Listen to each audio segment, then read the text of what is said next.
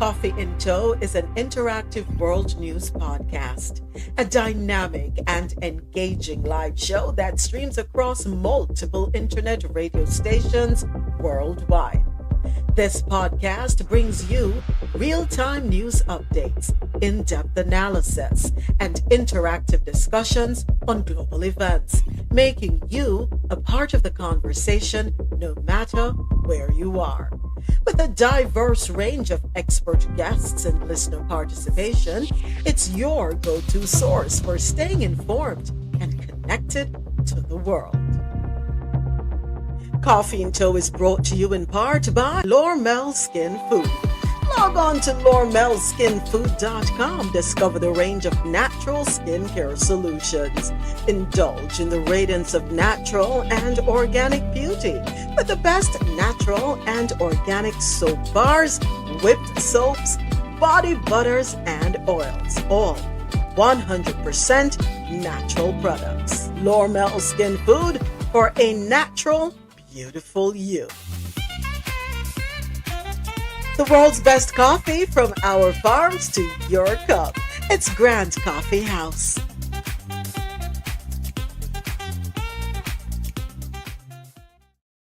It's so unfortunate, so sad. I don't know. And things are not looking cute. But anyway, it is Friday. Ooh, Friday the 13th. Yeah, it is Friday, June 13th. Ooh. Thank you so much for joining me for Coffee in Tow. World news on the go, 4 hours filled with news from around the world. Always great conversation and music. Coffee in Tow streams live weekdays starting at 9 a.m. to 1 p.m. Eastern. You can listen live on qmzradio.com for quality music while you work or play. JanoRadio.com, your non-stop party vibe station. And madmusichouse.com for any genre, anytime. We're live on YouTube, starting at 9:15 a.m. And normally we're live on YouTube starting at 9:30. But today we just went live because, of course, I can't play music on YouTube. Copyright infringement issues. Can't have none of that. Coffee in Tow is brought to you in part by Lormel Skin Food. Head on over to Lormel Skin Food for a natural, beautiful you. Also brought to you in part by Grant Coffee House. Enjoy 20% off when you shop today. Use the code CoffeeInTow20 at checkout. www.grantcoffeehouse.com. From our farms to your cups. All right, quick check-in. Oh, so Ozzy. Hold on there. I missed the music. Stop the music. Stop it. Stop the music. Yes, Ozzy. So you have a drop for me, Ozzy? Yeah, man. How you want it? As an artist or something special? Me leave that to you. You just do your thing. All right, here we go. You are now listening to Coffee in Tow with Moments with Me. Thank you for tuning in. For the rest of it, you not left me so high. You not left me high and dry. So you have me so wrapped up in the voice. I know you're gonna just drop me down. So thank you. All right. See you next one then.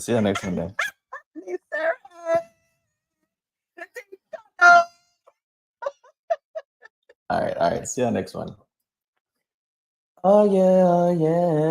This your boy Ozzy. You don't know. Bigging up Moments with Me. We're listening to Coffee in Tow. So make sure you tune in for the latest on what's happening around the world.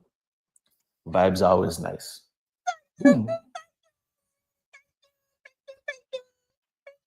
So listen now, folks. And I have to check out Ozzy, right, on all your streaming platforms. All right, check out his music. Beautiful voice, really beautiful. Calming, I will say that. Very calming. So check that. I said, murder. Yes, you have to check out Ozzy, folks. Please check out his music. Support him on all the music streaming platforms. Right? Listen to his songs. Beautiful. Just don't fall in love. Don't fall in love. Don't make the voice make you fall in love.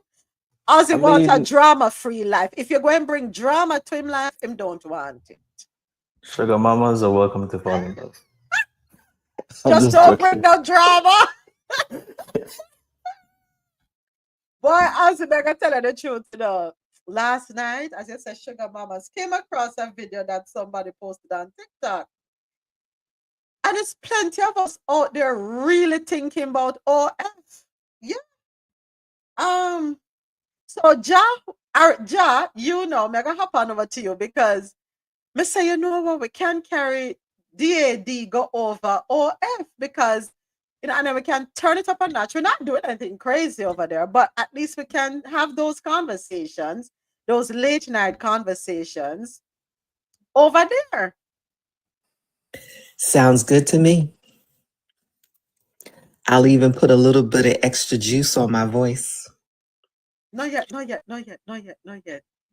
When we reach over there, so yeah, I'm gonna Yeah, when we explore the reach over there, options. yes, yes, we need to get Utopia quick, Quick fast, and and in a fast. hurry. Quick, fast, and in a hurry.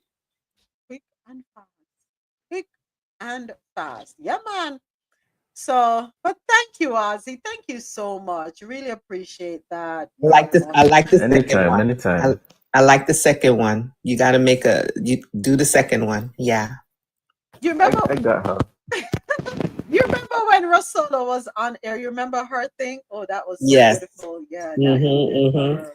You have Absolutely. Ozzy and you have Kirk. Her. Yes, yes, yes. Mm-hmm. Yeah. And there are a couple more people, you know. Yeah, then we throw another voice in so we can bring the men in as well. It's gonna be good.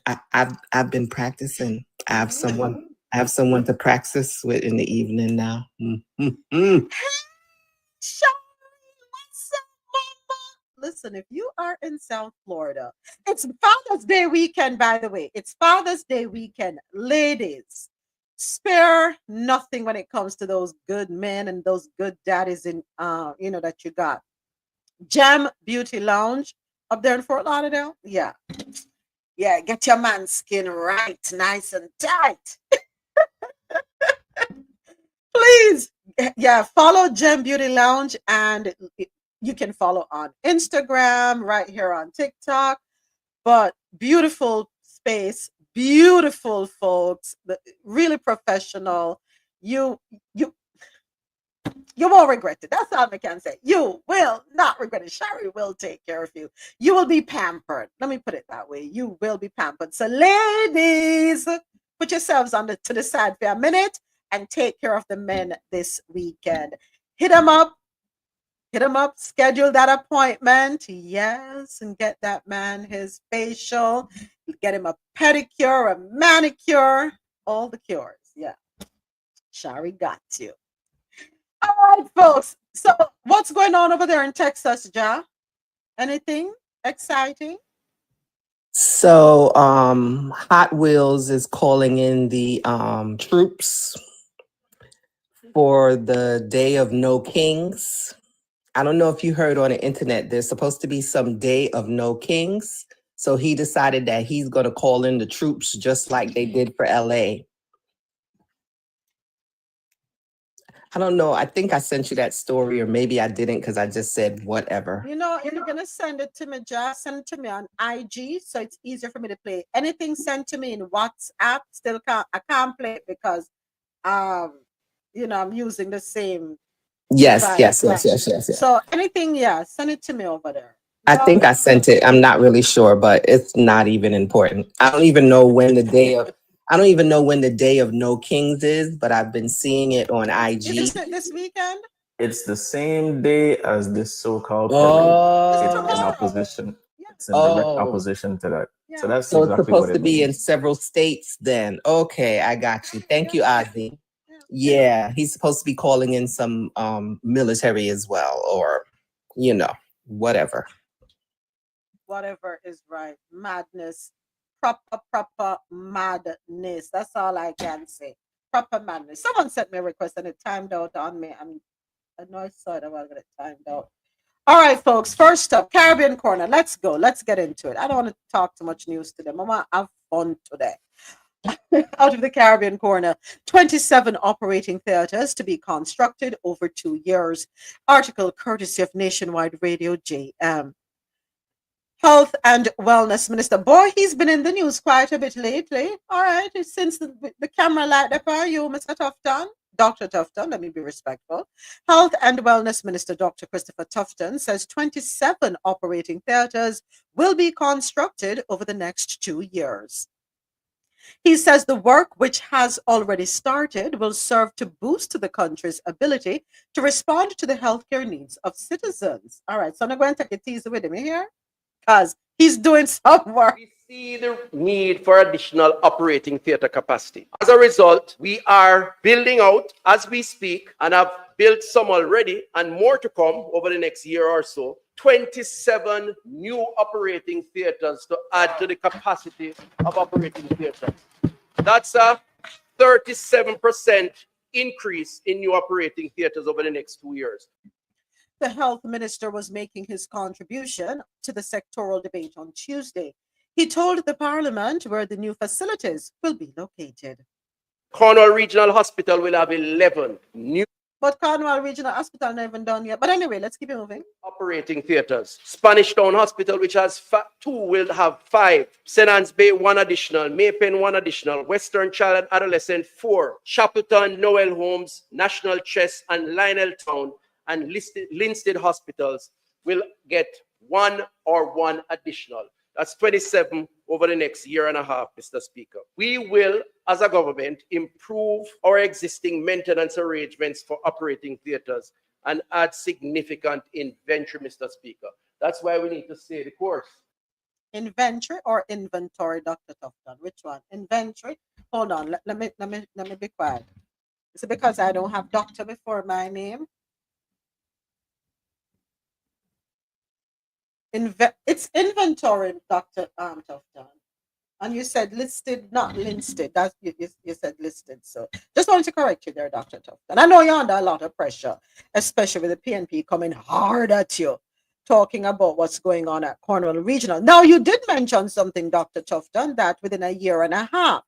So I'm going to give you all 2 years. So I expect the Cornwall Regional Hospital will be fully functional within 2 years, because no renovation should take 8 years, 7 to 8 years.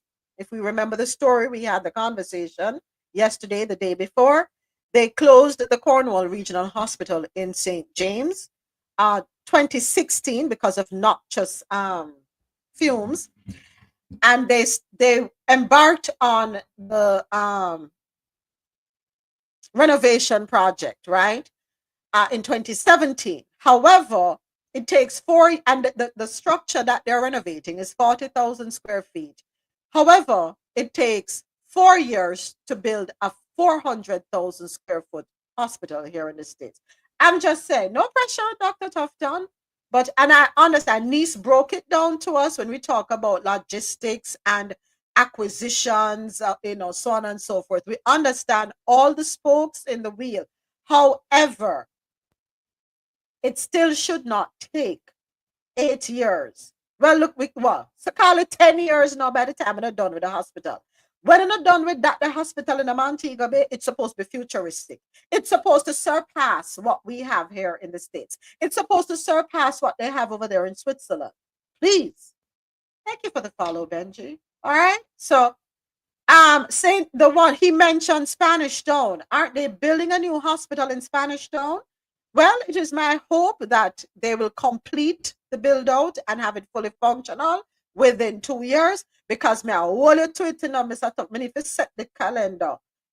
June 13, 2025, I'm giving you, behave yourself now. Make we take it one step at a time. Don't put the cat in front of the horse, ja. We're not ready to talk about the doctors yet. And if we have all the personnel that we need, it is hoped that by then we will have it. We will have the necessary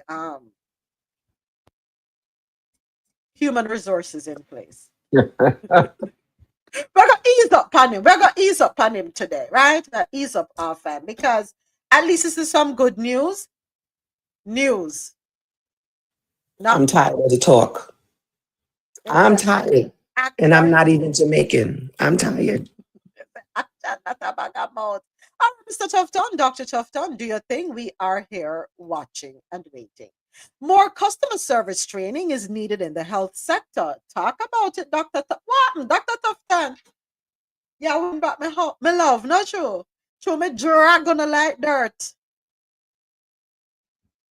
Never mind. That's how relationships go, you know? We keep it real. More customer service training needed in the health sector. This article courtesy of Nationwide Radio. Health and Wellness Minister Dr. Christopher Tufton says more training is needed for customer service workers in the health sector. Let us hear what he has to say. Talk to me, Chris. The Talk Jamaican to me. people should be more demanding, and I side with them on this issue. I do think, however, that many people are getting better service, and the facilities are offering a more comfortable environment, which is why 300,000 more visits when compared to 5 years ago are linked to health centers, and almost the same numbers less going to hospitals. So people are taking advantage of it. I mean, you don't hear a lot about the satisfied clients. You hear more about the disgruntled ones. But I do agree that we have to work harder to provide better compassion with the care that we offer. I do not disagree with those who demand better service. And we have to train and retrain and recalibrate to provide better service. Minister Tufton was speaking on Tuesday evening on Nationwide at 5. He says the government is committed to making things better for healthcare workers. I think it's a problem of culture. I think over time, the conditions of work has created a disincentive sometimes, and over time, people do things a particular way and have become set in that particular mode. What we are trying to do now is to introduce change management, giving persons a better environment to work, equipping them with the tools to work, but then we also expect them to work better, to work more efficient. That change management function is not so easy to achieve. In fact, many overlook it, but it's probably the most difficult. And it will take some time. So training is a part of it. Working by example is another. Holding people more accountable is another. There are a range of things that have to be introduced in terms of the management of the process. Dr. Christopher Tufton, Minister of Health. Well, Chris, what's up? You're speaking our language now. You are recognizing the issues, the concerns that we have been highlighting. The environment. Nobody wants to go in an environment that is less than to work. You're not going to get the quality that you should be getting out of your nurses and doctors. So I'm grateful for that. Go ahead, niece. Morning. Morning, everyone. Listen, I love me some Chris Tufton, and this is the one time I'm going to go on the record as disagreeing with him. I know the hospital has training programs, customer service training programs, because every time you go down there, there's a different set of people in the customer service area. So I know they have a program. The issue is the management of that program, because you can give somebody a recipe, you can have them give them all the information and the ingredients that they require. However, if they are not doing what they're instructed to do, what they're told to do, what is expected of them, what do you do next? And even for St. Anne's Bay, and I'm using St. Anne's Bay Hospital as my benchmark here. The problem I have with down there is, what do you do next when these things happen? That is where the issue is in terms of customer service, in terms of controlling behaviors. Because if you have a management down there who these things are constantly happening and you're doing nothing about it, these things are constantly in the public that these things are happening, and year after year after year, and it's the same set of persons who are down there in management positions, and you're not doing anything about it, then the question is, hey, management, what is going on? Why are you turning a blind eye to this? So I know they have training programs, which I applaud them for that. Because it's a lot of young people. Every time you go down, there's a different set of young faces. And I mean, I think that's awesome. So it's the management of the management that is the issue. All right. Fair enough. Reasonable. So, Chris, you heard that? Make sure you take the notes and put a system in place where people are held accountable. I think a part of the problem And we joke about the Jamaican restaurants around the world and the type of service you get. Customer service is not our strength. It is not our strength. And it has been accepted and it has been tolerated. Granted, within the private healthcare sector, you get better service, better attitude, and of course, well, it could be attributed to the working conditions and the pay. The environment is enhanced, the pay is enhanced, so you get a different attitude. We need to work on our customer service skills, and it doesn't matter if the person you're interacting with is a pauper or a king. It should not matter. You treat people equally. You always do your best. But Mr. Dr. Tufton, thank you for highlighting the environs. Thank you for highlighting the fact that things need to be made better for the healthcare workers. I will be holding fire to your feet for that. I will be willing to hold you accountable because we're going to be listening. We're going to have the ears on the ground, and we're ears and eyes. People will, in this day of social media and technology, people are going to be taking the video footage and they're going to be posting online. Right? So I'm looking forward to, you're delivering. Go ahead, Nee. Sorry. Go right ahead. Yeah, no, I was going to say, I was sharing an example. I work in the hospitality. I used to work in the hospitality industry when I was in Jamaica. And it was funny. I used to take the bus and I would go into the bus park and these, what do you call them, sandmen or whatever it was. And you know how disgusting they can sound when they're ready and how aggressive they are with people. But for some reason, when I walked into that park, good morning, miss. Would you like to go? There was no touching. Just by virtue of me walking in there, there was no touching. There was no shouting. They started speaking proper English. I mean, people always say my persona is that of a teacher or English woman, but they know how to behave. Yeah, that was what I extracted from it. Yeah, they behave a certain way when they're in certain environments, but they knew how to behave when they went around certain persons. So it's the same thing in the hospitality, it's the same thing in the farmers, and it's not just the guys in the bus park.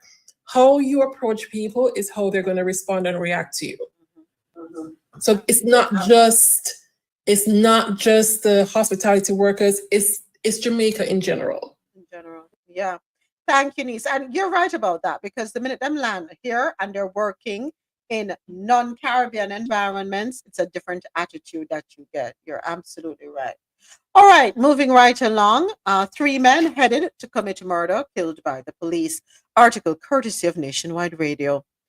The police say a man who was out on bail on 2 murder charges was among 3 people shot and killed in a shootout in Runaway Bay, St. Anne on Wednesday night. The man, Dickie Bonnick, was 38 years old and was from Runaway Bay. George Davis has more in this report. Our sources say Dickie Bonnick, along with 3 other persons, 2 men and a woman, arrived in Salem, Runaway Bay, just after 3 on Wednesday afternoon. It's understood they traveled from the corporate area to St. Anne to execute a contract killing. Our sources say, unbeknownst to them, a police team had been tracking their movement from the moment they left the location in Kingston. It's understood the would-be killers stopped at 2 bars in the Salem area of Runaway Bay, buying several rounds of drinks over a few hours. At minutes after 7 p.m., they proceeded to an area of Salem known as Back Street, where they stopped at another bar. After buying more drinks, one of the men reportedly asked the bartender for a woman. That was the cue for lawmen to break cover. The lawmen challenged the would-be killers and a shootout ensued at about 8:50 p.m. An audio clip of the exchange of gunfire taken by civilians was shared with our news center.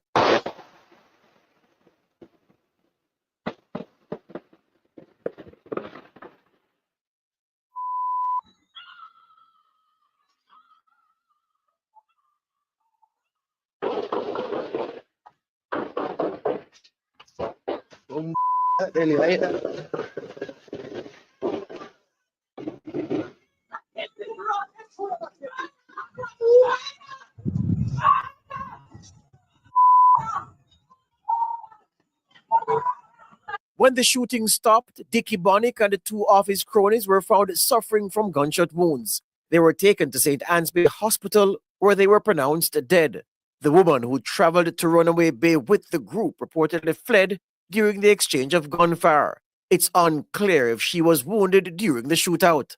The police have issued a statement confirming that 2 illegal guns, an AK-47 assault rifle, and a 9mm pistol were seized after the shootout. 14 rounds of ammunition were also seized. The police say Dickie Bonnick was out on bail for the October 2020 murder of 38-year-old Patrick Spence. He was charged jointly with one of his cronies, Everett Duncan, for Spence's murder. The police say Duncan confessed to the murder of Spence and told the police that Dickie Bonnick was also involved. But Duncan was himself killed soon after, and guess who was charged with his murder? Yep, Dickie Bonnick. Bonnick appeared in court as recently as March 30, 2025, in relation to that matter. The police say under the conditions of his bail on murder charge number 2, Bonnick was not supposed to set foot in the parish of St. Anne. He met his end in St. Anne on Wednesday. George Davis for Nationwide News.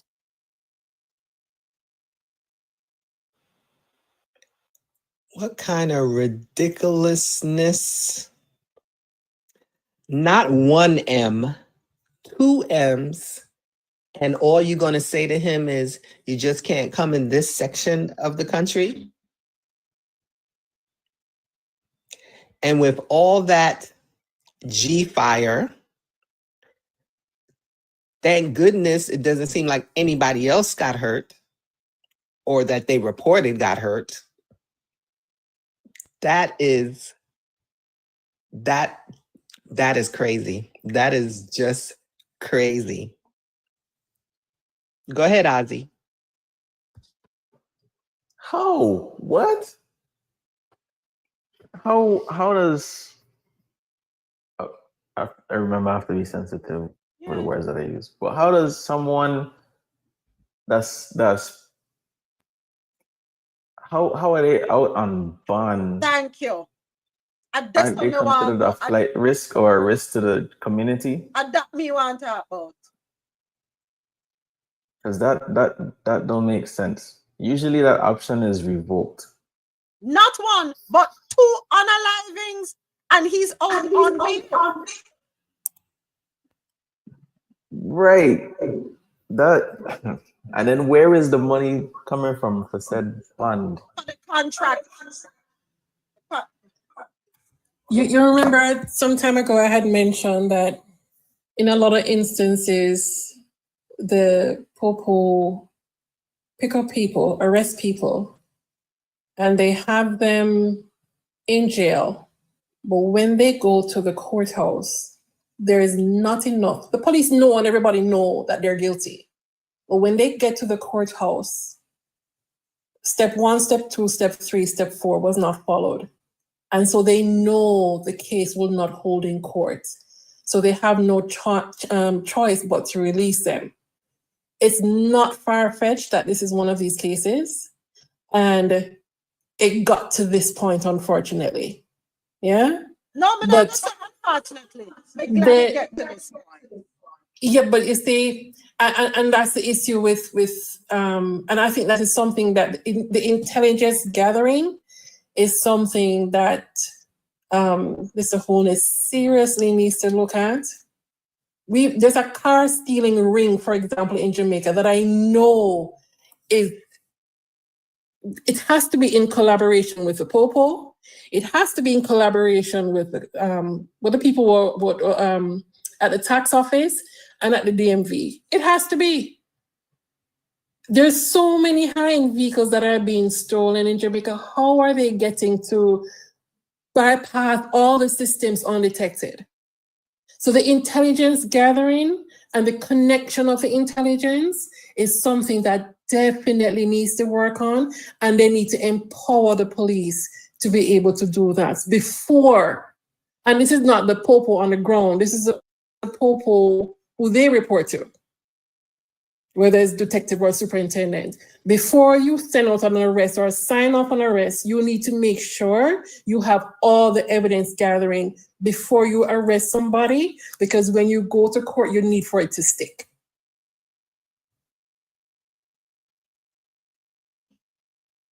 Because when you release them, when they go to court and release them, it makes the popo look bad. And they're going to go back to the community and say, this popo boy and this, you know how the styling go. Of course, they're going to come back after them. So they went to St. Anne to carry out a contract. 3 of them and a woman. Salem, that the business in that area is tourism, folks. Salem is an area where people walk about freely, right there on the North Coast. Everybody, locals, foreigners, tourists. People walk from their villas, go into the area. People walk from their house, go down to the bars or the shops or whatever is going on. People walk casually in that area. Salem.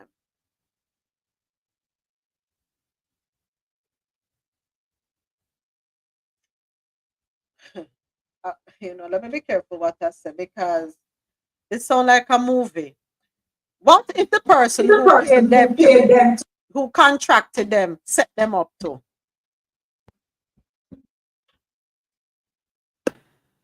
But you started a very good trail of thought there. That this is a community that was, it was a very safe community. But of course, with every area that is being developed, and that area is being heavily developed, there's an influx of construction persons who are then looking for somewhere to live. There's an influx of business where a Don is now trying to make his name in an area, because you have the persons who are working and you have the persons who are collecting from these persons who are working for safety. So now that the area is being developed, they need to look seriously at the police unit in the area. I'm happy they were able to catch them, and I'm happy they were able to trail them, and maybe that was strategic also. Mm-hmm. However, they got the heads up, whoever tipped them off. Good job. Good job. Mm-hmm. And I hope we're able to get more of these people off the streets. Well, and what's his name? Dr. Holness, Andrew Holness, did say, one way or another, you're either going to meet a judge, or you're going to meet your maker. You have to change on a lifestyle. This thing of taking out people. And on the soul, Tom, you're not going to do the dirty work for Smaddy, who don't even care about Uno. The person no, said there's a strong possibility that this could be the outcome.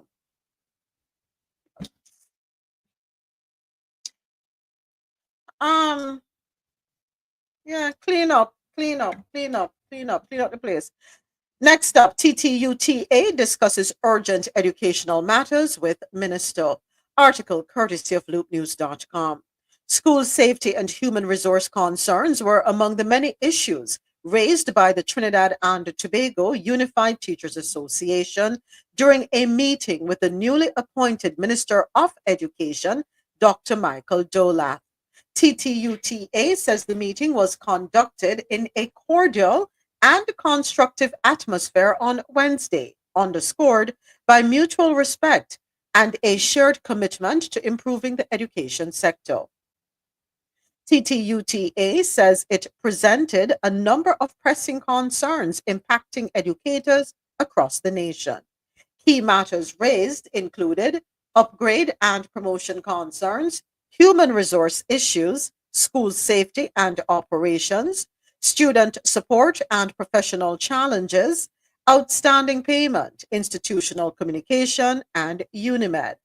In response, the minister provided assurances that these issues would be addressed with appropriate protocols and mechanisms to bring tangible relief to TTUTA's membership. The minister also emphasized the government's commitment to ongoing consultation with the RMU on all relevant matters affecting the education sector. TCI, repeat immigration offender, gets 16 months for defying deportation order. According to LoopNews.com, a Haitian national who repeatedly attempted to enter the Turks and Caicos Islands illegally has been sentenced to 16 months in prison after violating a deportation order and attempting unlawful entry. He was sentenced by the magistrate court on June 3 following charges of attempted unlawful entry and returning to the islands contrary to a deportation order. That is according to the Turks and Caicos Islands Border Force. He has a history of immigration violations dating back to 2019 when he first entered the country illegally.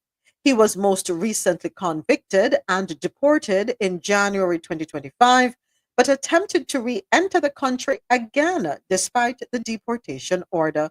The Border Force said his continued disregard for immigration laws and deportation directives resulted in the substantially longer custodial sentence. So, what's the reason for him? There has to be a reason. I don't think him just get up and arbitrarily do this. There has to be a reason. He doesn't want to go back where he's from. And I'm not saying that that's okay what he's doing. Don't get me wrong. But for somebody to have so many attempts, consistently defiant, it means that he doesn't want to go back to where he's from. He's probably being in prison is what's going to save his life. We never know. I don't know. I'm just assuming. Authorities over there in Turks and Caicos Islands have reminded the public that helping migrants enter the country illegally is a serious crime, punishable by fines up to $20,000 and imprisonment for up to 4 years under the immigration ordinance. I would love to hear his reason. I'm not going to tell no lie. I would love to hear his reason. I don't think it's any different from the reasons persons will sit at the border waiting for the opportunity to come across into the United States. Am I asking for us to be a little more compassionate? Probably. But now give me the story without give me the reason. That may I say. I want more meat on the bones. That's me. All right. I think we have one more story out of the Caribbean corner. Yes, we do. It is time for us to go down. Down in the coffee pot. Entertainment news. Jamaica opens tourism entertainment academy. Reggae, jazz, and comedy talents are wanted.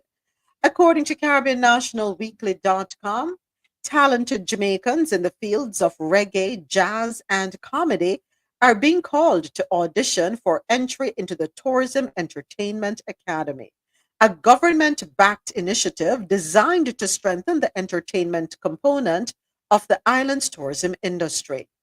The academy, spearheaded by the Ministry of Tourism through the Tourism Enhancement Fund, is being implemented in collaboration with the Edna Manley College of the Visual and Performing Arts. It aims to equip local entertainers with the skills and training needed not just for live performance, but to build sustainable careers within the tourism sector. Auditions will take place from June 17 to 19, so that's Monday, Tuesday, Wednesday of next week, folks, at Grand View Restaurant and Event Place in Montego Bay from 9 a.m. to 6 p.m. Each day is dedicated to a specific genre. Reggae on Monday, June 17, jazz on Tuesday, June 18, and comedy on Wednesday, June 19. Aspiring participants must register online. Again, if you are desirous of taking place in the auditions, you want to be a participant, please register online. It is a must. Go to calendly.com/tourism enhancement /T. If no slots are available on the desired day, individuals are encouraged to email beinspired@tef.gov.jm to express their interest. So again, you must register online. Do so at calendly.com/tourism enhancement /T. And if there are no slots available there, folks, you are encouraged to send an email to beinspired@tef.gov.jm. Following the audition process, selected performers will enter a structured 20-week training program. This includes 10 weeks of development in cultural authenticity, performance technique, and professional conduct, 5 weeks of rehearsals, and 5 weeks of live performances. Musicians in the program will learn up to 150 songs to expand their repertoire, while comedians will receive coaching in script writing and delivery. The initiative will culminate in a grand showcase and graduation ceremony where participants will be awarded certificates. For more information is available on the Tourism Entertainment Academy Facebook page, which is TE Academy JA. Again, for more information, you can head on over to their Facebook page or their Instagram page, TE Academy JA. What I want to see here is that it would culminate not just in the grand showcase and the graduation ceremony, but positions automatically being placed within the hotels. I know someone had opened their mic. Please go. I did. Can you repeat those days? You said 16, 17, and 18? Yes. Yeah. So on the Okay. 16th, so each day is specific to a particular genre. Reggae on Monday, June 17. Tuesday will be jazz, that is June Where I have the 18. issue. And Wednesday is comedy, June 19. Go ahead, Ja. So June 17th, 2025 is a Tuesday. Also, so well, forgive me. Well, it's my fault. Okay, then. okay. I'm That's the- what I was I like don't the know why I date. said Monday. I'm so sorry. It is Tuesday, Yeah. Wednesday, Thursday. Thank you for catching me on that, Ja. Thank you so much. So it is Tuesday, June 17, reggae, Wednesday, June 18, jazz, and Thursday, June 19, comedy. Thank you. That was a good catch. I appreciate that. I didn't even realize I was giving the wrong days with dates. Thanks. I'm going to pin the link on the Coffee in Tow website. At the end of the show, you'll be able to head on over to coffeeintow.com, go to the resources tab, and you will find it there along with other links to other valuable resources. All right. Niece, did you open your mic or did I hear doubles? My mind playing tricks on me. Yeah. So as I was saying, I don't know if this is being backed by the Ministry of Tourism. If not, I hope they are involved or will get involved. Also, I would have liked to see some collaboration mentioned here with hotels to ensure that people don't just spend spend the time. What I'm saying? How many weeks? Let me go back to the article. Hold on 1 second. You're going to be 10 weeks of development in cultural authenticity, performance technique, and professional conduct, and then 5 weeks of rehearsals and 5 weeks of live performances. So we're talking about 20 weeks. I don't want you to know that at the end of 20 weeks, where you learn all this thing you have gained from it, but then you can't be placed anywhere. So there needs to be collaboration between the Tourism Entertainment Academy and the hotels, the tourism, and as well as the Ministry of Tourism. Go right ahead. My apologies. Thank you for your patience. No, it was just me getting Oh. ready to. You said 10 weeks. That's all. Yeah. All right. So folks, if you know anybody in Jamaica and folks listening in Jamaica, if you know anyone or if you yourself, if you're interested, please take advantage of the opportunity. All right. Okay, and that one wraps up our stories out of the Caribbean corner. Next up, Las Noticias, stories out of Latin America. DHS ends parole program for Haitians, Cubans, and urges immediate self-deportation. Article printed yesterday, CaribbeanNationalWeekly.com.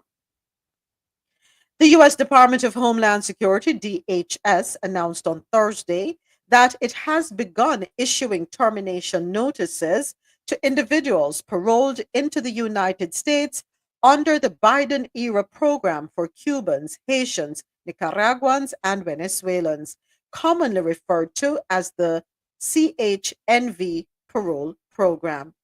The notices, which are being sent via email to addresses provided by parolees, inform recipients that their parole is now terminated and their parole-based work authorization is revoked effective immediately.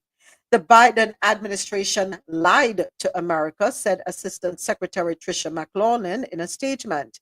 They allowed more than 500,000 poorly vetted aliens from Cuba, Haiti, Nicaragua, and Venezuela and their immediate family members to enter the United States through these disastrous parole programs, granted them opportunities to compete for American jobs, and undercut American workers, forced career civil servants to promote the programs even when fraud was identified, and then blamed Republicans in Congress for the chaos that ensued and the crime that followed. McLaurin continued, ending the CHNV parole programs, as well as the paroles of those who exploited it, will be a necessary return to common sense policies, a return to public safety, and a return to America First. Launched in 2022, the CHNV program allowed over 500,000 individuals to enter the U.S. under parole authority. President Donald Trump formally canceled the program, and the U.S. Supreme Court upheld that decision on May 30, 2025. DHS said that individuals who have not obtained lawful immigration status must depart the country immediately. The agency is encouraging affected individuals to use the CBP Home mobile app to self-deport. Those who comply will receive travel assistance and a $1,000 exit bonus upon arrival in their life. They now get nothing. So why are you giving it to them when them arrive in them home country? I don't believe them I get $1. But a couple of things we want to address here in this article. So Tricia McLaurin, who is the Assistant Secretary, said that the Biden administration lied to America, allowing more than 500,000 poorly vetted aliens from Cuba, Haiti, Nicaragua, and Venezuela, along with their immediate family members, to enter the United States through these disastrous parole programs. Were the folks who were allowed asylum and refugee status from a particular country down south on a continent, did they have thorough vetting? Because if thorough vetting was done, some of them would not even be here. All right, now I want to address something else in her statement. Undercut American workers, forced career civil servants to promote the programs, granted them opportunities to compete for American jobs. There are a lot of jobs available and there are no Americans showing up. Let's talk about that, Tricia. The construction sites that have been raided, no one is showing up. The Americans are not showing up. Which part them there? The farms that are raided, nobody's showing up. The Americans are not showing up. Which part them there? So what jobs are they competing for?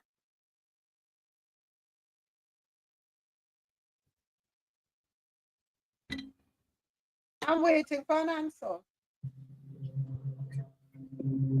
The entire story kind of confused me because one, she's blaming the prior chief administration for allowing them in, and then because the new administration decided that I'm going to reverse what the old administration in, she's faulting it does. I don't know. It's not lining up for me. And she sound like, actually, is this someone within the United States or overseas? Within the United States. Okay, so what I wrote is correct. I yield. What chaos ensued with with the over 500,000 people? If we remember the article that came out when they disparaged the Haitians up there in, where is it, Ohio? What's the town? You remember that one? Talking about the eating particular animals. You remember Yeah, that? I don't remember the Yes. town. Was that Tennessee? No. I'm trying to remember. I forget. I think it's up in Ohio. Remember that article? Yet the same people they're disparaging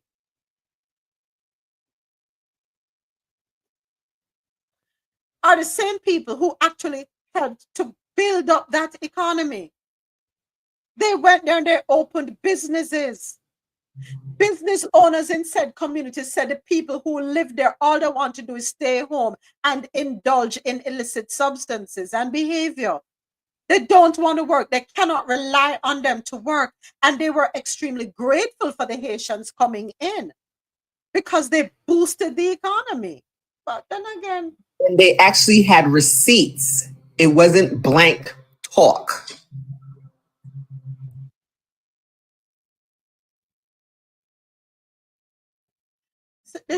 hatred is real enough. It's a real thing enough.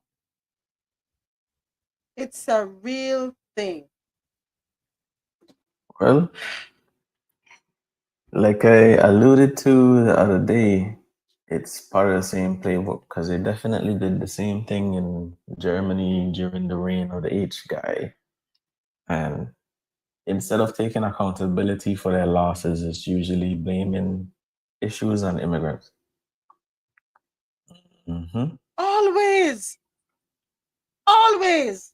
So who do we blame for the bad characters, homegrown characters? Who do we blame for them? We don't hear nobody talking about the bad characters here. Springfield, Ohio. Thank you, Jack. Thank you.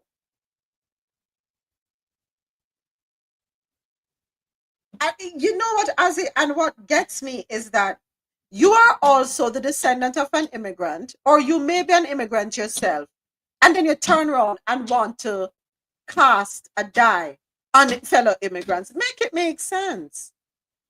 No. First of all, it's not supposed to make sense. Second of all, you are, how do I say? They're referring to people of particular phenotypes when they make these statements and when they make these actions, not realizing that they're also hurting themselves as well, which is really dumb. But so we go. Ignorance and stupidity usually end up in relationships. This is just preposterous. Go ahead, Nee. I'm gonna go AWOL a little bit. Imagine if, let me speak on my Caribbean island. Imagine if they had a program to invite and entice persons who are in other countries, not legal, that when they come home, when they're deported, there's an opportunity to assist them with job placement. There's an opportunity of tax incentive if they start their own business or with their income tax, where they get a 5-year break, giving them a chance to be, because the only reason for them leaving or wanting to leave is so that they better themselves or to be able to provide for themselves and their family. So imagine if they were able to do that at home, especially now with the things that are going on down there. And what I'm trying to say is, if each country offered incentives to persons to come back home, develop programs so that persons would be more enticed to come back home because they realize, of course, you're here and you're hiding and you can't work properly because you don't have the correct documents. So you're getting less pay than you should. And all that drama is going on. What if you went back to your country and you had more opportunities than you had before? That's one. Two, I'm trying to understand why and how it got so bad here. Because in the Caribbean, I've worked in a couple of islands, and in the Caribbean, even though you have your work permit has an expiration date at the end of that period. And so with your work permit, you're able to work as a legal person. When it expires, you have to leave the island for a minimum, I think, of 2 weeks. So you have to leave the island for 2 weeks and then you come back.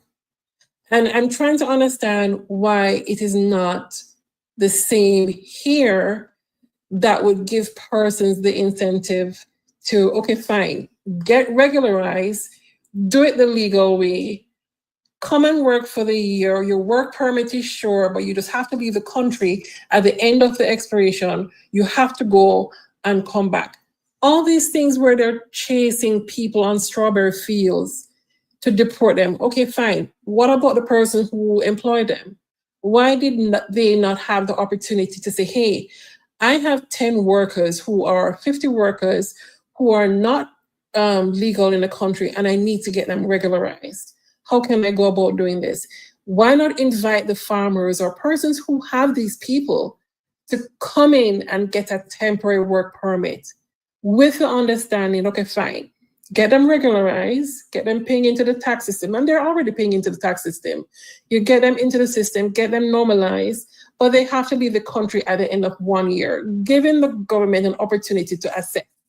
So if you are here causing problem, DUI, arrest, or whatever it is, you have to leave the country. Those are the persons. It will then narrow the bracket of persons that they will then need to be looking for, as opposed to grabbing everybody and anyone just to create a number that they need to attain. Because I think all of this is just because the prior administration did the very same thing without all this fanfare. And their numbers are much higher than the current administration. So in essence, create tax incentives to get persons to go back home. Persons who are here 10, 15, 20 years who are working illegally, get the employers to come in and get them regularized, help them with getting their work permits. And just, which is what the prior two administrations was trying to do with all the different programs. And I think, and this is where the bipartisan thing comes in, because if the opposition does not understand what it is that you're trying to do and why, then when the new administration comes in, they're going to be like, oh, we only have half the information, we're going to veto this. So all this thing with the immigration, it's just much ado about nothing because it is easily fixable. I don't think anybody wants to have a target on their back or choose to not be near their home and their family. They're doing it because they want opportunities that their home can't. With the exception of, for example, Haiti, which is going through immense civil unrest, and Ukraine and a few other countries that were, influenced by whatever is going on in the West. But apart from those countries, I think that, the whole issue is, I think, fixable in a humane manner. All right. Thank you. Thank you, Niece. Go ahead, Ozzy. You said you wanted to share your perspective. Go right ahead. Yes, I think Nice has a very optimistic view of a lot of these things, and I think it's cute.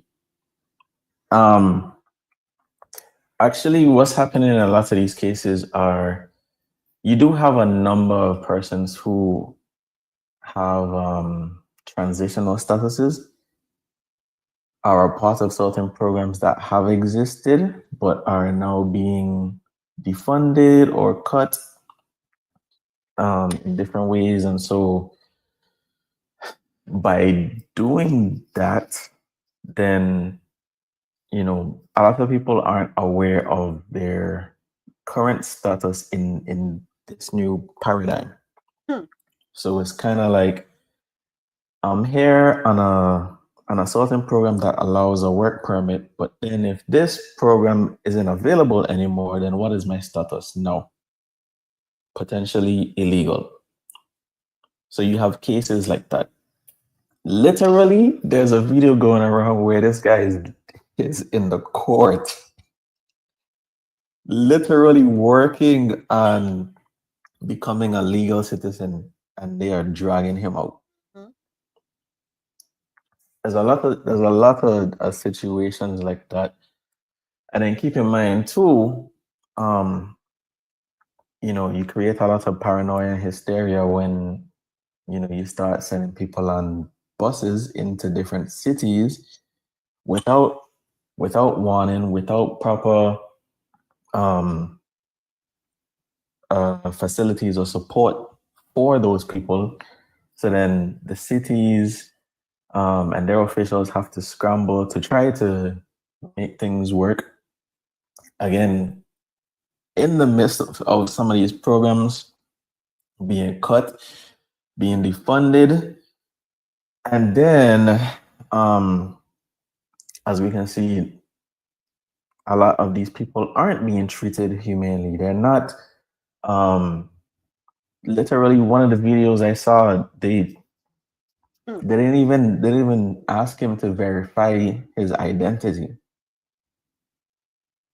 Like, think about that. You have children who came here and are in the country via the DACA program, who've been here since they were like 4 or 5. They don't know anywhere else. But again, if that program no longer exists, you don't have any funding or support for that program, what is the status of that child? So it's a lot of things that just create chaos just because, again, just like Doge, you just come in, you just rip up stuff, and then you act like, oh, okay, yeah, we're making it better. But then you have these side effects that exponentially increase.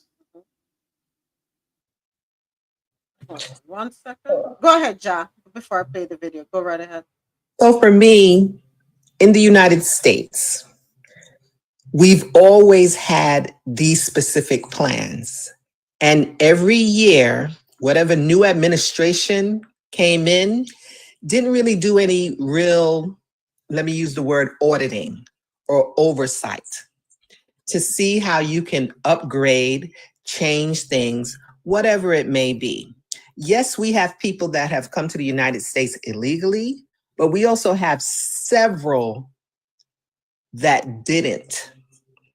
And like we've spoke about daily in this space, they're waiting 10, 12, 13 years to become actual citizens, right?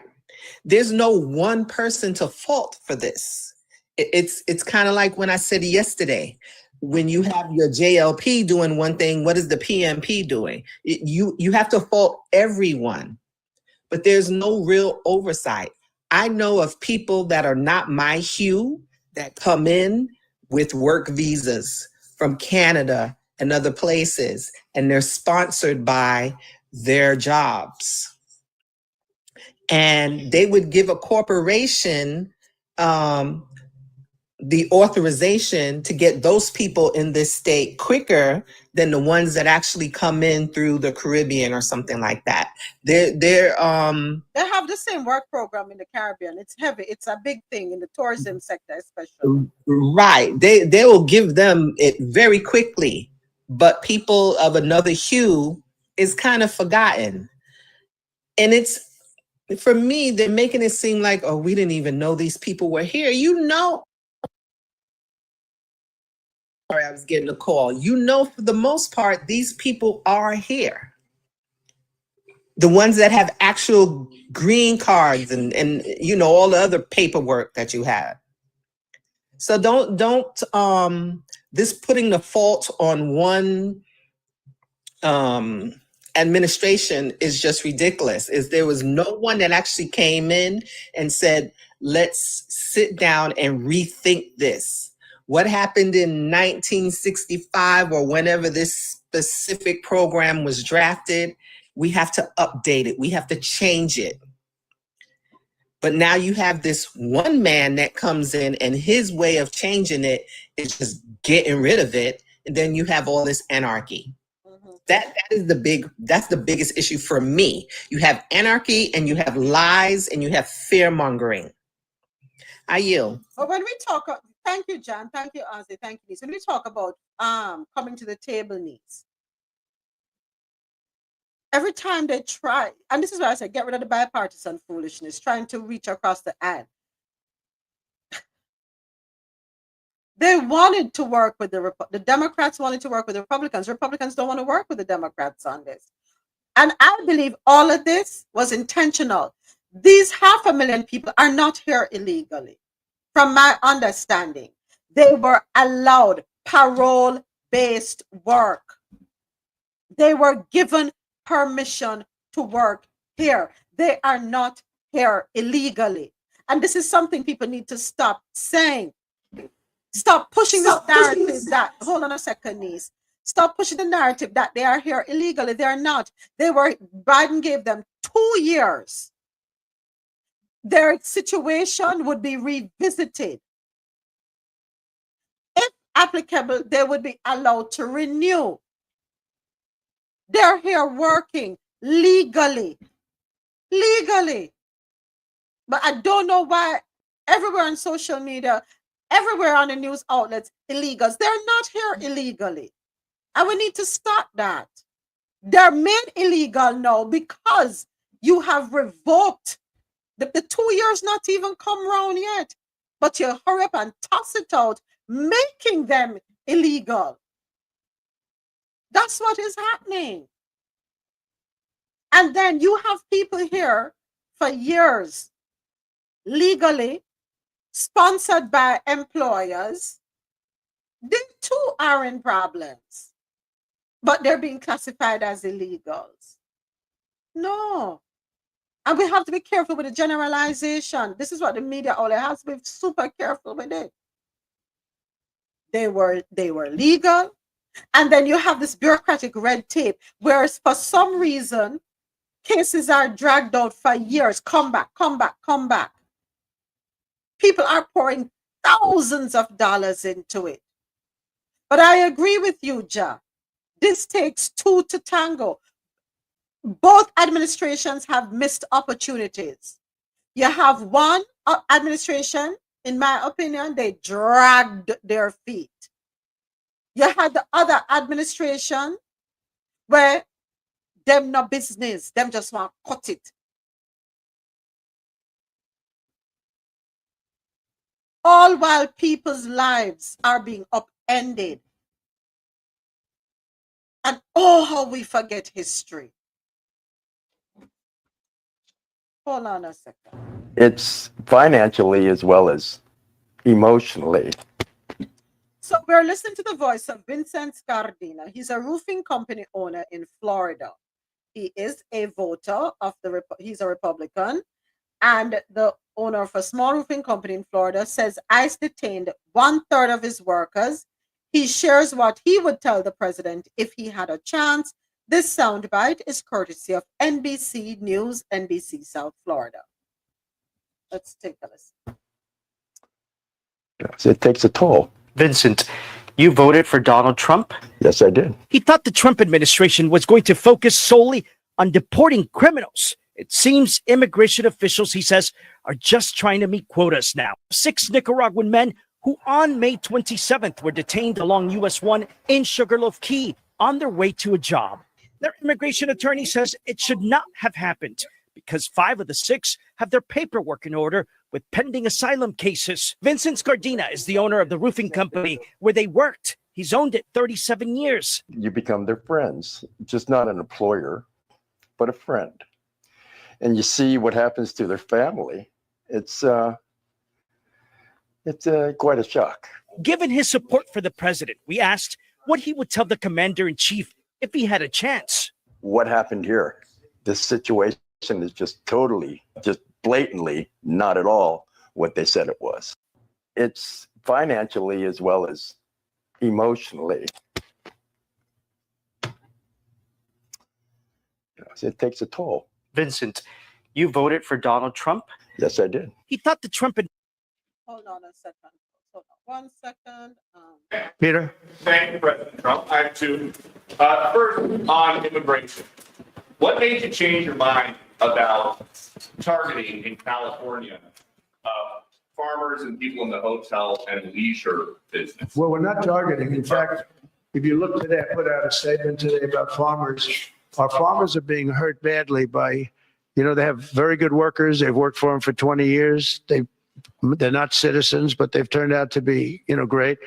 And we're going to have to do something about that. We can't take farmers and take all their people and send them back because they don't have maybe what they're supposed to have, maybe not. And you know what's going to happen and what is happening? They get rid of some of the people because, you go into a farm and you look and people they've been there for 20, 25 years and they've worked great and the owner of the farm loves them and everything else. And then you're supposed to throw them out. And you know what happens? They end up hiring the people, the criminals that have come in, the murderers from prisons and everything else. So we're going to have an order on that pretty soon, I think. We can't do that to our farmers and leisure too, hotels. We're going to have to use a lot of common sense on that. Hold on a second. Where did that idea come from? You see, when you upend people's lives and then you want to come in and play hero? So why wasn't that approach taken before rounding people up? I said, this is where I need the Latinos to wake the heck up and pay attention.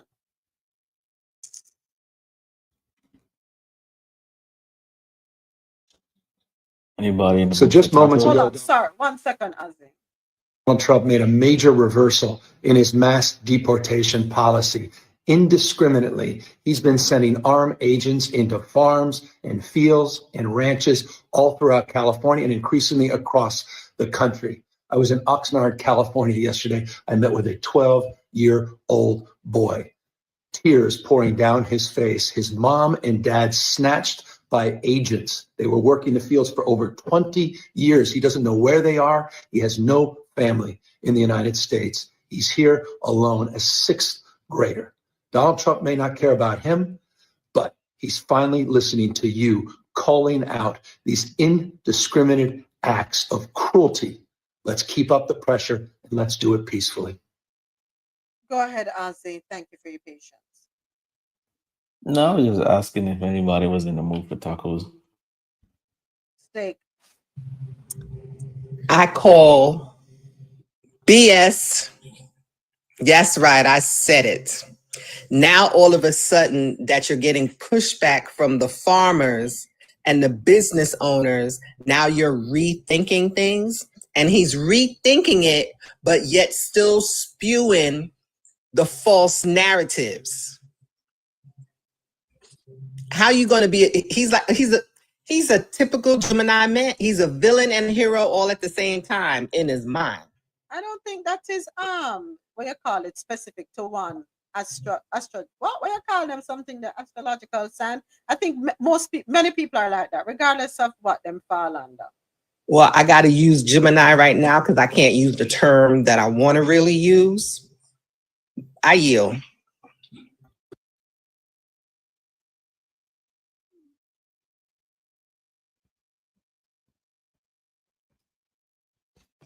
Now that the green is going away, now that business is coming back and saying, you can't do this. I have no workers. Man, whatever.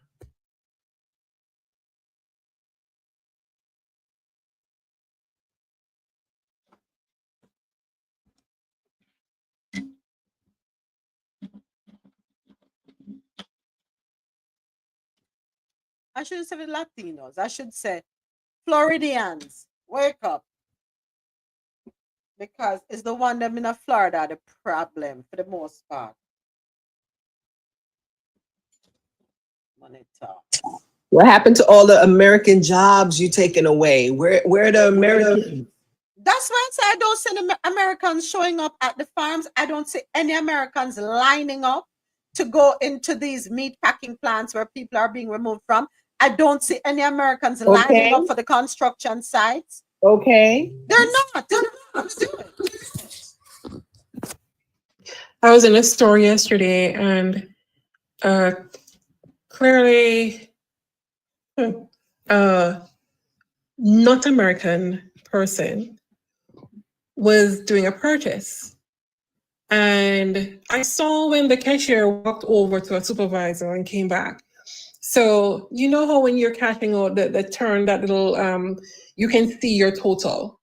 He was buying $730 worth of retail clothing, pillows, and what have you. He was buying that cash. Why was he doing it cash? Because he was probably not legal. That's how he got paid. He probably got paid cash, and that's how he does his thing, right? I am sure he would feel a whole lot more comfortable if that money was in a bank, if he was using a card, right? Why is he not using a bank account? Because he probably don't have all the documents. And that's what I'm saying. I think what he did was he targeted persons who came in illegally, and fine, they're here illegally, they can't leave the country, so Homeland Security has no record of them. And then they use a DACA program. I don't know if it was bipartisan or not. They use a little program to try and regularize and know that they're here. And what he's saying, he wants to veto all of that. And that's the importance of the bipartisan thing, that they get both sides of the aisle to agree that, listen, we're going to do this because if we do that, this is cause and effect. I yield. Thank you, Niece. Play with people's lives. I'm going to tell us, Senator, before is a crime, because if these people who are impacted were living okay in their country, they wouldn't dare. They wouldn't be here. They would not be here. I tell you, you have some Jamaican, they might tell us that they now left Jamaica no matter what. Because they're good. They're okay. They don't have a reason to leave. 9 out of 10 Jamaicans that leave Jamaica. Why? Money. Better paying job. That's what it is. Then you have people who leave because a particular big brother went in and messed up for them country. Wreak havoc in a them country, leaving them barren, have sanctions put on their countries, this and all sort of things, crippling their countries. So what you want them to do? Sit down and just name them one another? And that you want them to do? Everybody wants to survive, no?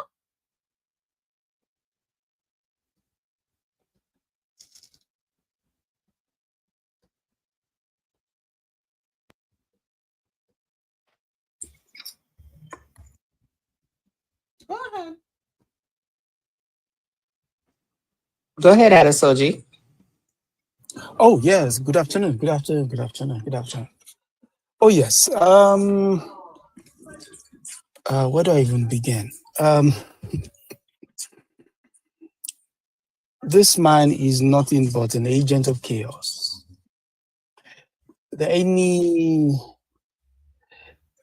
Any rationality that one attributes to him is far too generous for his personality.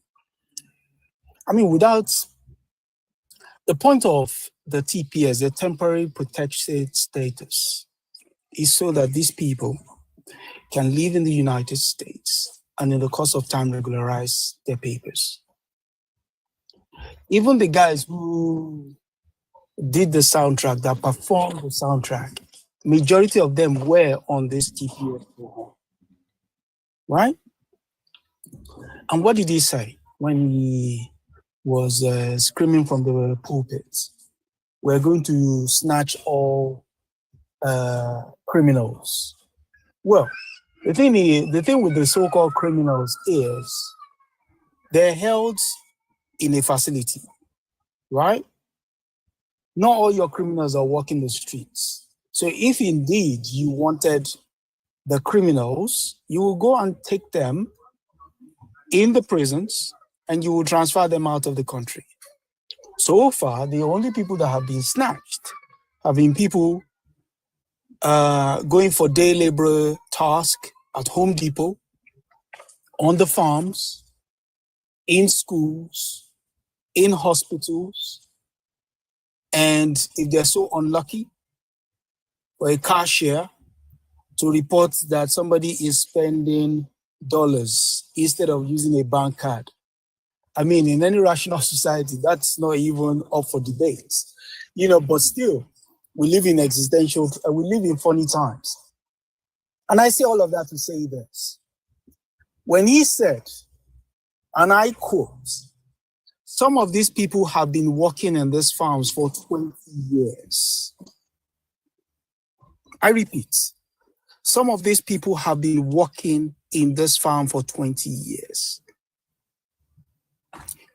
When they came up with that idea of snatching people off the streets or so-called illegal immigration, they were flooding the borders. I said something yesterday, and people can still go and check it. When they were screaming, the border, the border, the border, they need this, they need all of their, all of their fetishes with regards to cruelty achieved. The Democrats acquiesced, agreed.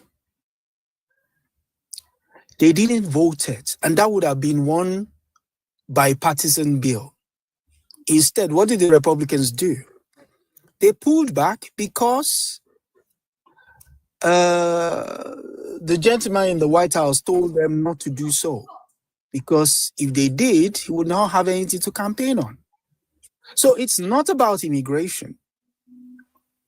And it's not about securing the borders.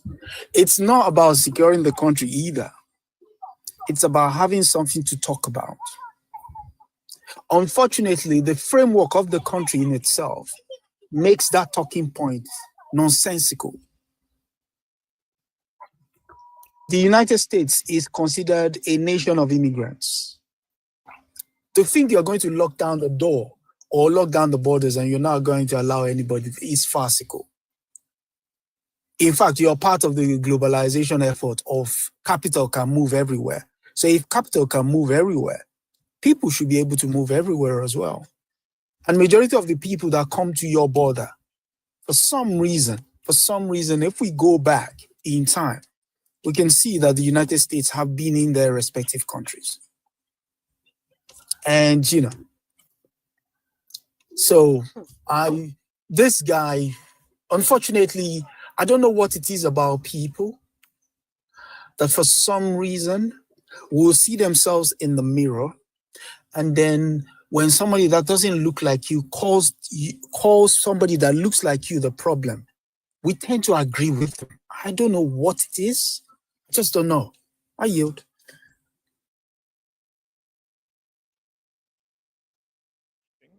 With General, while I was waiting for the briefing with General Guillot, I learned that Secretary Nome was having a press conference a couple of doors down the hall.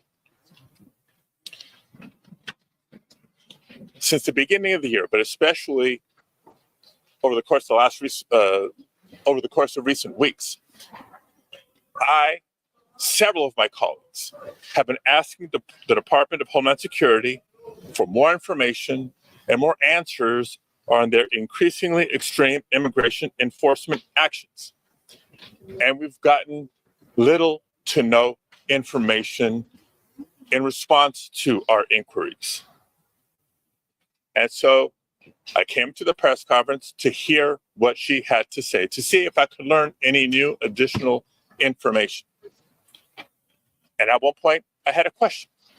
And let me emphasize, just as we've emphasized the right for people to peacefully protest and to stand up for their First Amendment rights, for our fundamental rights. I was there peacefully. At one point, I had a question. And so I began to ask a question. I was almost immediately forcibly removed from the room. I was forced to the ground, and I was handcuffed. I was not arrested. I was not detained. I will say this. If this is how this administration responds to a senator with a question, if this is how the Department of Homeland Security responds to a senator with a question, you can only imagine what they're doing to farm workers, to cooks, to day laborers out in the Los Angeles community and throughout California and throughout the country. We will hold this administration accountable.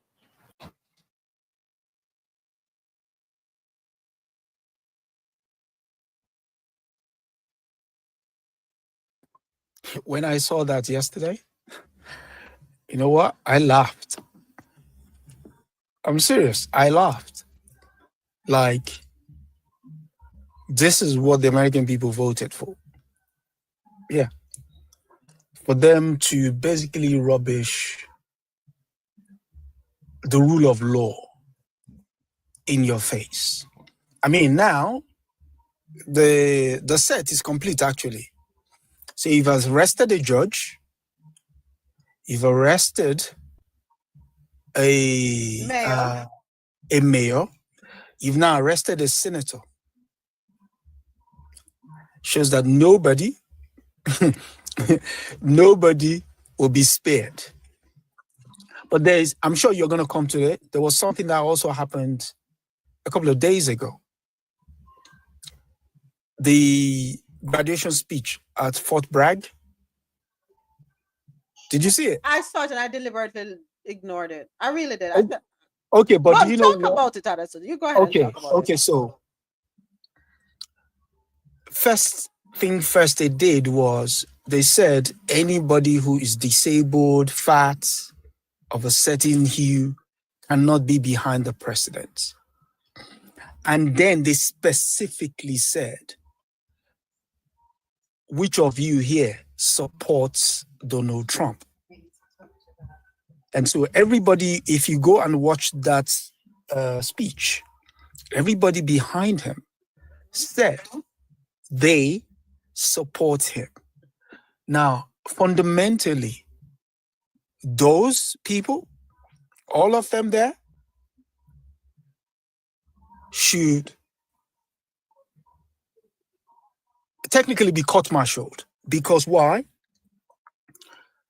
As an officer of the as a soldier of the United States, you do not swear allegiance to a president, a king. You swear allegiance to the Constitution of the United States.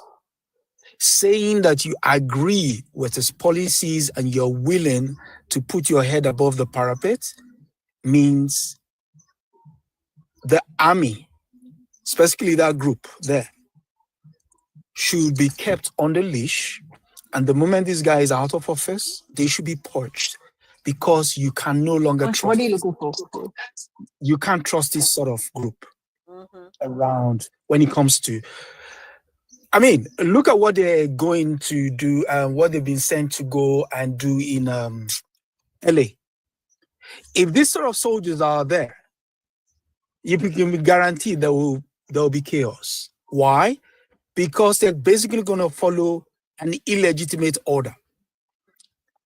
And so we should really be worried. We're not living in, this kind of times where you can say, oh, this is one rational line to follow. You now say we live in exceptional times and exceptional measures should be brought to bear. There was a general I was listening to yesterday who said, and I quote, the army better beware, because although, yes, we surrender to the civilian administration in terms of orders, whatever orders you carry out, be rest assured, an illegitimate order, regardless of who gives it to you, is an illegitimate order. I yield. Yeah. Hi. Good morning. Good morning, Kabang. How are ya? I am doing great. I feel we are in a space where events are moving so fast that it is emotionally constantly trying to decenter us, and we have to find ways to bring ourselves back to the center. And here is the thing, right? I think what hurt some of us, it's that we sounded the alarm bells during the previous administration, during Trump's first administration. We sounded the alarm bells. We stated the current situation, the restrictions that the president was applying, issues related to immigration, blocking countries. We stated that if this man ever comes back into this process is going to be worse. And we also stated about the Great Replacement Project, and that there is this fear of white replacement. And that fear means they are willing to cut off their own hands for as long as they can limit any other group that has the ability to increase in population and make some effective change and become citizens of this nation. And this is the reality of it. And it's been happening step by step, but yet you would find people who still say, no, it wouldn't get that far. No, our constitution would protect us. The main thing is we have a leader who does not care about that constitution. In fact, if he could change it, he would. 2 days ago, you were talking about the other speech where he said he wants to be respected the way people in North Korea respect the other leader and be a king. A king is a dominant ruler who has the right to make whatever decision they want, cancel anyone they want, you name it, do whatever they want without any kind of accountability. And this is where we are. When do you all remember when she was at the Senate when they were busy doing all of that Q&A before she got accepted? How you would hear some Democrats say, well, I think we just want to pass this through so that the Republicans see us as people trying to come to the table about certain things. There wasn't a very strong, no, we refuse, this is wrong. You're seeing two different languages. And if you watched yesterday, the Pete Hegseth one of the Senate, was it the Senate or was it the House? I forgot the person, but he just said, no, there is no place for you here. You shouldn't even be in the seat. You can't even answer. You don't know any of this. You're not even qualified. That language we're hearing now is very different from what was happening when they were getting confirmed, right? You just keep saying, why are all of you so hard-headed? The whole of the election cycle last year, you kept making excuses, and finding different ways to undermine VP Harris as a candidate. You had all this morality stand that was just at a level where everyone would ask you, but look at your opponent. This is someone who does not care about any morality, does not care about any of those. In fact, they don't care about your humanity. What do you think is going to happen when they come into that position? And so here we are. We've seen what he's tried to do in LA, and I am so glad that court case, did you all see what happened with that court case? How the court literally just said, no, you don't have the right to send the National Guard or even add the military to it on its own citizens when there is a leader who is elected for that state who should be the one making these decisions. And the reports of violence you're complaining about, this is only 1% of that state that is having the demonstration, it's the protest, it's not everywhere. So you are trying to generate fear so that you can have the power and ability to use excessive force because you want to push the country into a process of crisis so that you can now apply martial law. And I like how Newsom and his team stood their ground and kept pushing and pushing and pushing. They said, the moment you see it, start working and killing it right there. Don't excuse it. Don't give it time. Don't act nice about it. Do not do that. You want to kill it because you don't want to normalize that behavior. Mhm. And this is what California did. Yeah. Yeah, absolutely. I've been saying this for weeks, for months. I strongly believe he's being purposefully set up by the people around him. I honestly feel that. I strongly feel that. And it's so funny. I'm going through, I was looking for a particular video here as you were speaking, and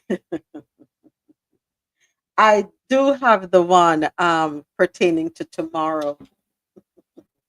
Are we close to seeing Mr. Kim here at the White House?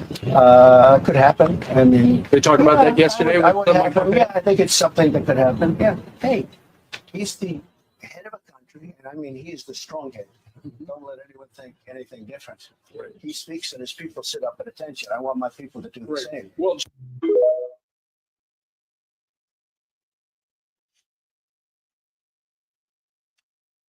Here's the thing that I have noticed, right? And I think you all have alluded to it. The behavior is always excused. And in excusing the behavior, not gonna happen. Not gonna happen. No, not serious. And the more the behavior is excused and there is no reeling in, or somebody grabbing a hold of the reins and pulling them up, is the more the envelope is going to be pushed. It's the more you're going to see things being challenged, the norms being challenged, to see how much one can do and get away with. Yeah, yeah, that's what's happening. Let's do what we can. Oh, don't pay him any mind. Just ignore it. It's not going to be that serious until it becomes serious. Until it becomes serious. He does not want a military that is loyal to the United States Constitution. He wants a military that is loyal to him. He wants a military who will be loyal to him personally, one that will obey his orders even when he tells them to break the law or abandon their oath to the Constitution of the United States.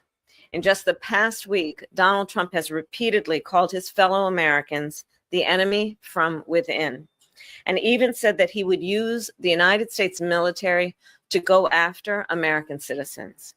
And let's be clear about who he considers to be the enemy from within. Anyone who refuses to bend a knee or dares to criticize him would qualify, in his mind, as the enemy within, like judges, like journalists, like nonpartisan election officials. He does not want a military that is loyal. Everything that she said, everything we're realizing. Everything.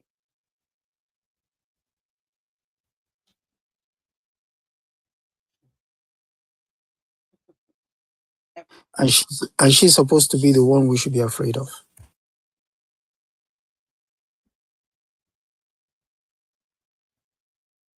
By the way, your girlfriend is awfully quiet out of Soji. I haven't heard a word out of Candace. Candace made a fit, grew exponentially on YouTube, disparaging her. And there are other content creators who bought into it and grew their YouTube accounts, disparaging her. And for the most part, people of color. Who did that?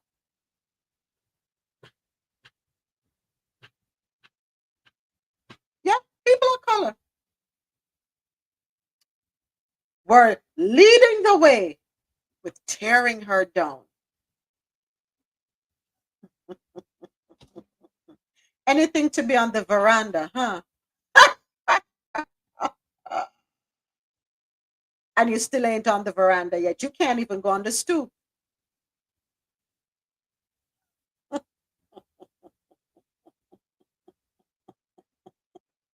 Typical. The behavior is typical. I'm sorry to have to say, but it's typical behavior. Tear down our own. Discredit, discount, disrespect our own. Never fails. Sell out in a heartbeat for a dollar bill.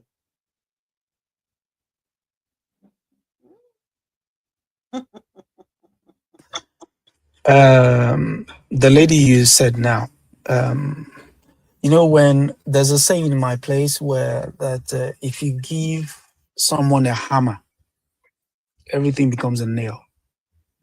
That's who that woman is. It's basically she's she's just a clown. I'm sorry. Anybody that takes her seriously, I mean, I don't even know, man. The first day I heard her speak, I'm like, this one doesn't even know what she's talking about.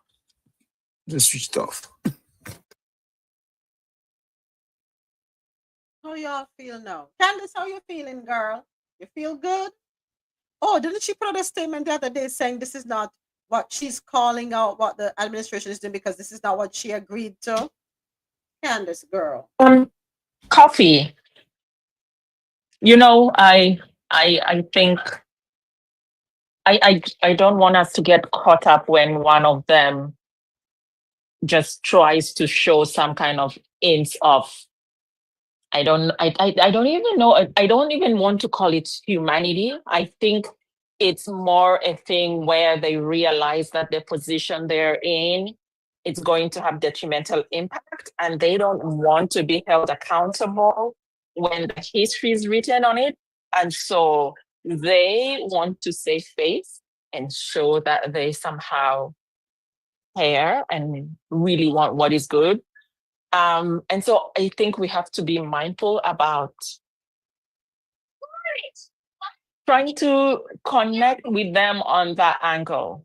I think if they want to show real change, people like I want to show real change, we need to see a consistent process, not one where you appear this month, speak about it, and then you're back to your same old self. You know, we want to see that become something sustained. We want to see that you are influencing the change in whatever positions you're in whatever rooms you go to.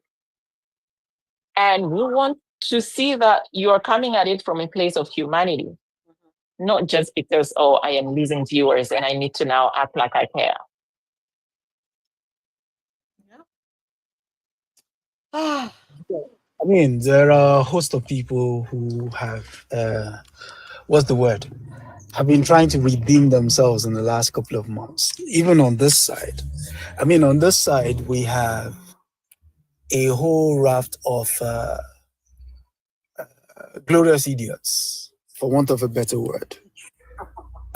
And I don't know why they think that people have such short memories. Not just on the United States, but on Gaza, on so many things, on immigration.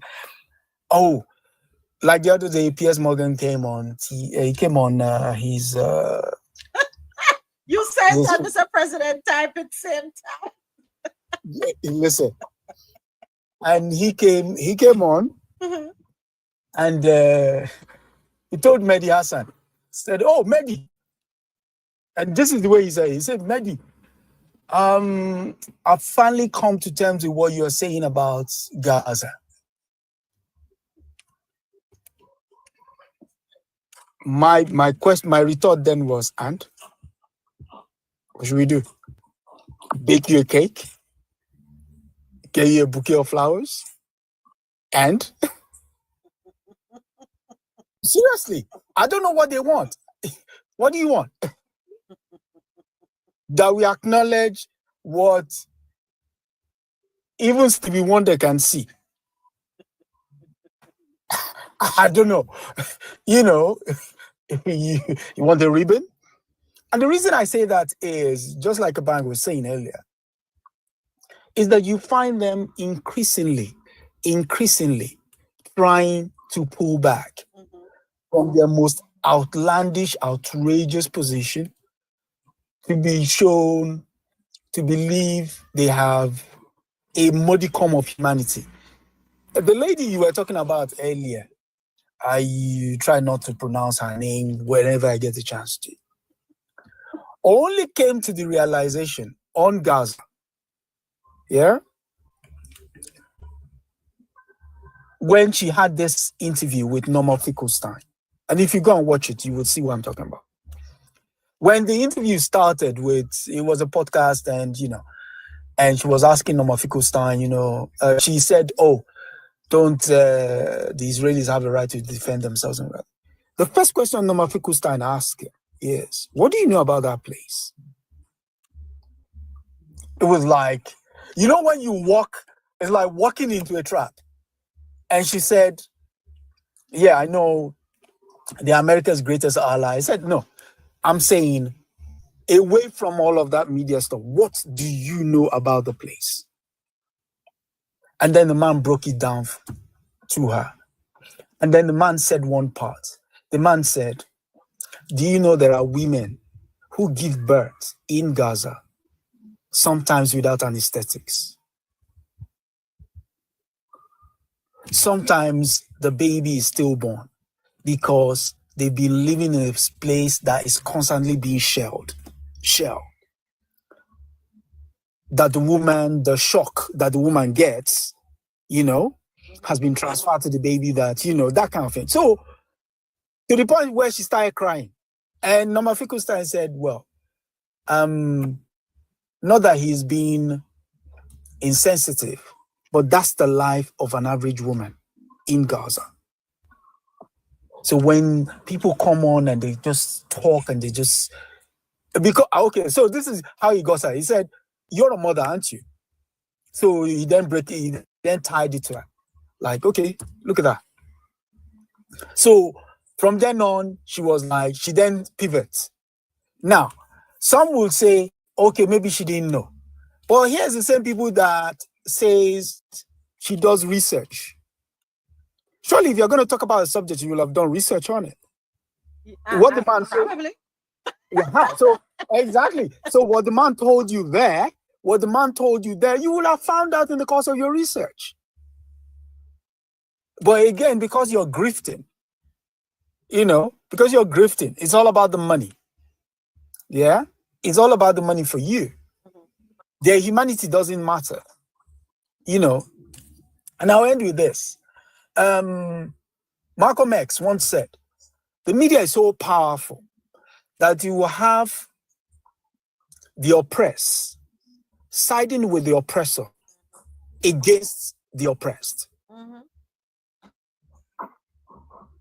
So if you're not mindful of how the media works, you'll be sucked in, you'll be made a fool of. Sometimes people willingly, because in that case, what you're seeking is you're seeking a confirmation for your bias. This is my position on things, and this is anything that feeds into that, I'm going to buy into it. And then you run with it. And then we get what we have now. Because here, the media have the president in the White House has decided these people are going to be enemy number one. Anybody that already has that thing in their mindset, it just feeds into it, just constantly feeds them. Oh, what's his famous quote again? Yeah. They're eating your cats and your dogs and your yeah. They're doing I mean, it comes to a point you'll have to ask yourself a question like, and even when the mayor of Springfield told you that is not the case, you double down. Yeah. They have to You play, double down. yeah, they have to play on people's minds. They have to. Exactly. Yeah, You once the double man down. is conditioned, you win a person over. So coming back to what we're saying, the man is now telling us he feels some sort of way getting rid of people who have been working on farms. And there was a part there he said that like, you really, these people are idiots. He said they've been working on the farm for 20 years and the farmers love them. Mm-hmm. Are they pets? Mm-hmm. Are they dogs? Mm-hmm. Not that they respect them, not that they admire them, but love them. Like, what are we doing here? You know, I yield.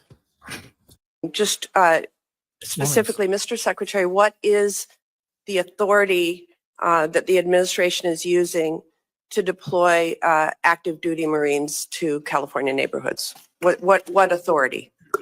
Senator, the president has constitutional authority in order to support. Cite the provision of the Constitution. I'd have to pull up the specific provision, but our Office of General Counsel, alongside our leadership, has reviewed and ensured in the order that we set out that it's completely constitutional for the president to use federal troops to defend federal law enforcement.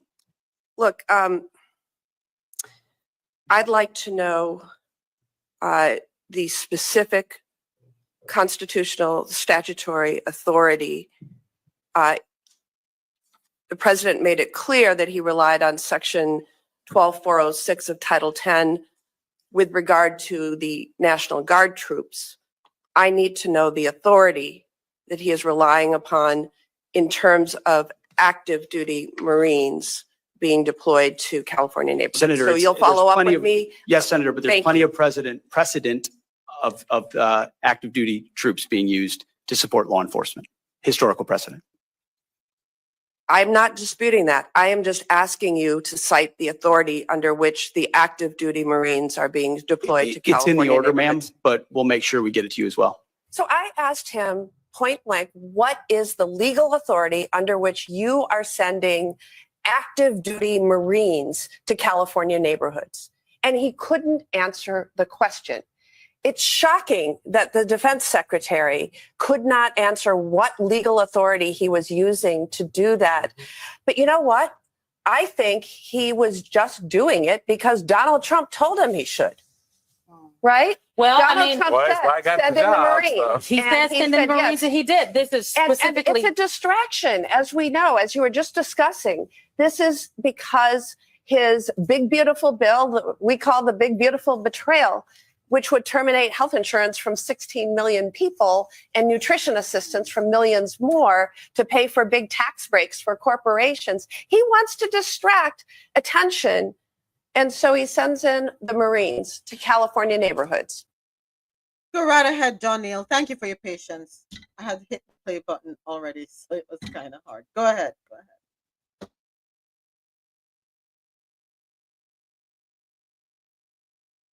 Mr. President. Come on, talk about a big, beautiful bill. Come on. What you want to talk about? What about the big, beautiful bill? A big, beautiful bill for a big, beautiful country. No moments. I just wanted to make the point, underscore the point that Adesoji was making. If your job, your career is in media, as whether it's a journalist, pseudo journalist, whatever you call yourself, okay, and you're ill-informed, or I wouldn't even say ill-informed, and you do not know the situation that is happening in Gaza of all places. I mean, check anyone that has recently, or any conflict in recent times. There has never been a conflict in our history that is as documented as what is happening in Gaza. It is the first time we see a conflict that was being broadcast real time. There are countless history about the place and everything. And if you, at that level, had to go to an interview with someone, and by the way, you go to the interview as a professional, as a specialist in what you were talking about. So you didn't go to the interview as somebody that's just trying to get, you go as a specialist because you had a position that you was backing, all right? And promoting. And to form that, to find out that your position is so far from reality that you have to check yourself on your own show. It's madness. Even here in coffee, we make points and stuff like that. And most of the time we make a point. We have a reference we could give to someone. We have a book we could put you through, we could put you through to something. Or we will make a statement and say, okay, I don't have the detail, but this is what happened. Or I can't remember the exact date. But you was not even aware of basic things like the conditions of women in Gaza. And you want to promote yourself as a specialist. And if that is the case, where do you stand on all the other claims and stuff that you're promoting, especially when you're chosen to represent Black people in America? From what position are you doing that? And that is the danger. But I also says that we as a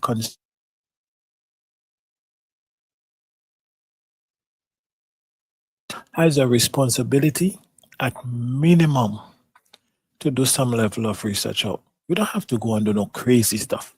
But at minimum, we should put ourselves out of the way to find out some basics. A quick Google search or something. But this is atrocious. And they all, as I say, like Mr. Morgan and them, they all know, all of a sudden, oh my God, I didn't know that was going on. So he's the biggest champion of holding that is not real accountable for what they're doing in Gaza. I like how you said that. What is not real? Yeah, and I mean, it's crazy. But anyhow, I yield. Oh gosh, that was a good one. That was a good one. What is not real? There's a lot that is not real. Their companies, basically, they just told me, his visa was revoked 3 years ago, yet he's come back to the US 49 times on a revoked visa. He was making money in the United States, and many people were saying that he was signing contracts under different names and sending money back to Senegal. So he was like in the country, evading taxes, and on a revoked visa for 3 years. I just called some buddies in the administration, and I never seen anything happen so quick. They were like, we're going to get right on this. They actually gave him until June 1st to self-deport, but he didn't do that either. He wanted to stay because he had other contracts signed to attend things in the United States. Their companies, basically, they just told me, his visa was revoked 3 years ago, yet he's come back. Okay, stop right there. So this is Bo Ludon who made a call that got Cabby out of the country. And we know who Cabby is. We spoke about him, the biggest TikToker who never speaks. So let me ask a question. Who is able to come here on a revoked visa? Anybody? That is such a lie. Really bull crap. Because when he came, I don't know how many people follow him. He is $1 million creative. He has a massive team, meaning he gets invited to come for things to do with work in Hollywood, football, soccer, all of that. These are all organized. He doesn't appear out of nowhere into this space. And so to state that this man under this current climate got onto a plane like, some of the Senegalese who jump the border or get stuck in a ship and get to South America and then appeared here. No, this is the professional. Okay. And his team would never do something that puts his life in jeopardy in this way. But he's Black. So, of course, why do we keep him?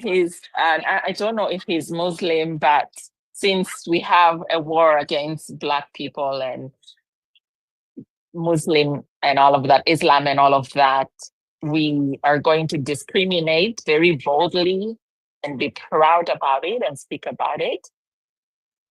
And it is just ridiculous. Your best friend is your worst enemy. People closest to you, worst enemies. It's never somebody on the outside that will bring you down, and somebody on the inside will bring you down. What I see here, and this is how this man here is what he did. He just picked up the phone, made a call, and because he is YT, he was listened to, and they moved swiftly. Because he's YT, he must be speaking the truth. So let's go ahead and deal with it. Oh yeah, there's another part that you missed. Sorry. The equivalent of a YT woman's tears. Go right ahead, Kaba. Sorry. Oh yeah, I just wanted to say that the other part is that a lot of creatives, people in the industry, are actually very jealous of him.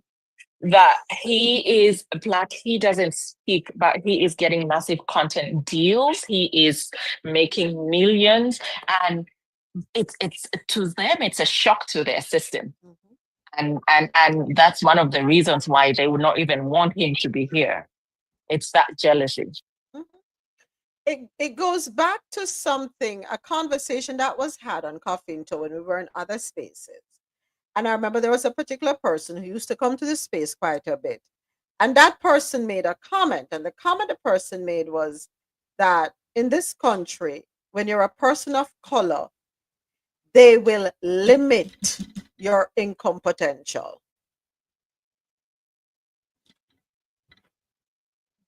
They cannot have you being a person of color and you are making buku dollars.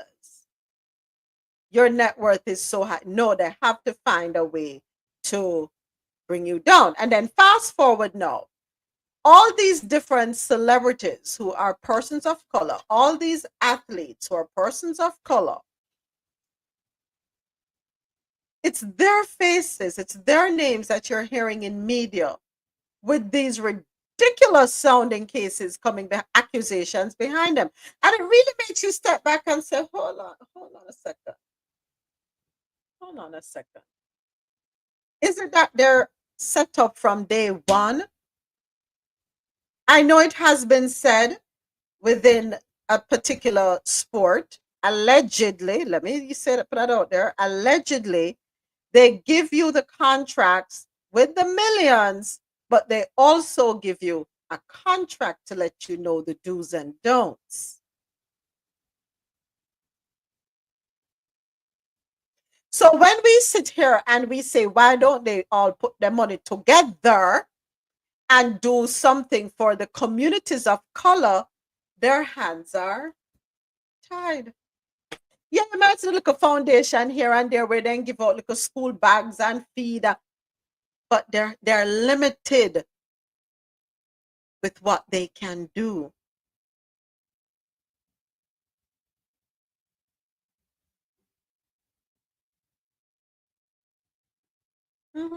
Limited with what they can do. So we sit here and we say, boy, I don't know, I make so much money. Why they can't do this, that, and the other? They can't. Not if they want to continue to have the money coming in. So what them do? Them say, screw you. I gotta do me. And that is why certain athletes are pushed out because they're not conforming. And that is why certain artists are pushed out because they're not conforming. That is why you'll have the likes of certain news anchors being pushed out because they're not conforming or they've just had enough of the BS.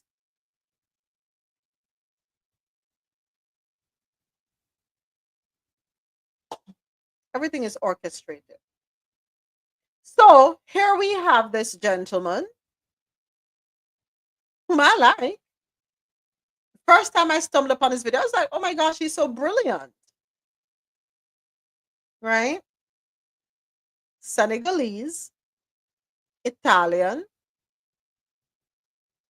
But the problem is the exterior, the packaging.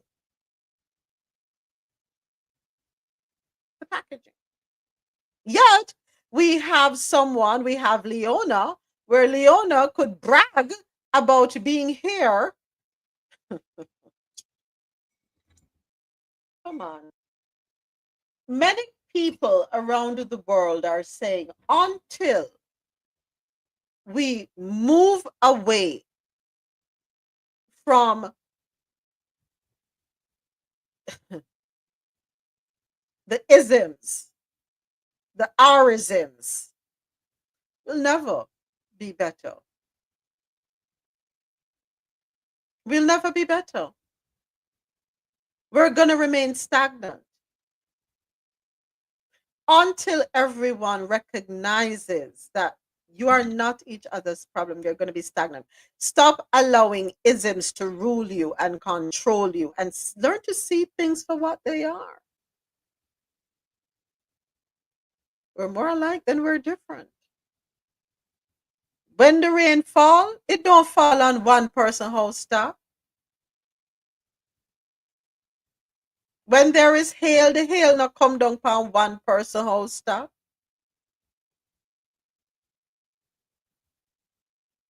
When there are natural disasters, it's not one person alone getting affected. When you go to the gas station, well, I don't even know, they probably have that. Where the cameras at the pumps pick you up and say, okay, let's give a different price. It's a possibility because it happens in some stores where the prices change depending on what you look like. Don't get me started. We got to do better. We're going to do better. We're wasting time with the isms and the schisms while other countries are moving ahead, progressing, investing in their people, making sure, yes, some of the countries, their people may pay higher taxes, but they see the value for money. Healthcare, superb. Education, superb. And we know their education is superb because we rank what in education? Our literacy rate is in the dump.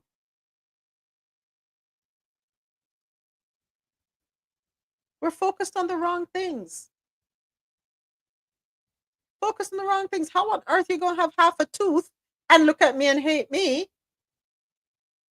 How is hating me?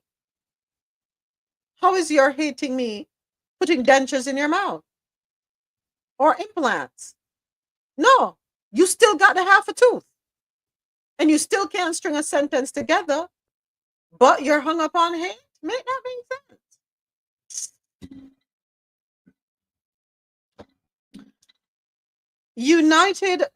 The United States Coast Guard, according to CaribbeanNationalWeekly.com, has transferred 20 Cuban nationals to Bahamian authorities following a coordinated rescue effort near Anguilla Key, an uninhabited island in the Bahamas. According to a statement from the 7th Coast Guard District, the operation began Friday when Homeland Security Investigations, HSI Miami agents, alerted Coast Guard watchstanders about a potential group of migrants stranded on the key.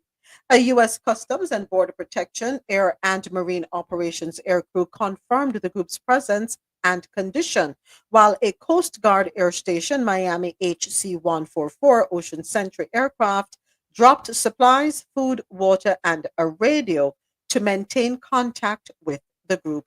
The migrants were later transferred to the Coast Guard cutter Margaret Norvell and handed over to Bahamian authorities on Tuesday. Next, it's stories on the international scene. Authorities survey for more bodies after Air India crash that killed over 240 people. What we know so far about a plane crash in India.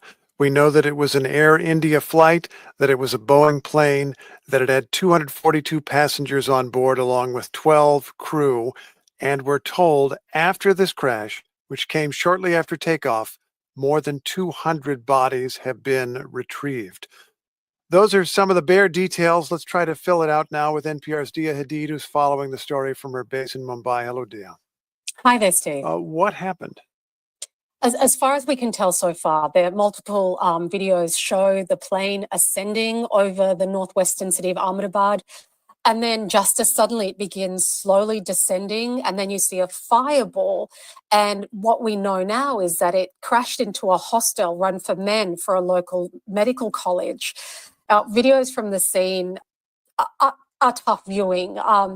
To give you a sense, the state government is appealing for relatives of victims to come forward for DNA testing because they can't identify the bodies.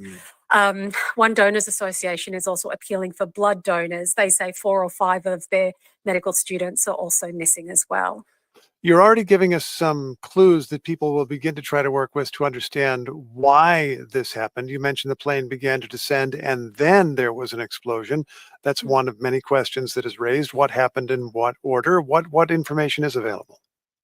Well, so far it's just so early. India's Aircraft Accident Investigation Bureau says it's heading to the scene now. The American FAA says it's been in touch to provide support if needed, but it is far too early to speculate on what might have caused this accident. But this was a Boeing plane, and I think that's probably something in listeners' minds. Yeah, 787 Dreamliner, not a small plane at all. And of course, the company has been under scrutiny in recent years. That's right. And the AP does say that this is the first time this aircraft has been involved in an accident like this. And that's important to say, but it also has been under scrutiny in the past. The New York Times had reported in April 2024 that the FAA was investigating claims then made by a whistleblower, a Boeing engineer, who said that sections of the Dreamliner were improperly fastened together and that they could break apart after thousands of trips. Now, at the time, Boeing told the Times that they determined it was not an immediate safety of flight issue. And after this crash, Boeing has also said that it's in touch with Air India and is ready to support them. But there's likely to be a lot of scrutiny now on Boeing, especially as the Paris Air Show begins next week, and Boeing is expected to have a large pavilion. Yeah, and right now we have a 787 Dreamliner that went down in an urban neighborhood in India. NPR's Dia Hadid, thanks so much. In other news, a British man has walked away from the wreckage of the Air India crash that killed 241 people in an extraordinary tale of survival. Article courtesy of BBC.com. Vishwash Kumar Ramesh was in seat 11A on the London-bound Boeing 787 flight when it crashed shortly after takeoff from Western India. Mr. Ramesh's brother, Nayan Kumar Ramesh, told BBC News that Vishwash Kumar has no idea how he survived and escaped the plane as the only survivor. Air India said all other passengers and crew were killed, including 169 Indian nationals and 52 Britons. Nayan told the BBC, "It feels great seeing him doing well," but he was worried about his other brother, Ajay, who was also on board. Wow. A video shared on social media showed Mr. Ramesh walking towards an ambulance with smoke billowing in the background. He was later seen in a hospital bed meeting Indian Interior Minister Amit Shah. The doctor who treated him, Dr. Deval Gameti, said he was disoriented with multiple injuries all over his body, but he seems to be out of danger. Okay. Well, at least it got confirmed, and what a miracle is that? Miracle indeed. A miracle indeed, Ja. A miracle. All right, next up. EU removes Jamaica and Barbados from high-risk money laundering list. Article courtesy of Caribbean National Weekly. Jamaica and Barbados are no longer considered high-risk jurisdictions for money laundering and terrorist financing by the European Union, following a significant update to the EU's official list of countries requiring enhanced financial security, or scrutiny rather. In a statement released this week, the European Commission confirmed that both Caribbean nations, along with Gibraltar, Panama, the Philippines, Senegal, Uganda, and the United Arab Emirates, have been delisted after demonstrating substantial progress in strengthening their anti-money laundering and counterterrorism financing frameworks. The Commission concludes that these countries have addressed the strategic deficiencies identified in their AML CFT regimes. It is therefore appropriate to remove these countries from the EU's list of high-risk third country jurisdictions.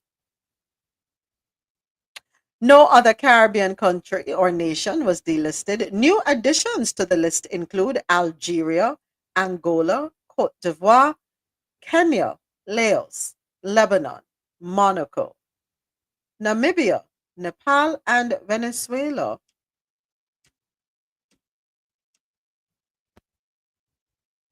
So they added Kenya?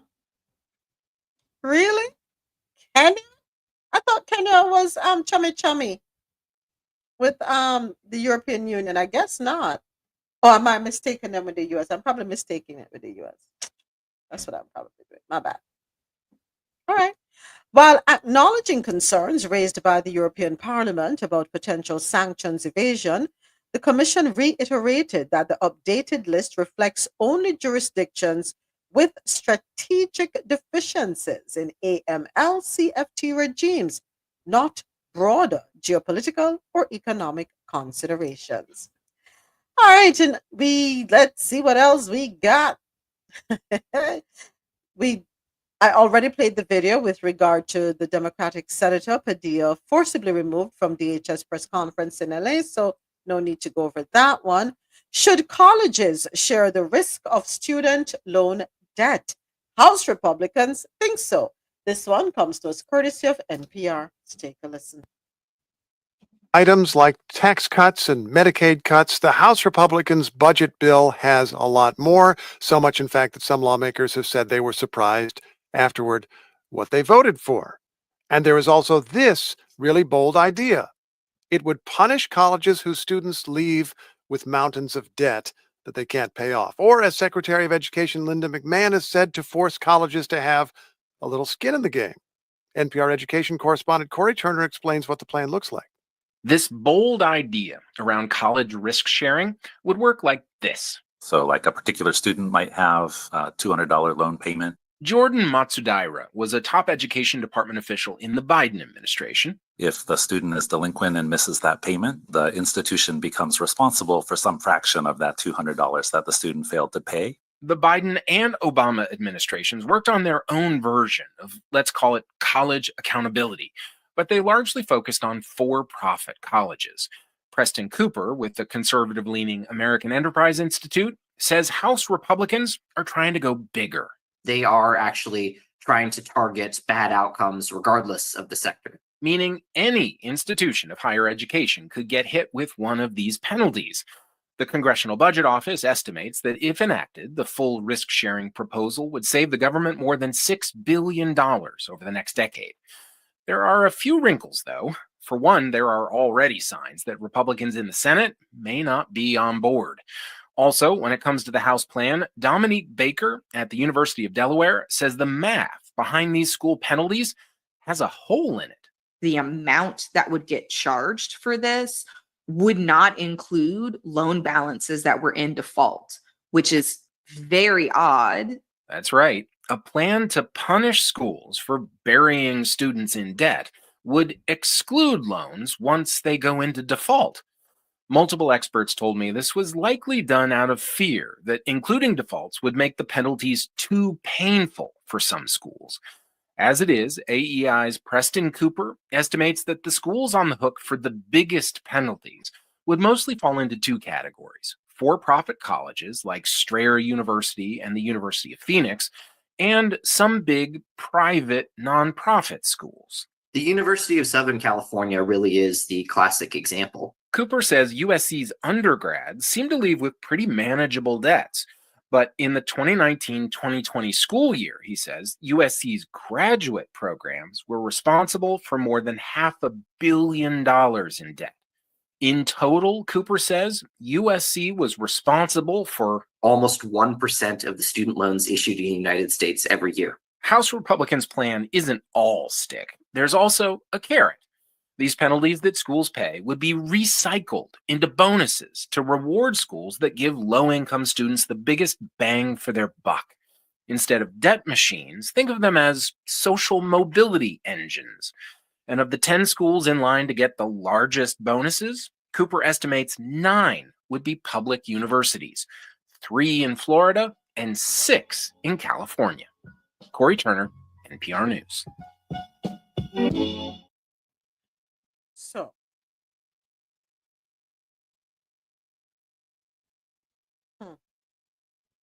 okay. Please send me that story because I have to listen to it a couple of times to Yeah. understand what they're really saying. Because So the proposal would divide a school's student loan borrowers by the kind of program they attended, separating English majors from biology majors, for example, or those who enrolled for a master's in social work versus a master's in business administration. The plan, hold on, I don't know, it doesn't sound bad, all bad, but they should include schools in default.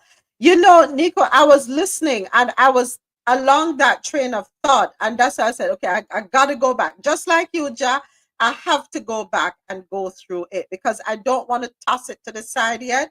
I want to go through it and see. All right. So I think, but right now, what I'll say, this is what I'm getting. I think it's forcing schools to lower the cost because I will agree. I think that it's way too expensive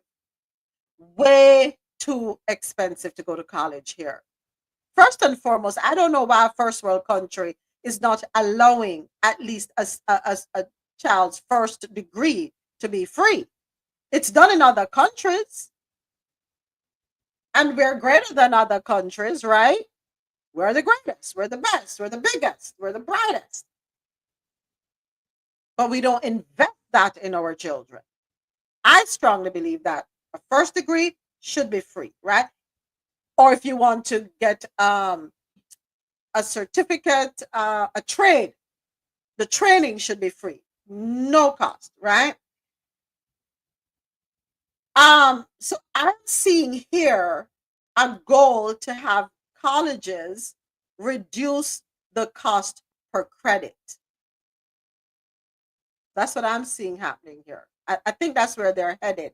So I'm gonna send it to you, Ja, and then we're gonna revisit this one. I need to put it to the side because yeah, I want to go through this article and make sure I have a proper understanding. If the aim is to have colleges lower the cost, I think that's something that would be a win. But of course, we're going to have to do the pros and the cons and put them side by side. All right. And I think the reason I'm going to not to drag this out too much, but the reason I'm going that route is because they mentioned in the clip, if the student defaults or if the student is not able to pay, the school has to stand some responsibility because in essence, the school helped to put them in that position. Am I right, Joe? So child wants to become a doctor. Because the tuition is too high. Exactly. So a child wants to become a doctor. And because in your mind, you know doctors are crucial, right? And in your mind, you say, okay, you want to become a doctor? I'm going to let you pay dearly for the training. I don't think they need, they don't need to charge them charge. And the other thing that they need to address is the international student costs or out of state. So if you have a child that lives in Florida and wants to go to school in Georgia, if they have not lived there for more than a year, I think it is, and whatever, you end up paying out of state costs. Go ahead, Ja. I'm sorry, I know I cut you off. Go ahead. So you pay the same whether it's a degree in liberal arts or whether it's a degree in business, whether it's a degree in medicine. The tuition cost is the same. So one shouldn't have favor more than the other. The only difference is a person that goes to medical school, they have more education that's needed. But why should somebody be graduating medical school with a $500,000 debt? Well, that part I'm not saying, I understand that part, but I'm just saying, just when I heard something about a master's degree in business versus a master's degree in medicine, it's the same master's degree. It's just two different categories. So am I hearing you say that a person that's going for a medical degree should have lower tuition than a person going for business? That's not what I'm saying. Oh, I'm okay. saying we need to lower the cost per credit overall. Yeah, overall, yes. Because nobody should be graduating med school with a mortgage. Them graduates with a $500,000 in debt, some more, depending on the field they're going into. It's not fair. But that's because of extra training and the specialty. The cost can still be larger. How is it that doctors? Yeah, I'm not. Of course. Yeah. How is it that doctors are trained in other countries and nowhere near to that cost? And they're very good doctors. I agree. Yeah. Yeah, we need a restructuring. Yeah. Sorry. Go ahead. No, Ozzy, you go ahead. I was gonna say, like, especially for my generation and younger, this is a huge conversation because we know so many people who have these huge student loan bills where it's kind of like, if you do the math, the difference between what you would have made with a degree and without a degree, sometimes it's kind of like it seems more beneficial to just not get the degree. Because I know some people paying like $300, $400, $500 a month to pay back student loans. And when you do that math over time, it's like, whoa. And so, you know, the average young adult right now is looking at this and saying, okay, how will this benefit me over the long run? Especially when the cost of living is going up and not too many people are receiving higher pay also. It's a lot to consider. I think the course structure needs to be redefined as well, because I got a bachelor's of science out of Brooklyn College in accounting. I had to take all the sciences. Why didn't you get a bachelor's of arts? Why didn't you go for a BA versus a BSc? Why did I need all the sciences for an accounting degree? That's what I'm saying. The curriculum is different. I actually didn't, I went to the school and just, that's what I wanted. That's what I wanted, an accounting degree. And they said bachelor's of science. I wasn't able to decide, or nobody told me to decide between a BA and a BS. That's just what Brooklyn College offered. But there was no reason for me to take every science imaginable. When I say science, I mean, we did the stars, the moon, the this, that, and the next. Why did I need that for an accounting degree? So they throw in all these extra courses as well that honestly, I don't think is really needed. I mean, I appreciate it. I learned some stuff, but I don't think it was really needed for my degree. And I think that is why you have so many private colleges that led to the birth of all these private colleges that stiffed a lot of people and did people wrong, because people were trying to get rid of the all these ridiculous prerequisites to be able to earn your degree that in their minds have nothing to do with the field that they want to get into. Yeah. And they don't have any auditing of these private colleges. I mean, our president had one as well. Yes, I said it. You didn't want to go and learn about real estate? Yeah.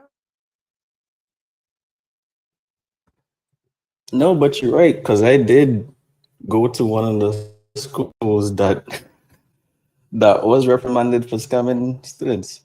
And thanks to Biden, my debt was taken care of, but we shouldn't have had to go through that. Yeah, not at all. Not at all. Shame. Shame upon the whole of them. It's a fire. Fire for them, I say. Fire. Hard Rock Stadium releases fan guidelines ahead of Miami FIFA Cup World Cup matches. Article courtesy of Caribbean National Weekly. Hard Rock Stadium will host 8 FIFA World Cup matches beginning June 14. That's tomorrow. Drawing international teams and fans to Miami Gardens. Stadium officials have released detailed guidance to help ticket holders navigate match day logistics and security protocols. Strict security and ticket policies. Only fans, I'm not talking about the app, only fans with valid match tickets will be allowed on stadium property. Attendees can expect multiple ticket scans and security checks at various points before entry. There will be no viewing areas available for fans without tickets, and early arrival is highly recommended. Parking lots open 3 hours before kickoff, 4 hours early for the opening match on June 14, and stadium gates open 2 hours before game time. Match schedule highlights. The first match kicks off Saturday, June 14 at 8 p.m. with Al Ali FC taking on Inter Miami CF. Other notable matches include Real Madrid versus Al Hilal on June 18 and FC Bayern Munich versus CA Boca Juniors on June 20. The final round of 16 matches will take place on June 29 and July 1. Road closures and resident access. So, significant road closures will be in effect before and after each match, including access ramps and several streets near the stadium. Residents of Miami Gardens with proper ID or city issued passes will be able to bypass some closures using designated routes. So that to me sounds like they're going to have checkpoint. Let me see your ID. That's not like checkpoint. And literally, that's behind where my uncle lived. So, what ID are they asking for? There's a whole community right there with all different people. What's proper ID?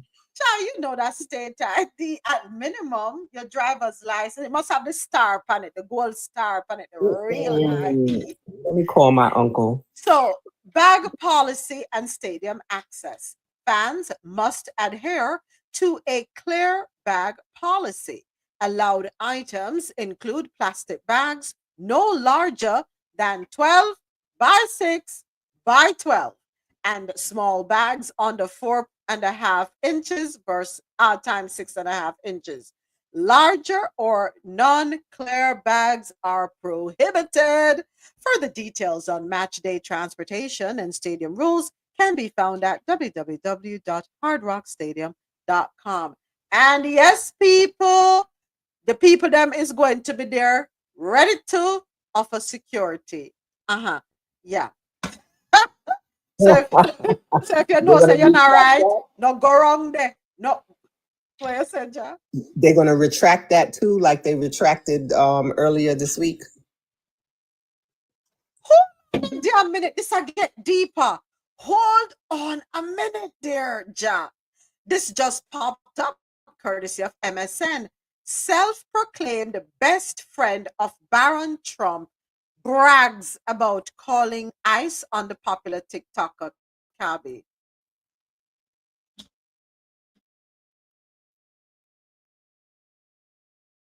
And he's threatening to go after other immigrants.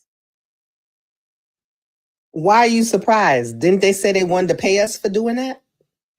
We don't want celebrities using their status to abuse our system and take advantage of things. that we don't have access to. Okay, I see what's going on here.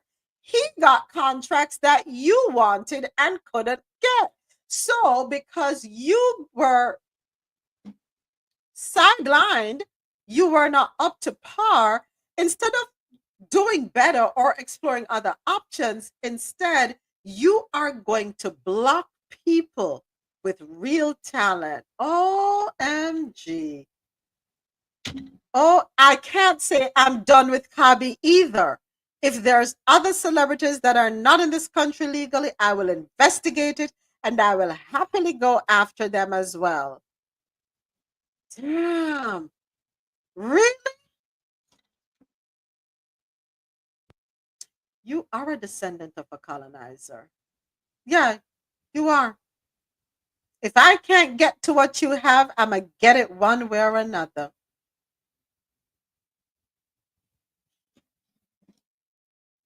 Such a shame.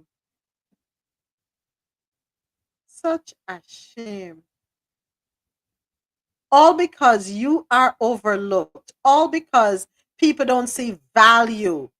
You are a MAGA Gen Z influencer and other people don't see value in you. You want to know why, Bo? Because you're a MAGA Gen Z influencer and the companies, the brands don't want the affiliation like that. Even if there is an affiliation, they like to keep it quiet. You see, Bo, you're not ready for that conversation. Go ahead. Go ahead. Somebody open their mic. Go right ahead. You're not ready for that conversation. You cannot be out there big and bold. Oh, I'm MAGA Gen Z influencer. Make sure, look at me, look at me. Boss not going to take you on. None of these people going to take you on. You got to learn, baby. Learn. You're young. You're young. You got to learn how to navigate the spaces, boo. And know that if you are going to be vocal about certain things, understand the doors are not going to be open for you, no matter what you look like. And no matter who you're affiliated with. Wealthy people, for the most part, are not willing to part ways with their wealth, especially if it's old money we're talking about. Sit down, let me teach you, boo. A couple of things you need to learn. If you not have it like me and you don't really care, right? If you's like me, bro, don't care, yeah, then talk.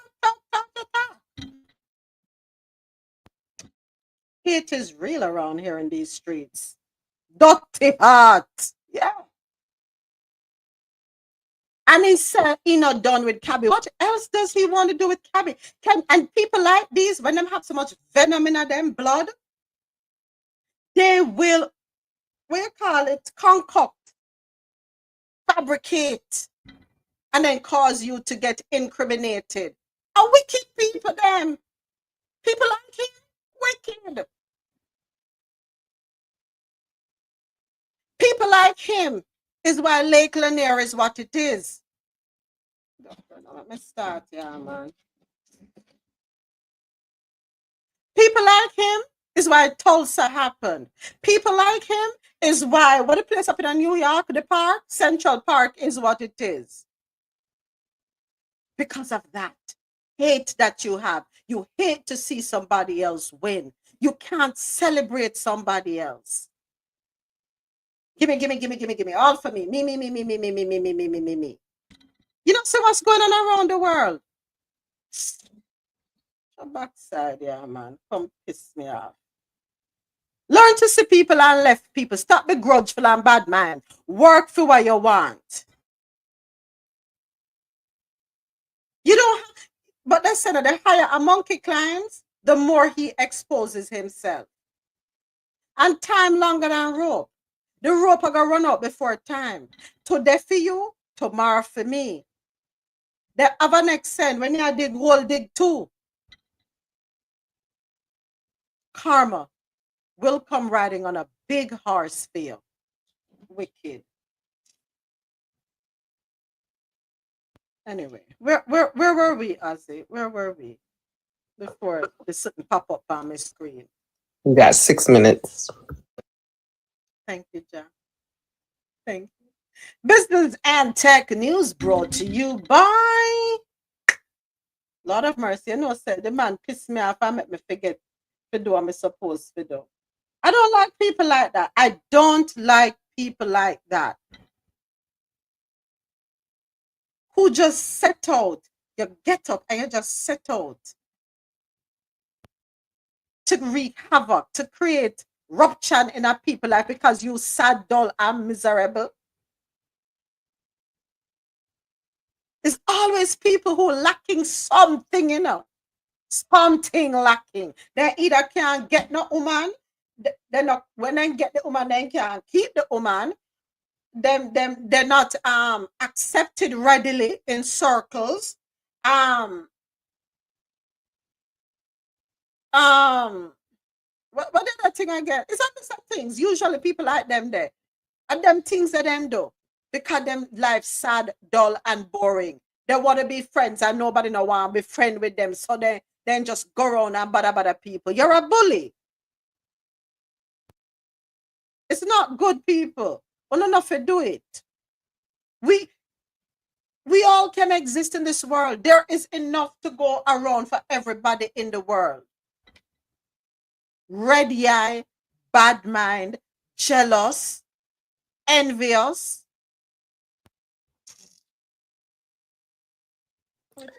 That's why their families don't take care of them when they get old. That's why their kids ignore them when they get old.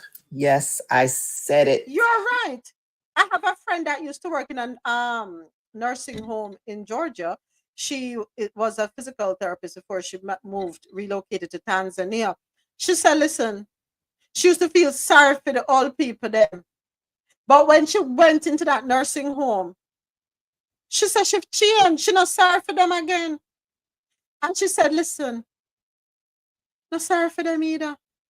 All wicked them in there.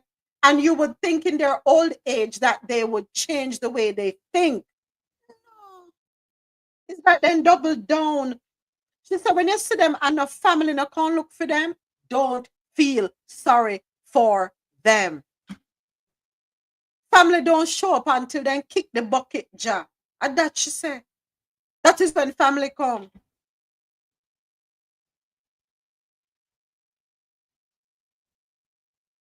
They are so bitter, miserable, evil people. She told me, said, nobody can be that bad. She said, yes.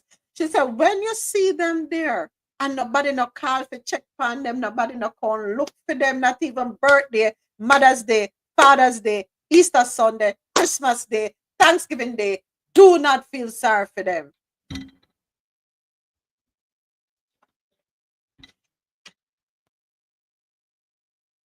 What a sad way to live, though.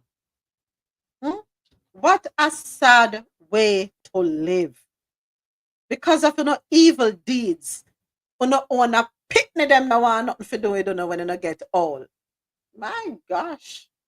No, sir. No need to do better.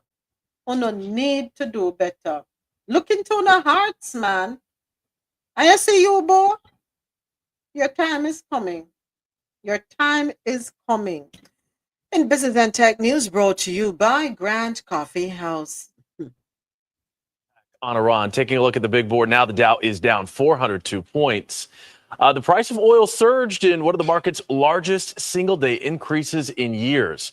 It's a reflection of fears that a wider conflict in the Middle East could lead to a serious disruption to the energy supply. Investors are concerned about how a retaliation by Iran may play out, whether the U.S. may be targeted, and whether a critical oil transport route may be disrupted. Sorry about that. Okay, so that was our Business and Tech News brought to you by Grand Coffee House. Remember to shop today and get 20% off all coffee products at www.grandcoffeehouse.com. Use the code CoffeeInto20. Health and Science News. Before I do Health and Science News, I want to just say a quick thank you to everyone listening on qmzradio.com for quality music while you work or play, and madmusichouse.com, any genre, anytime. I know our internet radio live stream ends at the top of the hour. I want to say thank you for rocking with me all week, and have yourselves a wonderful weekend. Whatever you do, please be safe. We will be continuing on Jano Radio News and Talk, which is on janoradio.com, on YouTube Live, as well as TikTok Live. Hey, Mita! All right, so let's keep it moving. Time for stories out of the Health and Science News segment, brought to you by Lormel Skin Food. Head on over to lormelskinfood.com for a natural, beautiful you.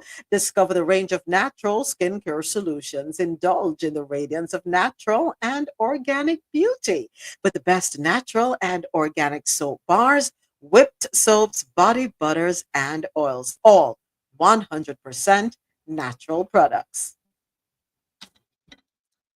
Adesoji's best friend, RFK Jr., sent Congress medical disinformation to defend COVID vaccine schedule change. Article courtesy of NPR. A document from the Department of Health and Human Services sent to lawmakers to support Secretary Robert F. Kennedy Jr.'s decision to change U.S. policy on COVID vaccines cites scientific studies that are unpublished or under dispute and mischaracterizes others. One health expert called the document willful medical disinformation about the safety of COVID vaccines for children and pregnant women. It is so far out of left field that I find it insulting to our members of Congress that they would actually give them something like this. Congress members are relying on these agencies to provide them with valid information, and it's just not there. That's according to Dr. Mark Turrentine, professor of obstetrics and gynecology at Baylor College of Medicine.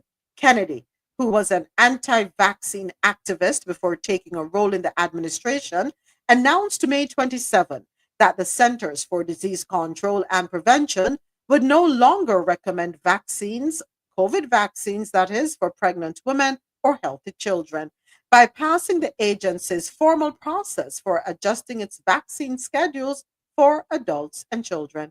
The announcement made on the social media platform X has been met with outrage by many pediatricians and scientists.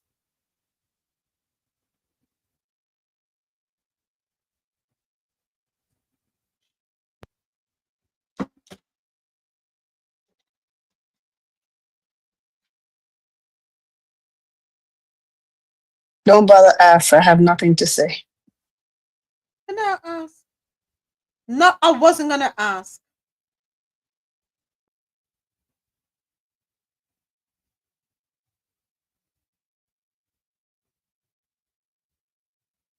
You sent this to Congress.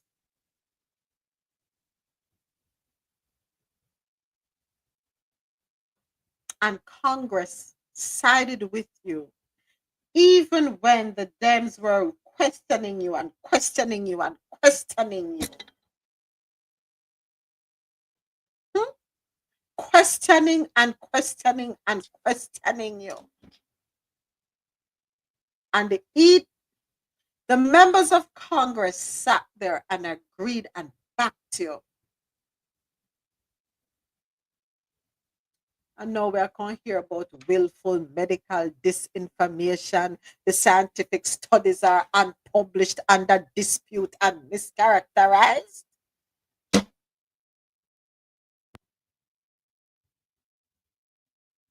But you get what you vote for.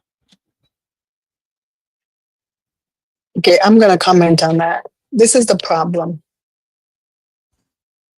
Yeah, they put someone in place who we know was an anti-vaxxer,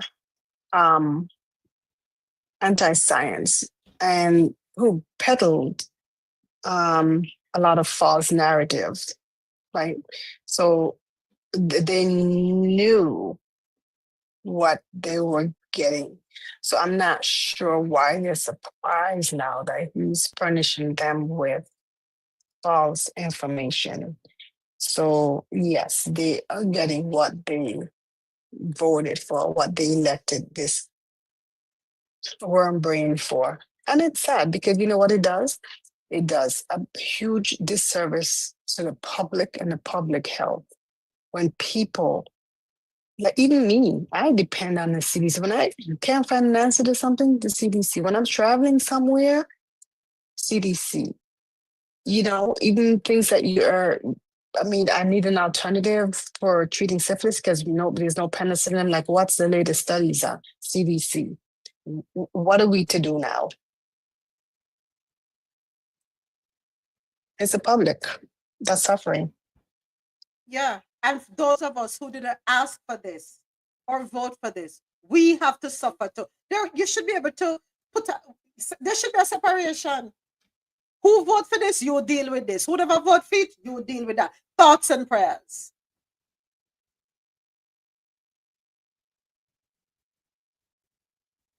So I thought they were pro-life. Then they're not pro-life? No, they're not. They're pro-birth. That's it. They don't give two rats nothing after the birth. They don't care. Why? Why are they dismantling all these social services, Social Security, SNAP, benefit to kids and the disenfranchised? They don't care about people. They never did. They never did. So here we are. Here we are. I like that one. The rebranding. Coffee. Yes, go ahead. I know I'm in and out. I think the best word to summarize it is that they are pro control. They're pro women control. They are pro uterus control. I think that's the best way to sum it. Shensia has a song that is fitting for them, but I can't play it because we're on YouTube still. I'm busy watching us.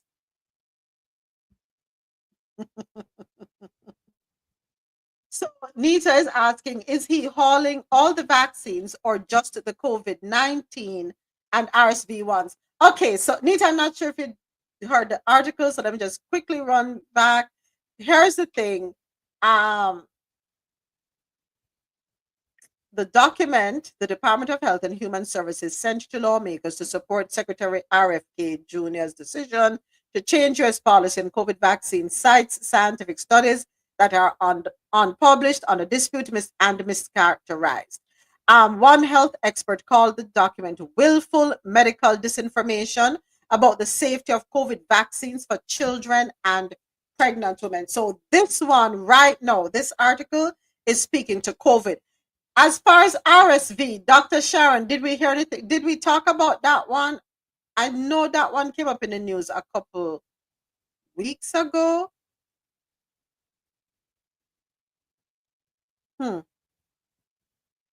But his thing is,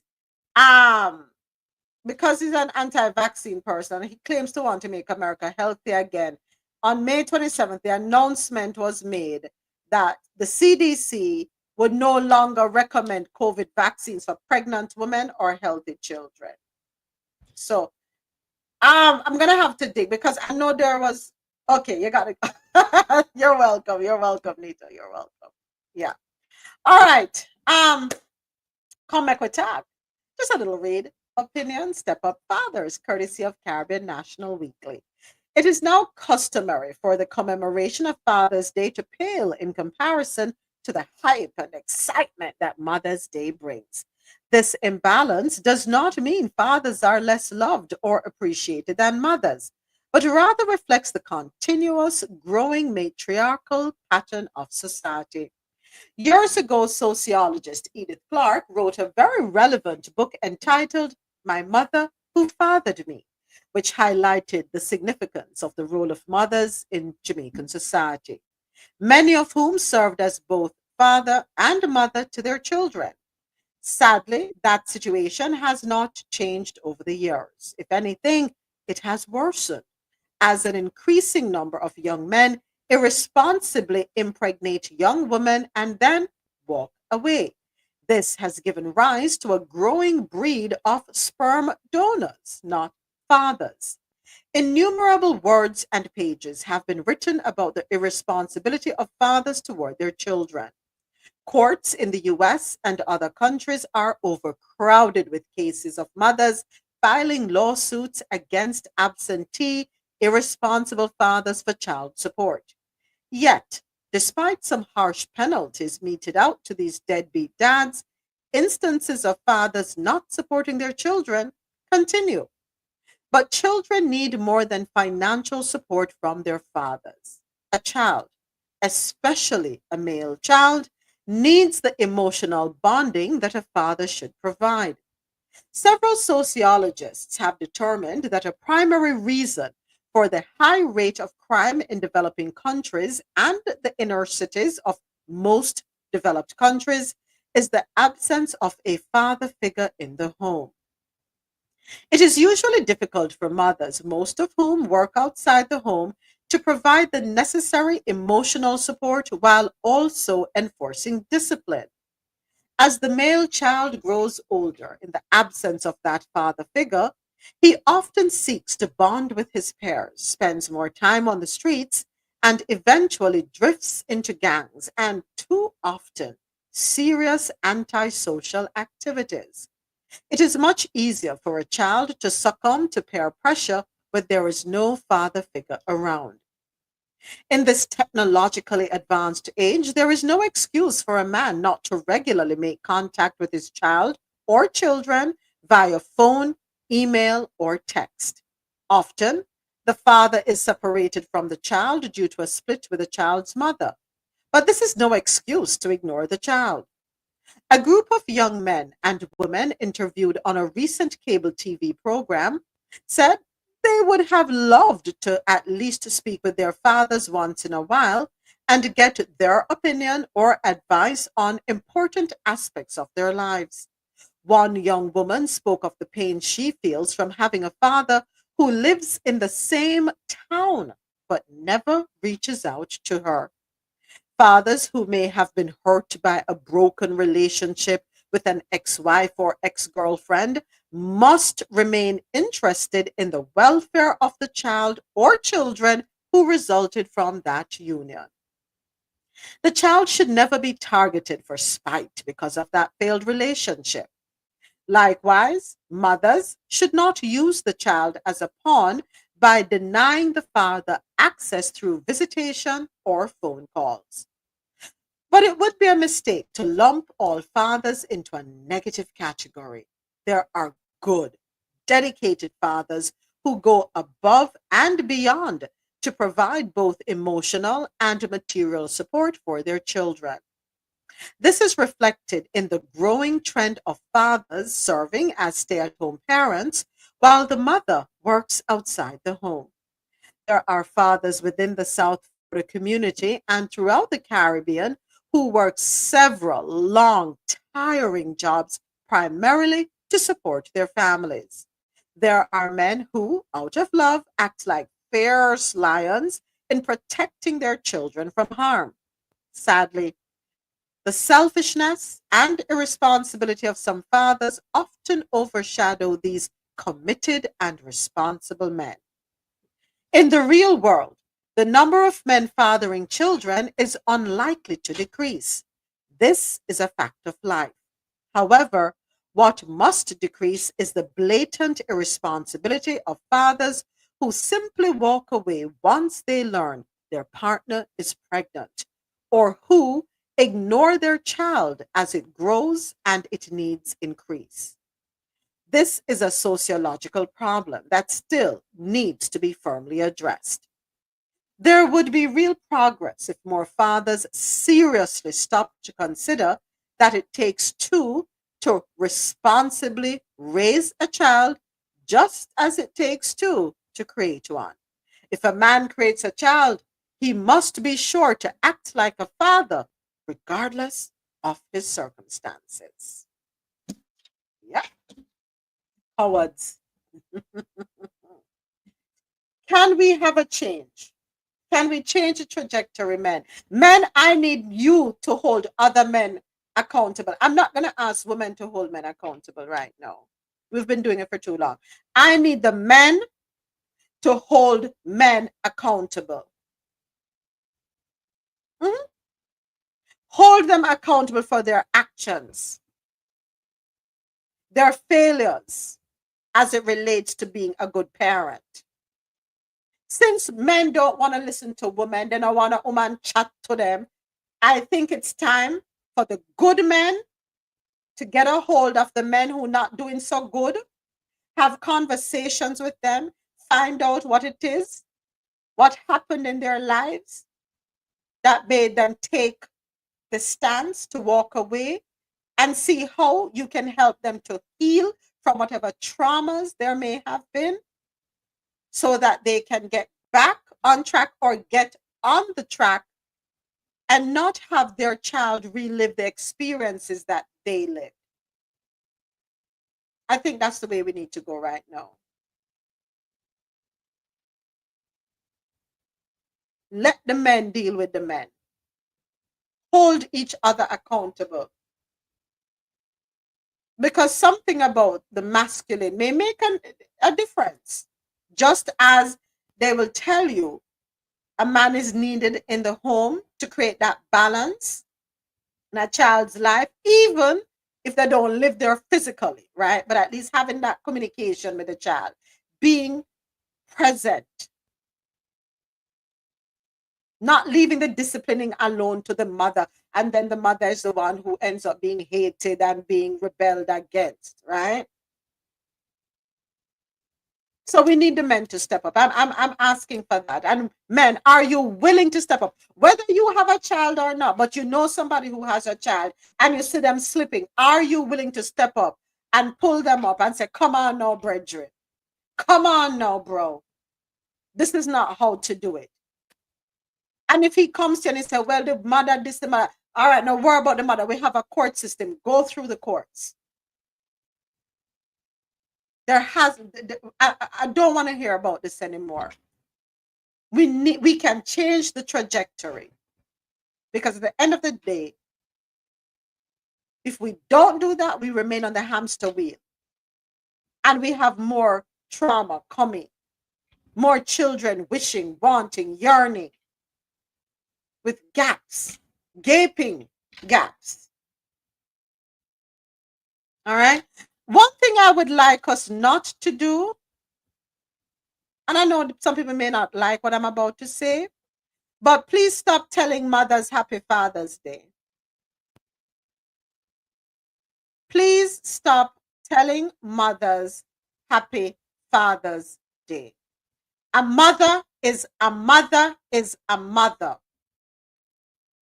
She, no matter if she had to pull it together and deal with everything by herself, she is still not a father.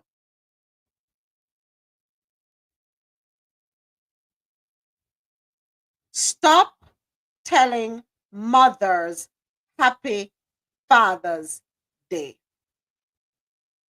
Mothers, stop saying you are the mother and the father for the pitney. No, you are the mother.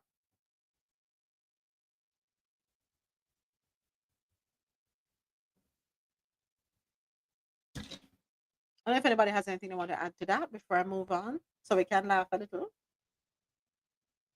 Okay. If you don't agree, agree. If you don't agree, it's okay. I get it. Just like, because you know what you do? There's a psychological aspect to it, You're putting more burden on the woman. And then, as we're putting this burden on the woman by telling her Happy Father's Day, you're telling her to man up. Yes, you're the man. Girl, I'm going to do the thing like a man. And women have a soft side to them. Allow them. Allow us to have our soft side come out. Please. Please. Stop giving basket for carry water. And then we become so rigid. And then want to say about we. Angry. Man, she always angry. Why is she always angry? Because not putting unnecessary burden on us. We know that we are already provider. We are the ones, we're the disciplinarians. We are the ones who comfort. We're the nurses. We're everything. We know that. What is and that doesn't make you less of a mother. Absolutely, Ozzy. Absolutely. It does not. Can you imagine? I don't know. What I should say, I should probably ask a question to women. Do you enjoy being told Happy Father's Day? So I'm going to jump in here because I've always been told that. Whether it's an enjoyment or not, it don't make no difference to me because at the end of the day, I know I'm the sole provider. So I never really cared. When someone said that to me, I just said thank you. When they say Happy Father's Day, you say thank you? I just say thank you. Yeah. I just wanted to say, let fathers be fathers. Let fathers be fathers. If fathers are fathers, mothers don't need to be doing all these other things that make people think they need to be congratulated. You know, let the fathers be the fathers to their children. And the mothers will be the mothers, and the mothers will find their uncles or other male role models who can add value to their children's lives. Yeah. Me being told Happy Father's Day does not detract from my child's father or uncle or anything like that. So that's why it didn't make any difference to me. Let me ask you, Javed, was it something that you ever stepped back and thought about? You ever said, hold on a second. I'm saying thank you, but why am I really saying thank you? Was it something you gave any thought to? Like I said, at the end of the day, I end up being the sole provider. I didn't take anything from the man. The man decided not to be there in whatever capacity. So it really didn't bother me because I know at the end of the day, I'm just doing what I need to do. I brought this child into the world. That's at the end of the day, that's the most important thing. And I'm doing whatever it is necessary that I can do to make her be a productive citizen. That's one thing I've always said to my daughter. At the end of the day, I want you to come out better than me and to be a productive citizen. Whether her father is there or not, she's still here.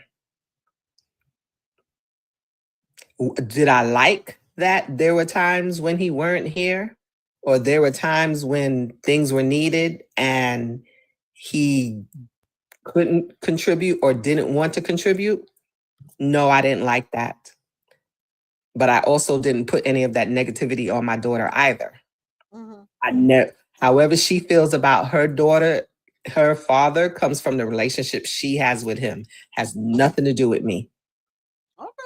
So I never, honestly, I just have to be real honest with you. No, I want honesty because I asked a question because I want to hear the answer. You know, I'm always 100% for you. At the end of the day, she is with me. She is my responsibility. She did not ask. I always keep in my mind, she did not ask to come here. She just fell where she fell because of the relationship between me and her father. That's it. Interesting. I don't know if I would want, I don't know if as a matter of fact, if somebody were to say to me, Happy Father's Day, I'd be like, no, I'm not the child's father. That would be my response. The only people that said that to me were people in my life that was there from start to finish, and they know where he may have fell. It wasn't like it came from anybody, you know? Yeah. Yeah. Nita says parenting means both parents share equal responsibility, but most men fail to understand this. Yep. I don't know what it is. And I don't want nobody to carry me back to 400 years ago either. I must say that First and foremost, we are intelligent. We have the ability to think, and not because everybody jumping off the building means that we're going to jump off the building. So I'm fully aware of history. I'm fully aware of the atrocities that happened, but I refuse to take up a basket and wear it. I am going to make a choice to pivot. I am going to make a choice to change the narrative. I am going to make a choice to put down the chains that have been holding me mentally. I'm going to do that. So let me just say that first and foremost. I am not going to use the excuse of 400 years ago, and I am not going to be with a man who's going to use the excuse of 400 years ago as to be the reason to justify why he is absent.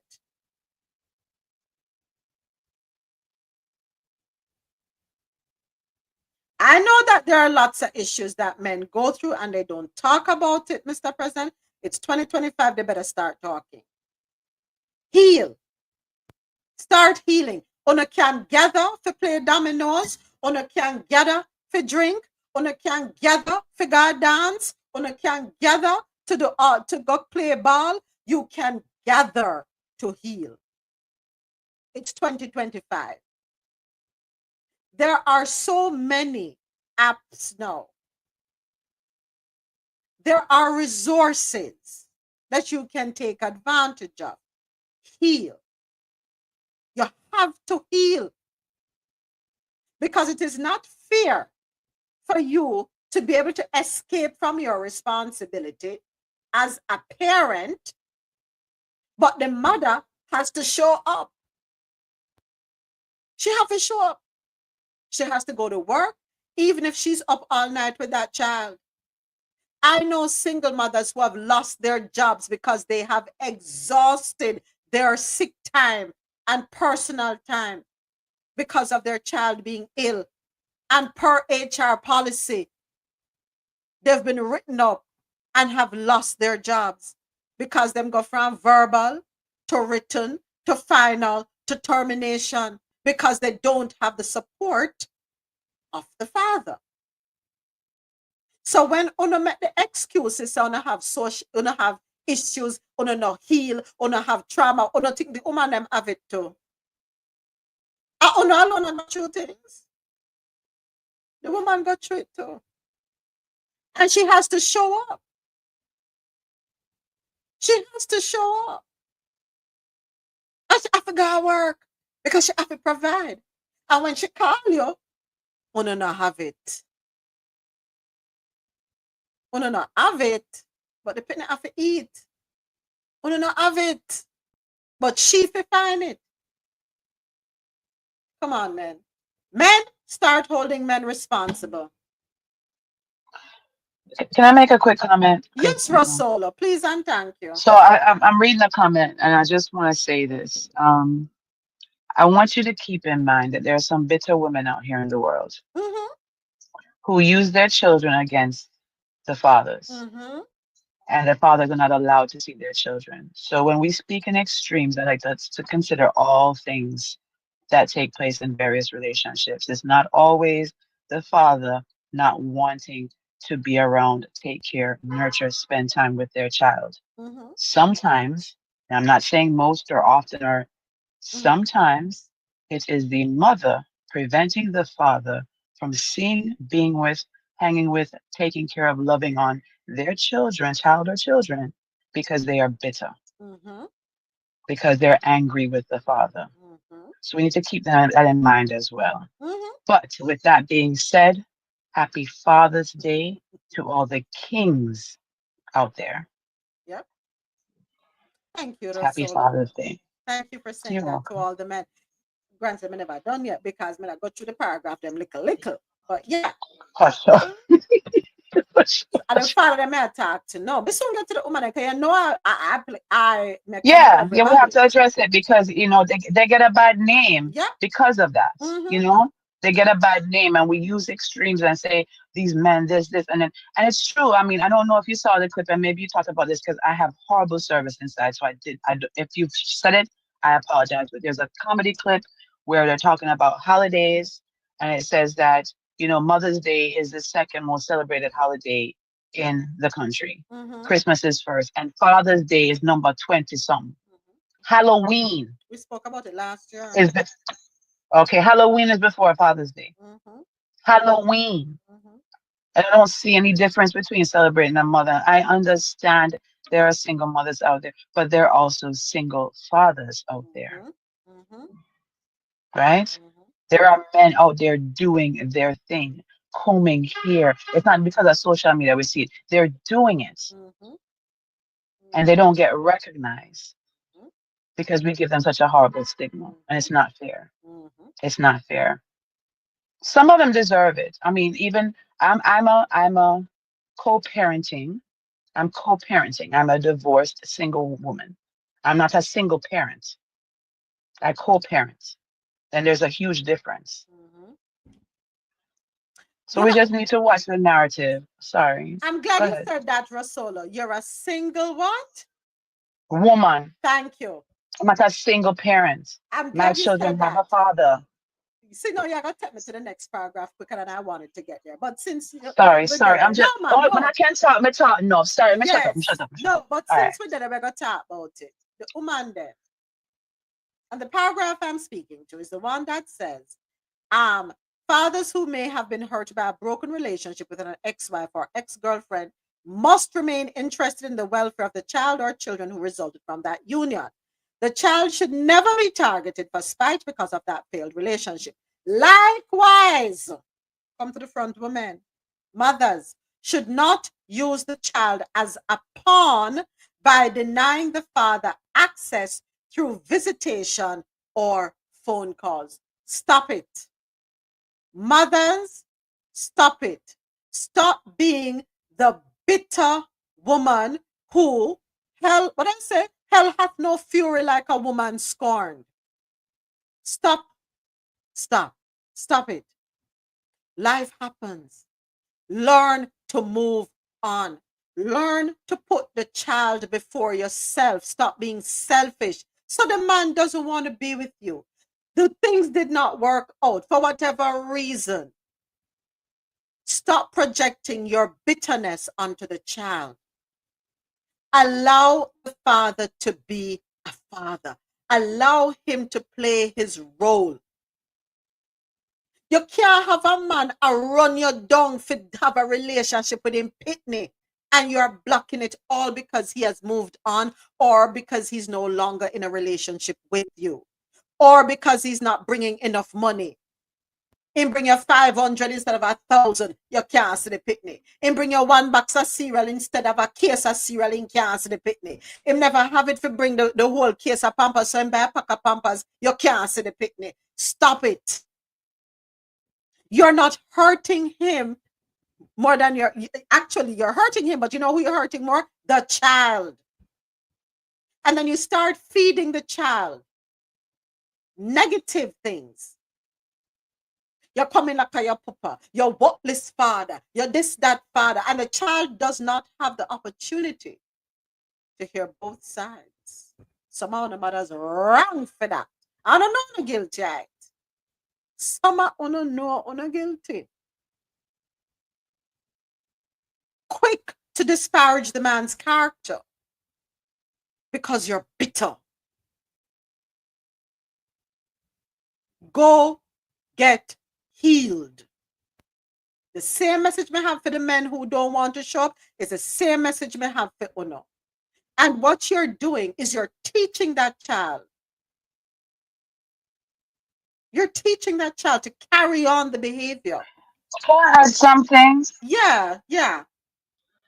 Can I add something real quick because I'm gonna go back in the building. I had a very toxic divorce. I've been very open about my divorce. I had a very toxic divorce. I have all opportunity through facts, court documents, paperwork to show my children the horrid things and lies their father did. I don't, because it does not concern them. If they feel like looking into court documents, they can. That is not my concern, is them. So understand, it's not about trying to bash a certain or not take off on moms. I could bash my ex to my children and my family. My cousin's in there and she knows it, and I would have full justification. But I don't, because what is that? What purpose is that going to serve? They're still going to love them dad. They're still going to want to be with their dad. They're still going to think he's the greatest man in the world. They're still his king. He's still their king. If in time they want to figure it out, let them figure it out. It's really not important as long as he and I get through it and learn to co-parent. So we celebrated Mother's Day. The reason the topic is coming up now is because it's Father's Day and we don't celebrate them as much. Let's get this in context. It's because it's Father's Day and we do not celebrate them as much. Period. Who don't like it, don't like it. I yield. All right, go ahead. Hi. Go ahead, Kaban. Go right ahead. Yeah. So I just wanted to touch on two parts. Number one, when we look at that statistics that states Mother's Day is celebrated more than Father's Day, I think the way a lot of that came, it's because within this society Informed where that they have 48 hours. Sorry. Go ahead. Go ahead. Okay, where it's a system that within it, it's capitalism plus patriarchy plus all of that. Hey, There guys. was a drive to shine light on mothers and the role they play of bringing life, and that is something only they can do, right? And to boost that up and encourage them, and then there is the commercialization of that part, because also we are in a system that wants mothers to produce because that's the only way the population is going to grow. If a mother stops producing, there is none. If she stops falling pregnant, there is none. She can do that sexually or through IVF. There are other methods, right? And so I think there was a drive to try and just put light on that. But then there is also another part, which is how are the different groups celebrating themselves? So I think for mothers and women, I think we naturally do that process of organizing things to celebrate each other. Whether it's celebrating birthdays, whether it's baby shower, bridal shower, you name it. As women, we constantly do that and naturally do that. And as such, we on our own celebrate each other and expand that industry. I think the thing that I would throw out to men is how many of you are celebrating the men in your life, the fathers in your life? How many of you are organizing things and saying, hey, it's Father's Day, even if you're a man who, for instance, you're not a father or you're the uncle or whatever it is. All of these brothers of mine are married, are fathers. I am organizing a day out where we're going to play golf, and then we're going to go bowling, and we are going to watch movies, or, Mission Impossible just came. We're all going out for dinner and then going to do that, or we're throwing a barbecue. How many of the men are just doing that to celebrate themselves? And so I would throw that out that way, because I think if a lot of them are also doing that, then that industry in itself will grow just by the demand of those actions. And I think that influences how these statistics come about. And then the other part too is, if you say, okay, why are men really doing a lot of that? I think we've grown in a society where, first off, men are constantly being pushed to not express themselves fully. And for Black boys, Black men, it's like joy and being proud of accomplishments you have done. It's like it's something that's shunned upon. It's like you shouldn't really be celebrating. You shouldn't even be interacting with your emotion. And so you grow up being very resistant to want to celebrate these things. Yet you should be happy to celebrate it, and you should be happy to send cards to all the men in your life who are fathers, and just say that to them. Just be happy with doing that and enjoying that without needing other people to be adding all onto that. You have to validate yourself and validate the role you play as a father to your child, or validate your brother's role in being a father to his children and having pride in that and celebrating it. Yeah. Yeah. Great point. Thank you, Kabang. Thank you, Rosolo. Hey, Shelly, welcome up. Hey guys, how are you doing? We're well, thank you. We are As well. the only man on the panel, happy Father's Day. It's this weekend, right? So that's it. Yeah, it is this weekend, Friday. I mean, Sunday. With me, start celebrate from today. Okay. I am. I My mean, I father don't have passed. any kids, but I appreciate the thought. Okay, probably you have some very good uncle who act like the father. I don't know, but happy Father's Day until it comes. Here's the thing, Shelley. Let's celebrate him. He has a godson. You know what? He still plays the role of a father. He pours into a child, right? But it's a nephew, a godson, right? I got that impression from Azzy that whether he's a father, he would be the one pouring into kids around him. Being a sperm donor don't make you a father. It's true. Just like being an egg donor don't make you a mother. Absolutely. I mean, I must say, as we're on the topic of father, I must say I was one of those who won the father jackpot. My dad was an amazing dad, and he was a funny guy, talk all the funny stories with. And, when you look back, I wish I had more conversations with him. So for those of you who still have your parents, especially if you know that they're amazing, and you can converse with them, ask them questions that probably you're curious about before it's too late, Yeah, my dad was one of the amazing ones. Yeah, I'll second that about mine, definitely. Lord, chat about him too much every day. But yeah, amazing. So mothers, know your role. Do not be selfish. Do not be irresponsible in your role as a mother. If the child says, I want to call daddy for Father's Day, let the child make the call. If the child says, I want to, hold on one second, Ozzy. If the child says, I want to send a gift, and you can afford to do it, send a gift. As Rasola pointed out, allow the children to love their fathers. Allow them to have a relationship with their fathers. Allow them to adore their fathers. Allow them to do it.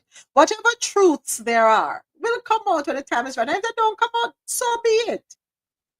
But let it not be said that you were a hindrance. Let it not be said that you were a deterrent.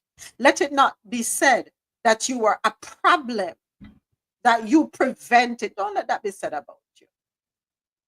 All right? Do your part to see to it that the father is celebrated too, in whatever way, whatever capacity you can afford to do it or manage to do it. Let it happen. Let it happen. Go ahead, Ozzy. You said you put your hand up. Oh yeah. In addition to all that was said, I would say like marketing is a big component as well. Statistically, women spend way more than men do. And so companies definitely look at that information, and of course, they're going to put more marketing dollars towards, Mother's Day and even Valentine's Day and some of these other holidays where people spend more money, And I think that also sort of like adds to the perception that, Father's Day is less celebrated because of that. Because when Valentine's Day roll around, you see everything. But again, statistically, men really don't spend as much money as women. Like that's why literally, if you walk in a store, we get like a cubby hole with men's clothes, and then the rest of the store is, That's true. That is true. Ozzy, Mr. President said something here, but a lot of the mothers are celebrated by the said men. I think it happens. They do it. I don't know who started it. I really don't know who started telling women Happy Mother's Day, Father's Day. I don't know who started it. But it could be that they continue to do it because they hear other people doing it, right? It could be a way to trauma bond, I guess. I don't know, with other men, I'm assuming, you know, because they grew up in a community or in a circle or wherever, a space where there were no men at all. It was just the woman doing it all. So that's a whole psychological thing that we need to get into. Why are the men growing up telling their mothers Happy Father's Day? Some of them have a father, they know the father, have a relationship with the father, but because the mother is the primary caregiver. Oh, and Rosolo, there's something else. When you said single woman, not single parent, yes, many single mothers, some of you are not single parents. Some of you are not single mothers, you are co-parenting. You're not doing it by yourself. And I think we need to differentiate. We need to, if you're doing it by yourself, yeah, single mother. But if the child has a father who is actively involved, you're not a single parent. Come on now. You're not. If that father is showing up, being supportive, you're co-parenting. But I think some of us women, we are happy to wear the hat single mother because of the what's the word I'm looking for? That comes with people. Like some sympathy is bestowed upon us. Yeah. And we relish in that, and that's why we happily say, yeah, I'm a single mother. Even though you know, say, even when you live with the child's father, because you're not married, on a call on yourself a single father. It's not a single mother. Not single. It's not a single mother. You're co-parenting. Don't play into certain things. Let's be, because that can be disrespectful to a man who shows up every day, glorified. Yeah. That, if I were a man, and me and you live together, we're not married, and you go out there and tell people, say, you're a single mother, me I go look on your way. That ain't God Almighty truth. So what am I then? Chop liver? Do you want to be a single mother? Tell me. And if that's what you want, I'm going to promise you, I can't guarantee you that's not going to happen because I'm always going to be involved in my child's life. But yeah, change your titles. You've done it all alone. You're doing it all alone. No involvement, fine. But if you have a partner or that you're not married to, or you're no longer with a person, but they're heavily involved, stop calling yourself a single mother. There's a comma in between those words. Put it there now. Put a comma. But you know our next thing too? The guys have to also let the women know how they want to be celebrated. Because I also know some dudes who, when asked what they want, they will say, I don't know, I don't want anything. But then when you see next year with socks and underwear, every year, same thing.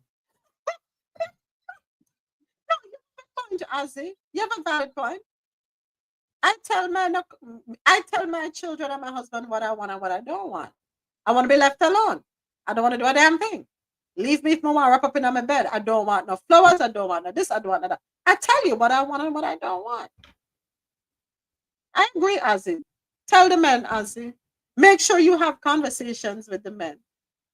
I do. Okay. I do. And women also have to really listen too, because even sometimes, like you said, on holidays or certain days, you just maybe want to relax and, I know dudes who would literally tell their significant others, like, I want to spend my birthday just relaxing. That's my day off.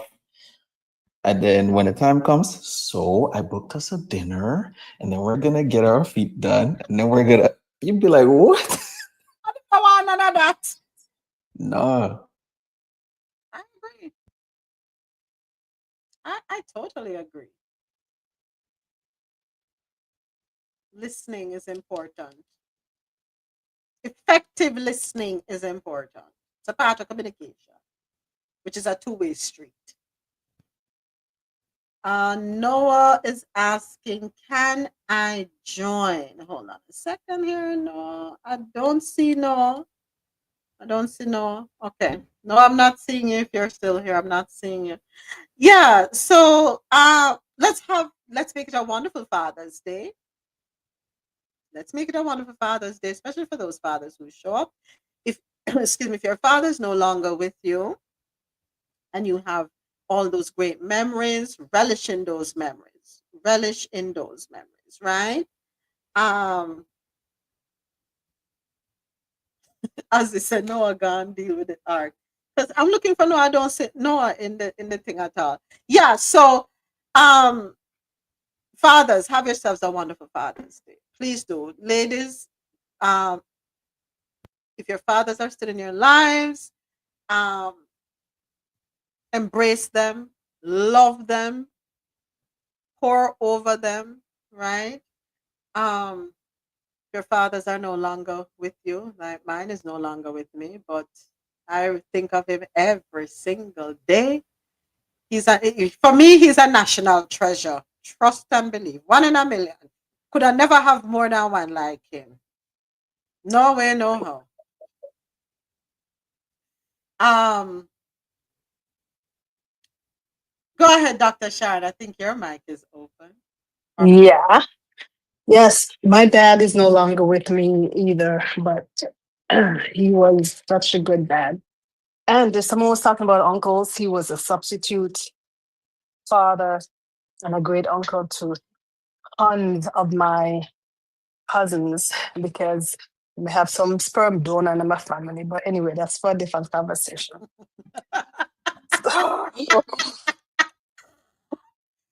So my dad did serve as a substitute and a mentor and a guide for a lot of young people, but he was the best father to me and my brothers and sisters. Yep. Yep. And I think I talk about him just about every single day too. And he was a jokester and a prankster, so I still remember a lot of his jokes. Still remember a lot of his jokes. So that's how I remember him a lot. And even like when I would talk to his sisters in Canada, because we've suffered a lot of losses over the past couple of years. And actually, I would say this: I have an aunt that just passed away 2 days ago. I just come from Canada for one funeral. There's another one coming. She just passed away 2 days ago. Up in Canada? Yes, ma'am. Lord have mercy. Condolences to you, Dr. Thank you. Oh, But but even like when my aunts and they'll start talking and I'll get sad. I'll tell them, I say, okay, so tell me about my dad when he was a young boy. Tell me about him growing up as a young sibling. And it would just turn into laughter after laughter after laughter. So that's really truly how I remember him. But he was a great dad. Awesome. He was, yep. Awesome. Yep. Awesome. As you're talking about prankster, my father used to get, he has got Rosola and I in trouble with my mother a few times. Yeah. Yes. I know what you mean. Yep. So that was him. Yeah. It's good to have those memories. Definitely good Yeah. to have those memories. And I don't know who was there was somebody I couldn't come off mic at that time where they were saying to definitely have conversations with your father, your parents, in the event of anything. That is the one thing that we did. We talked a lot. Yeah, that like was all Shelley. the time. Yeah. A lot all the time about like everything. He used to tell me how he courted my mom. Yep. Would you hear differing stories? His version versus her version, or did Yeah. their versions align? No, they were different. Okay.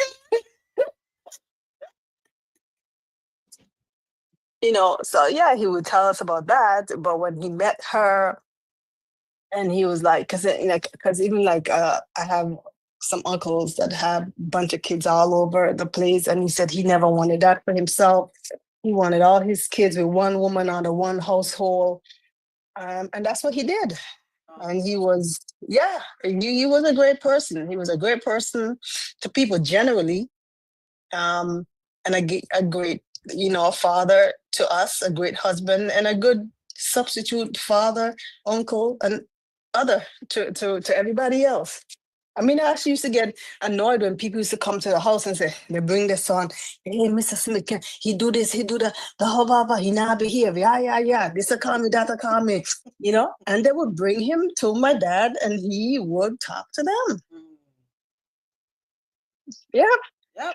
As you say, still doesn't know how his parents met. Man, yeah, my dad would tell them stories, man. Yeah. But he did. We were in stitches literally all the time. All the time. Love it. Yeah. I love hearing those stories. I love hearing those stories. And I'm sure there are men who would love for their children to be able to have those recollections, right? So important. So big up yourself, Princess Smith. Rest in peace. Rest in peace. Yeah, we like the good memories. We want more good memories, fathers. We really want them. As he says, I still don't know how my parents met. I'll ask my mom when she comes on Monday. Yes, find out. Find out how they met. Find out how they met. I know how mine met. I mean, I love those stories, Doctor. And your dad sounds similar to my dad.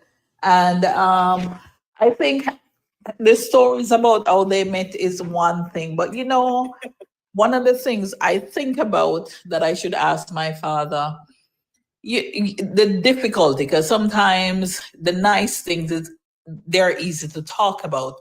But as we go through life now and we become more aware of childhood trauma, what hurt you, what used to upset you, things like that. And I think it's until recent years when we understand how much our childhood development affect the way we become, that we realize that, wow, we never ask our parents what hurt them, what disappoint them and stuff like that. So, those are the things I wish I'd ask my father, because for me, I do a lot of fill in the blank. My father comes from a big family. I wish I knew if he felt alone being among so many siblings and little stuff like that. Yeah. Yeah. Thank you for that, So, Shelley. So Nita, yeah. let me read Nita's comment real quick. My father's grandfatherly role surpasses his paternal one. Well, sometimes. Go ahead, Dr. Sharon. Go ahead. So my dad came from one of 11.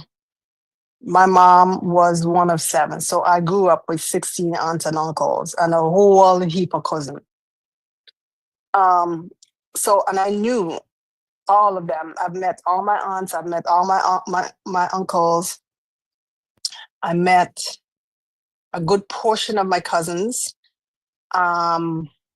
Those that are in the UK. I had one uncle over there who was a damn ram goat, and he picked them and come find him even at dead.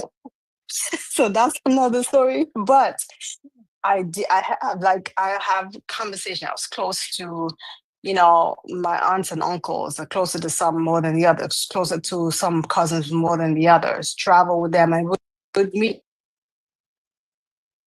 I think Dr. Sharon got a call. Yeah. Yeah, she got a call. Dr. Sharon got a call.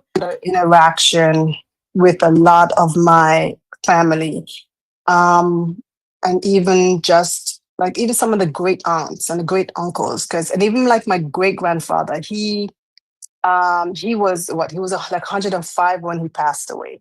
And I have a couple other uncles. Uncle Wally was, I think, 102. One of his sister was like 100, I don't know, 100, over 100.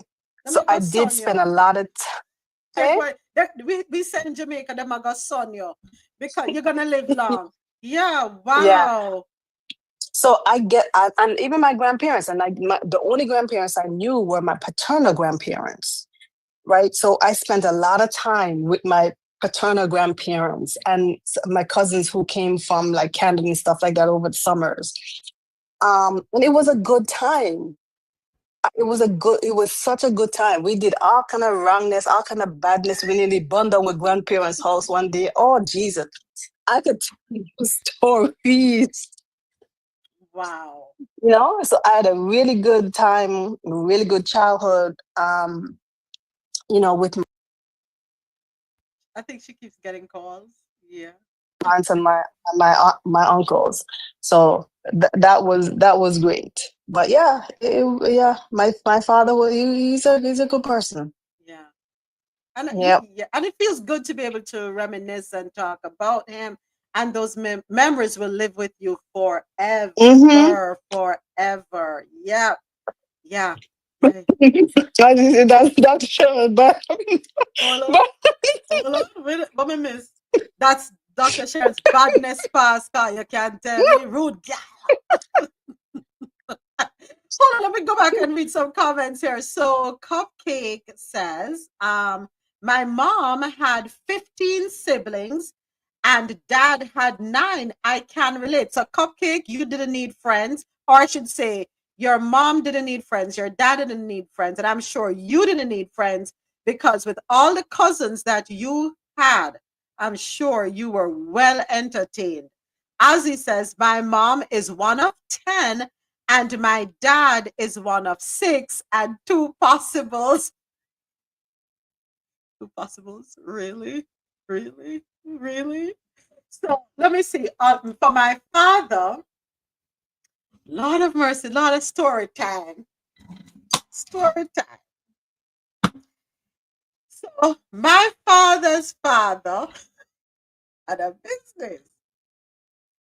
So my father's mother used to work in the business. So my grandmother, I'll never forget, she told us this story, myself and I remember our helper at the time, we were helping to pick pimento. And she told us the story that he wanted to try a thing. And that is how my father came about. So for my father's mother, my father was her first child. And then for my father's father, my father was his third child. My grandfather, my father's father, he had 1, 2, 3, 4, 5, 6, 7 children total. One very young, shipped off to England. Next was followed by a set of twins, but one passed, so ended up 5 living. Yeah, 5 of them. One still alive. Everybody has passed on, but one is still alive. She lives in Belize. That's on that side. Then my father's mother's side, now she got married and had 7 more children. So yeah, big families, huh? Back them days they never have TV. They never have cell phone. So they had to entertain themselves other ways, right? But even though on my father's father, even though all his children had different mothers, family gatherings were huge. They were a big thing for him. At least at least once a month, we were always together as a family. Always. Every Sunday, we were either gathering, but not every Sunday, but at least once a month. I'm going to say more than that sometimes. You were either gathering at his house or other places across the island, primarily in Linstead or in Kingston or in Mandeville or in St. Anne. But yeah, he kept us together. No worry, the facts are different, mother. Even the mother them, they had family gatherings too. Some of them were married, some of them not. But yes, everybody must come together. And I have a huge respect for him for that. He made sure he looked after his children. He looked after every single one. At one point, he had all his children living with him from an early age. So you learn the value of family and responsibility from there early. Rasola, you're going to have to bring me up to speed with my mom's side. So Rasolo's mom and my mom are sisters. They're the only two children for their mother. No, like, it's three of them for the mother, but two, same mother, same father. Her first child, she had young, and he grew up in England. But our mothers are sisters. And he had other children. How many? Their father had other children. How many other children? I don't know. Rasola, you have to go bring me up to speed. Come here. I lose count. I was trying to count in my head. I think it's 13 of them total. I think. I think it's 13 of them total. And can you hear me? Yeah, man. You Yeah, can hear man. me? Yeah. Loud and clear. Oh yeah. I think it's 13 of them total. And I know that they grew up in the same. Remember, they grew up In the in the same same area. area in Yes. Anjali. Oops, in Jamaica. Mm-hmm. So yeah, in the same. So like our house was, on the hill, and then the other lady who is now married, and her children, their house was at the bottom of the hill. So, um, our mothers used to run to that lady to get away from our grandmother when they were in trouble, and vice versa. It was a very lovely family. But I think it's 13, if I have the number right. You need to 13. confirm that. Yeah. I don't know all of Yes, our them. grandfather was quite a man. Yeah, he was a busy man. He was very busy. I can and remember if I know all of them. I just have to write it down, and I think I think I'm right. It's 13. It's 13. I soon come with that. Let me write the name down. Hold on. So big families seem to be a thing for those of us. Um, yeah, most of us can relate to having big families from back in the day. Not so much now, everybody cut down. Yeah, everybody cut down. But the interestingly enough, in what Russell is talking about, they lived close by, and he was involved in his children's lives, even though, Lord of mercy, it's a messy situation.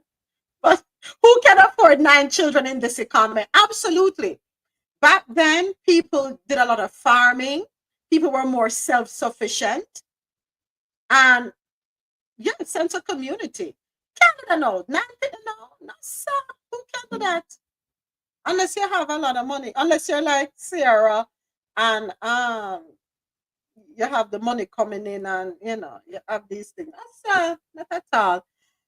But as relates to, you're talking about how parents met, Shelley and Dr. Sharon.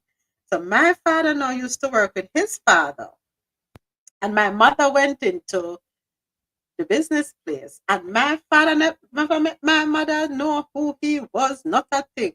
He pretended to be somebody else. Let's just put it that way. He pretended to be somebody else. I never let on a thing for a long time. Right? So interesting. And the story goes on. But anyway, so AT. No, not forget about you. AT saying thank you, Rosolo, for the well wishes for Father's Day. AT said, I turned my back on a brother for not taking care of his child. Wow. Oh, it's AT's birthday. So hold on there. AT, it's your birthday. So how we never know this before? Why are we just finding this out now that today is AT's birthday? He literally just told me about an hour or two ago, I think. I don't even know.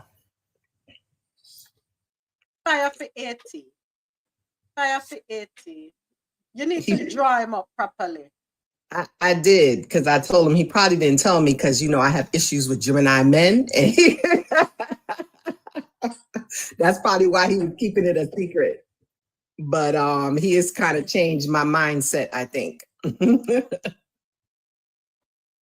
change your mindset about Gemini men. That Gemini man, let me just say that. It ain't changed from the other ones I know.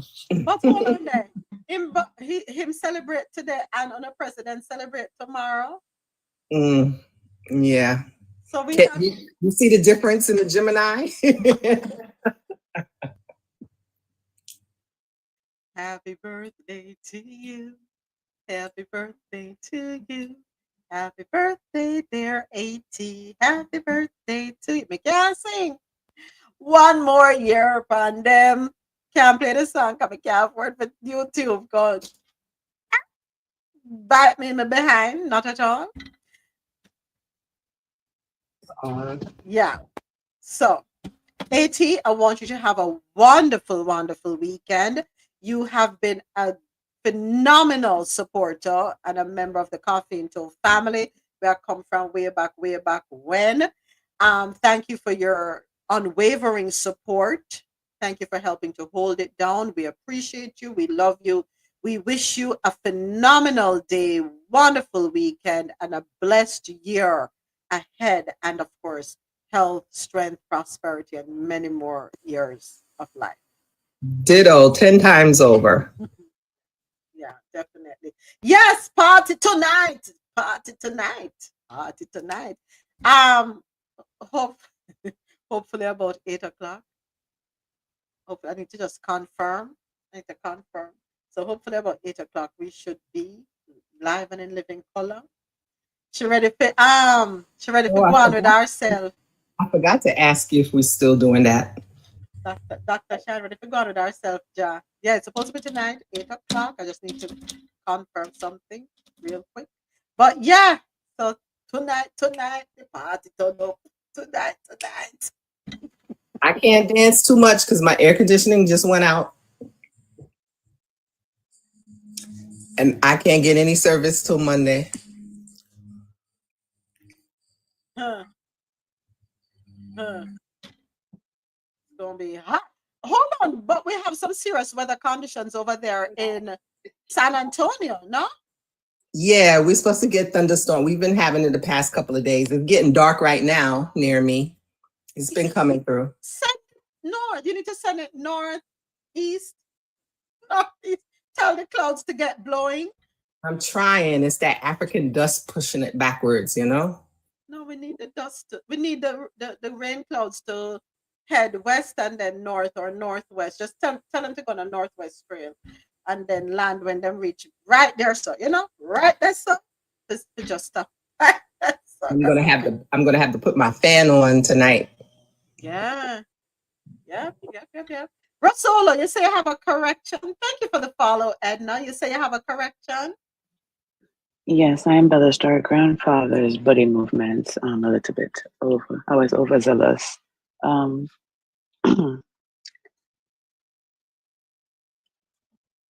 Sorry, I made myself laugh. I'm sorry. I laughed for work. I'm sorry. Yes, I said that shit. So there were 13 children. There were 13 children between both homes, but for our grandfather, we have 7. Okay. 7. 7. Okay. But when you put both homes together, it's the case total. I'm sorry. I apologize. Grandpa 7. And I think I'm off somewhere. I think we just called another one of our cousins, and we're getting old. We just don't remember their activities and who we call aunt and uncle now, which is very sad. But yeah, I think it's 7. Okay. Somehow I have 8, but it's 7, so I'm gonna go with her. Lord have mercy. All right. Thank you for the clarification. Yeah, so I'm sorry I embellished on my grandfather's body movements earlier. All his activities. Sorry, bye-bye. It's quite possible that if we were living in those times, we would Yes, happy probably have birthday, more AP. children. We probably have more children, It's because we have technology and it's we're very more confusing. advanced. That's why. No, they were careless. Hold They on. were God, careless. Jesus, me mute you by mistake or so. I thought you were done. My apologies. Unmute. And so I said they were careless. No, I was saying they were careless in that. Remember, we have a cousin whose cousin is our brother. Okay, bye. Okay, keep it moving. Keep it moving. Back then. Keep it moving.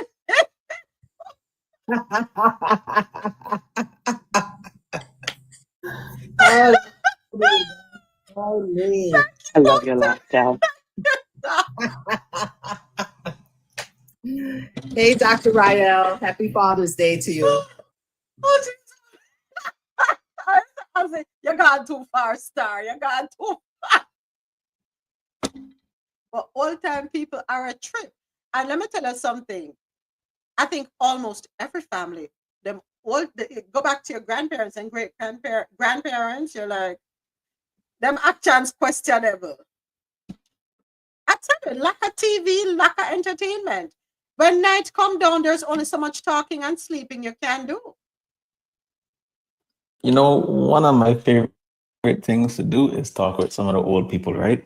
Because a lot of the things that they condemn the young people on, when they get comfortable in their settings, whoo, some of them worse than we. They were really busy. The only difference is they had less technology, so they have little to no evidence of a lot of that stuff. But like some of the stories I've heard are insane. Okay. Thank you all for the great conversation. So FIFA is now giving away tickets to the military for Club World Cup. FIFA, they're concerned about the poor fan interest. So folks, you may be able to get discounted tickets to go to the games this weekend, wherever they're across the country. If you're in the military, hey, you may score free tickets. So there you go. All right, so let's laugh a little. We have to laugh a little. Just let's listen to this. Let's listen to that. What is your best dating advice? I think it's better to cry in a Lamborghini than cry in a Honda Civic. All men will disappoint you, so choose the richest one. What do you do for a living? Married an older, rich gentleman when I was 25. Haven't had to work for 50 years, especially after my husband passed away when I was 30. What is your best dating advice?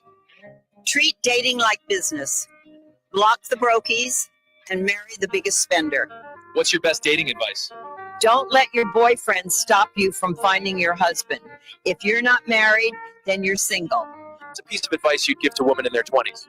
Life is too short, so buy yourself that bag, go to the spa, book that trip, and treat yourself better. What's something you wish you knew in your 20s? Spoil yourself. Get used to receiving nice things so you don't get impressed by a man who does the bare minimum. What is your... Y'all heard that? If you don't have a ring, then you don't have a mister. Bend over for the camera. What is your best dating advice? I think it's better to cry in a Lamborghini than cry in a Honda Civic. All men will disappoint you, so choose the richest one.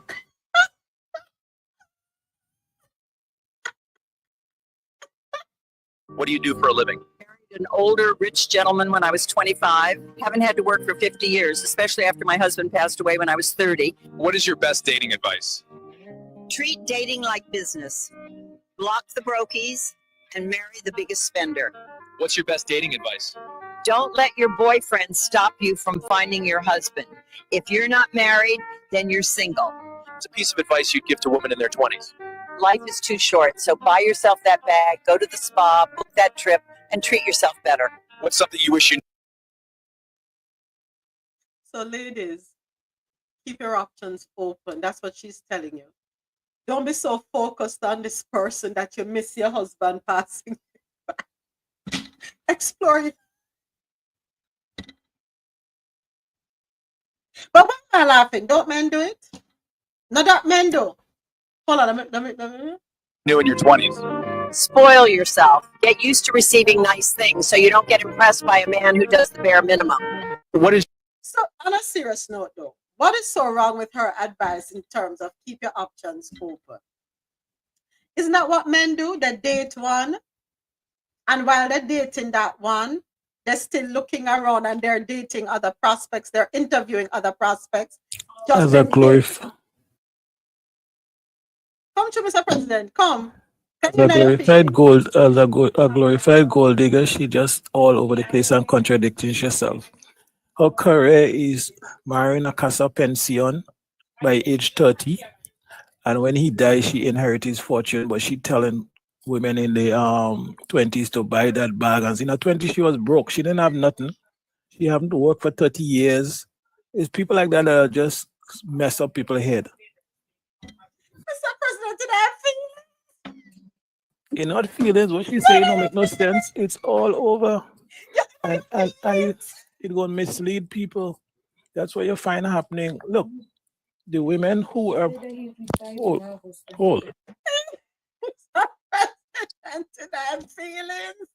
The women who are professionals and stuff who go to school and uplift themselves and do stuff, right? When you have young girls to tell them their career path should be to marry to some rich person who could give them everything they need, and then they go and pick up men that is abusive, they have no career path, they have no options as they grow older, all the stuff that comes out, right? We don't hear nothing about it. And the women who fight to build themselves and stuff now, then they're broken. And they're limited options. And so I just think it's a very bad advice to put out there. If you're saying if you're not married, you're still available to everybody, fine. If you're dating and he's not giving you what you want or whatever it is, fine. You're free to move on. But this, she being a career prostitute can't come and give nobody no advice. Come on. Boy.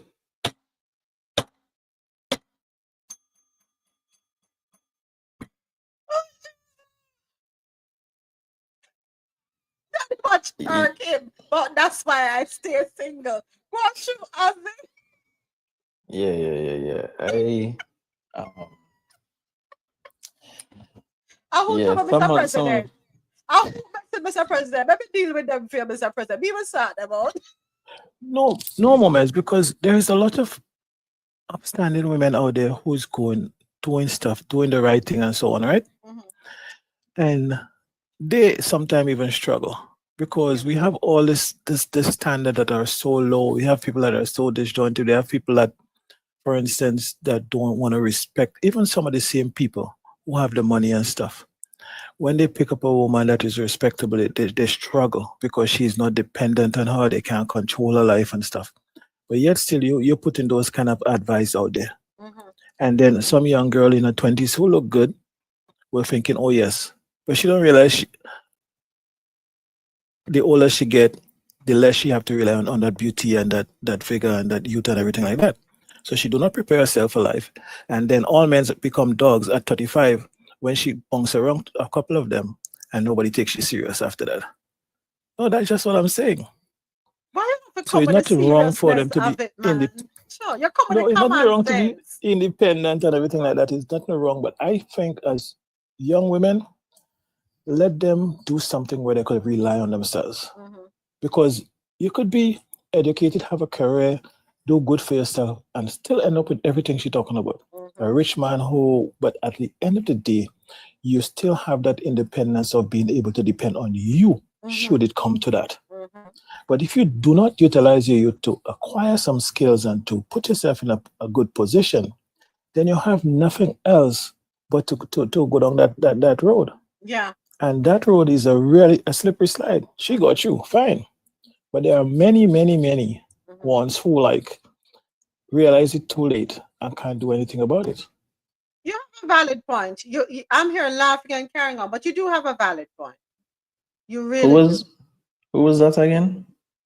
With what? The video that I played? Yeah. We can send it to you.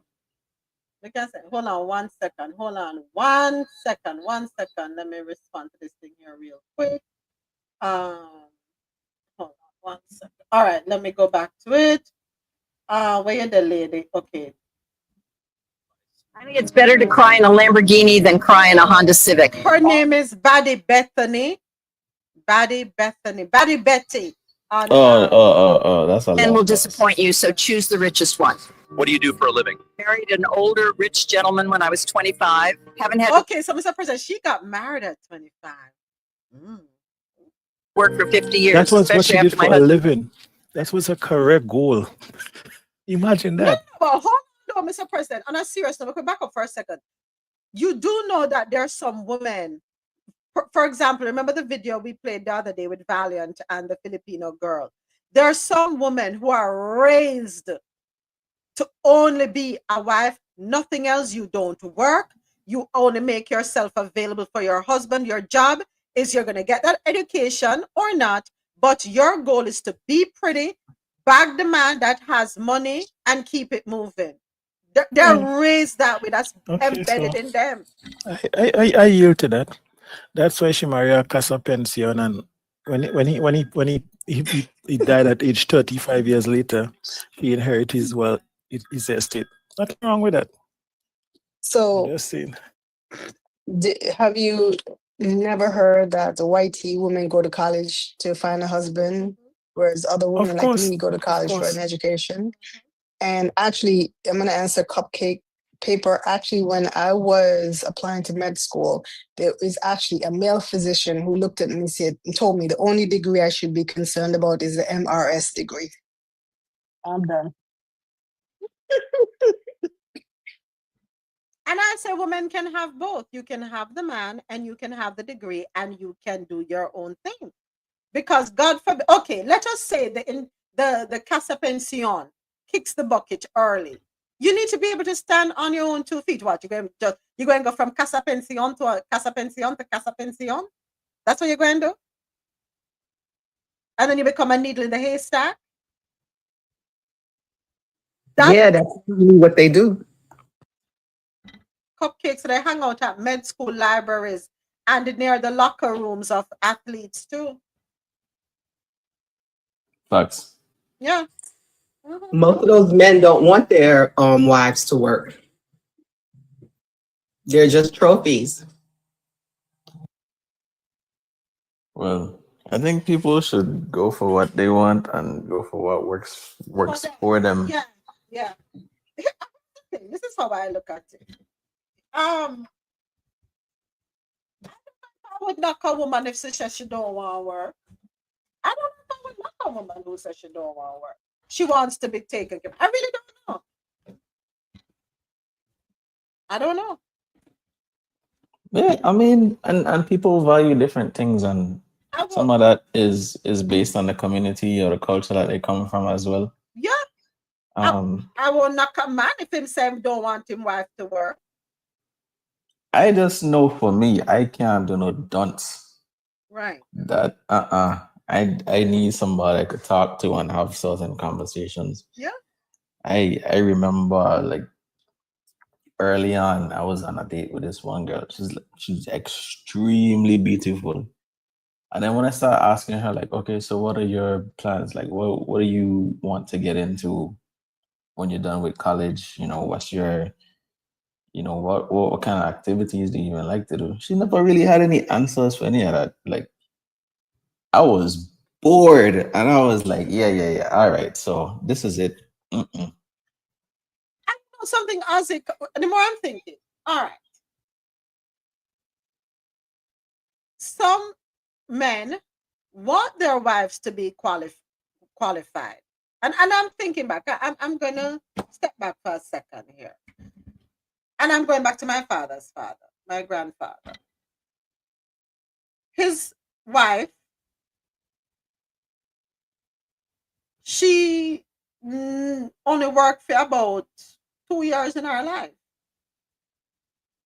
She went to nursing school. He told her, get the qualification. She went and she became a nurse and she got a little experience, 2 years, and that's it. She worked with him. She never worked for nobody else. So then I have another uncle. His wife, they got married very young. She has never worked but with him. And hold on a second, as I'm going around, that seems to be very prevalent.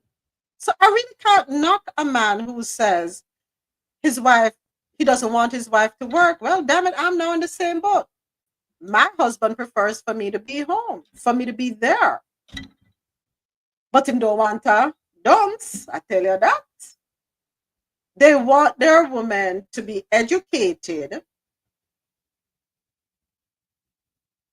but they prefer for them not to work. They want to bear the burden and the stress. I don't know if that's wrong.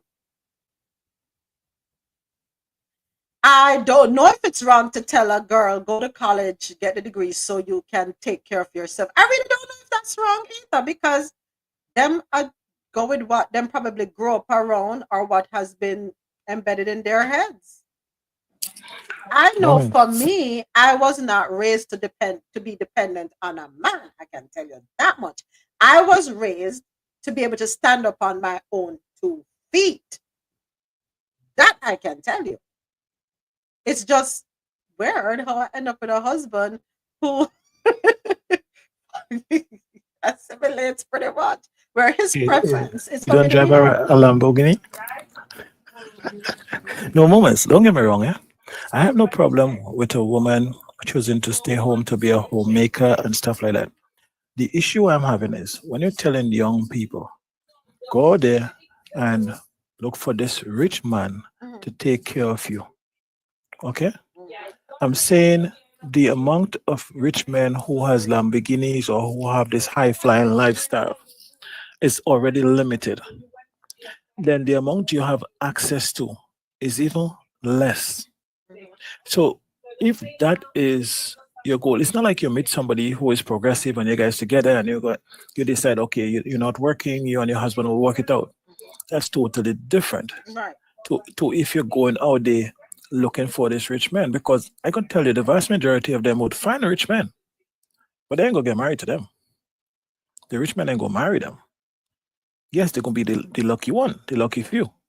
But the majority, and that's the same reason why you find sometimes a limited amount of men have access to so much women that they use, abuse, and do everything to.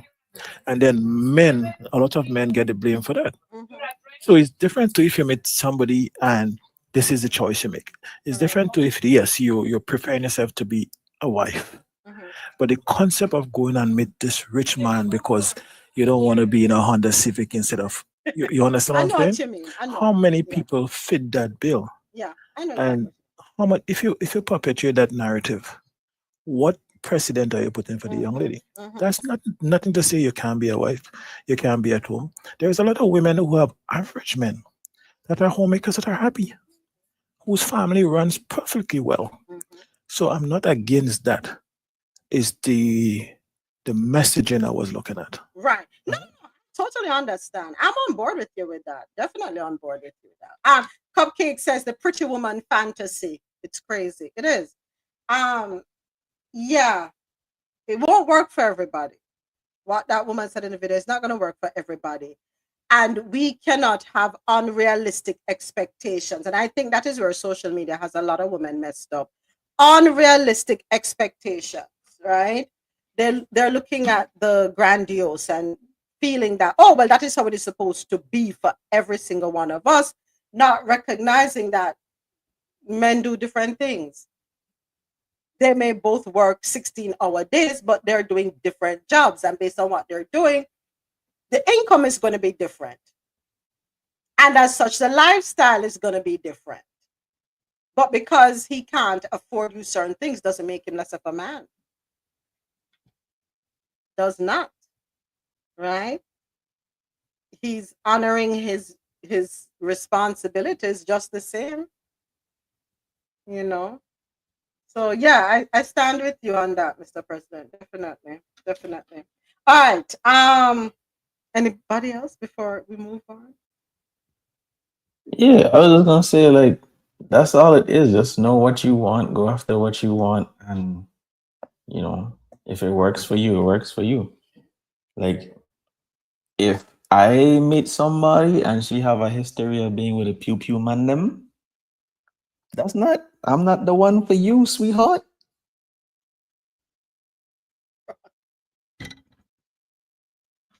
Men, you know, it's interesting that you said because you triggered a thought in my head here. Men, protect yourselves, please, and thank you.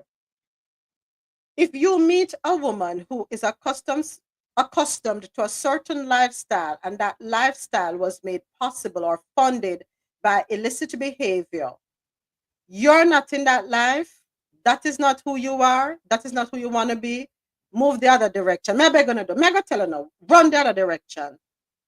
She's not for you. She's not for you, and she's not it's going to be hard for her to get accustomed to what you can do for her.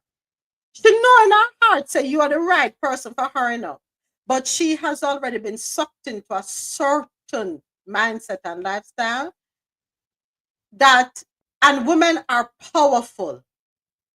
Let me say this again. Women are powerful. Women can get men to do things that they would never thought they would do in a million years. Remember me tell you that.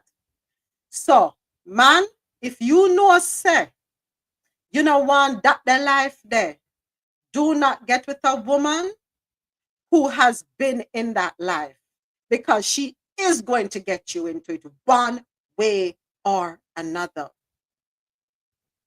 And you know going to say, boy, I need to keep her, you know. She's the best thing that ever happened to me, you know. So you know what? Let me do what she want me to do.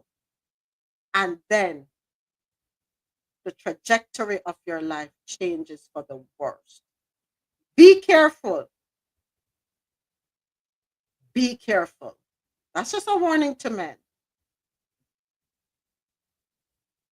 Do not allow yourselves to get trapped in a situation that is unbecoming of you, that will have you doing nefarious things just to be with that woman. You hear me tell you? Okay. They have a sense tape and cook it and cut straight. Go ahead, Mr. President. Yeah, so and that's what I'm saying. Like when you look at social media and stuff, maybe it's a minority of people, but you see these women with who can't even articulate a sentence, want to be wined and die on the first date and order meals they never eat in their entire life, and saying men are not up to their standards. And it's like, how delusional do you get? What happened to the time when you date people, you date amongst your peers, or you date people with a reasonable expectation and reasonable standards? At the same time, we're not asking people to stay there and be used and, if you want to get married, don't want to be a wife, don't have no man have you waiting forever on a day to put a ring on your finger and stuff. You have to set your standards. But I find sometimes it's like these days we exist in a state of extremes. Extremes is from one extreme to the next, whether it be dating, political, whatever it is. Not these days, we just on an extreme kind of trajectory, and it's time for us to go back to some balance, man. That's what I have to say. But how do we get there? But we are so inundated with illusions. You want to call them that? Well, I think Ozzy hint on it to start with. Start with the people you're aligned to. Start to connect with people that is on similar path to you. Have your standards, regardless of what that may be, and stick to your standard. Don't expect to change people. If you meet somebody, try to accept them for who they are, because chances are they might even get worse. But a lot of us go into relationships and so with expectations, and then we're surprised. Oh my God, I didn't know. Yes, you knew. You just thought you could have changed it, and stuff like that. That's where we start. But other than that, and just be true to yourself. Everybody try to be true to themselves. If we are all true to ourselves, then we more than likely would attract people that we're in sync with because they are true to themselves also. But just be careful. I don't think there is a one size fit all patch for that one. True. As it says, better examples are needed. True to self now, we got to flex for the gram. Here's the thing. A lot of people are sending their representatives ahead of them. Many people send their representatives into the dating scene. You go to a date, it's not you show up, it's your representative show up. There's pretense. Oh, you know what? I read online that men want women who are A, B, C, D, E, F, G. So let me go there and pretend to be A, B, C, D, E, F, G, when all along I'm actually L, M, N, O, P, Q, R, S, T. Wait. Show up. Be authentic. Don't. And then a lot of you are you're hearing what the person is saying. You're listening to what the person is saying, but you choose to ignore the red flags that are being presented at you. You choose to ignore the things that don't align with you, all because you're looking at the attachments that come with the person. Right? Go ahead. Yeah, I heard somebody put it really nice, right? Or quote I saw somewhere. And they said, do not compare your life to someone else's highlight reel. So they say you go on social media and you see these highlight reels and you conflate that to a thing that is the people life and that is the procedure they go through. And he says it's time we have to stop comparing our life to somebody else's highlight reel and be patient. I think that's one of the biggest things too. Is like people think there are certain social expectations, right? Like I know guys who literally, if they want to take a woman out on a date, the first thing they're gonna think about is some expensive dinner. Not everybody wants that. I mean, food is mostly appreciated, but it doesn't have to be in that context, you know? Some people like hiking, some people like games, some people like other things. I feel like most times when you find something that you have in common, that you already have a common interest in, common goals, activities that you already like to do, then that goes way smoother. Because then those same guys will turn around and be like, yeah, I spent so much on this dinner with this girl and it never really worked out. Well, clearly that wasn't something you wanted to do anyway. And you didn't even get to know her to even figure out that she probably wanted to go to a gaming lounge and play video games with you.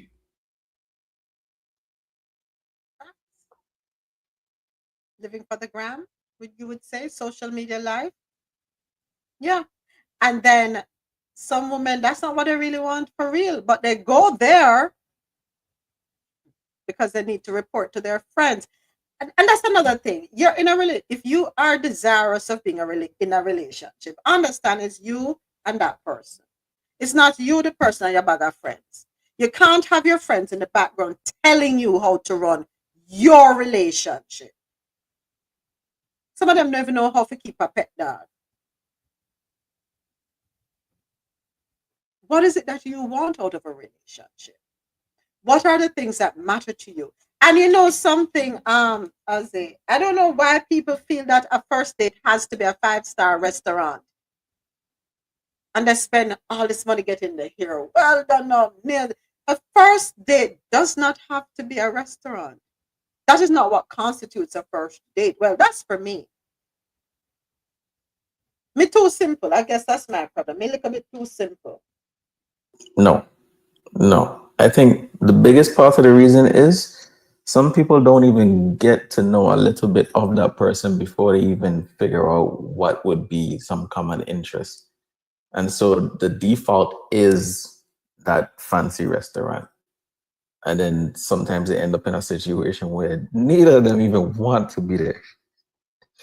But then I've also been in situations where straight from the jump, I've been asked like, you think we should go out to Roots Chris? I'll pass. You could go. By the way, I have a Ruth's Chris gift card. About 2 years now. You think it's still good? I don't know. Do they ever expire? I don't know. Thank you, Alfie. Here are some ideas for great first dates where you can actually get to sit down, talk, or spend time getting to know the person. Picnics. A picnic. I think that's a great first date idea. Nobody's spending a bag of money and then, nah, this is not it. The heavy investment is not there at the upfront. Going for a hike, go play golf, go to an amusement park, you can go wine tasting, you can go to an art gallery, a museum, visit a farmer's market. Mr. President will say, meet you in the, you check out the people that shopping carts in the supermarket. Miss Lady, me never tell her look in the supermarket looking for it. I say you can tell a lot by people shopping basket. That's a date. That's an instant date right there. Pottery painting, board game night, volunteering, going to an aquarium, a cooking class. Extra. You'd be surprised. Just walking. You can go to the mall and just walk. Or sit down at the cafe and have a cup of coffee and talk. But Dre, you're absolutely right. Dre says some people don't feel satisfied unless they make you spend one bag of money. Yeah, social media has so many people. Let's have karaoke. Yes, Alfie. Where we get this idea that it has to be a 5-star restaurant, but the man have done in bank account, and then you now go eat for the rest of the week.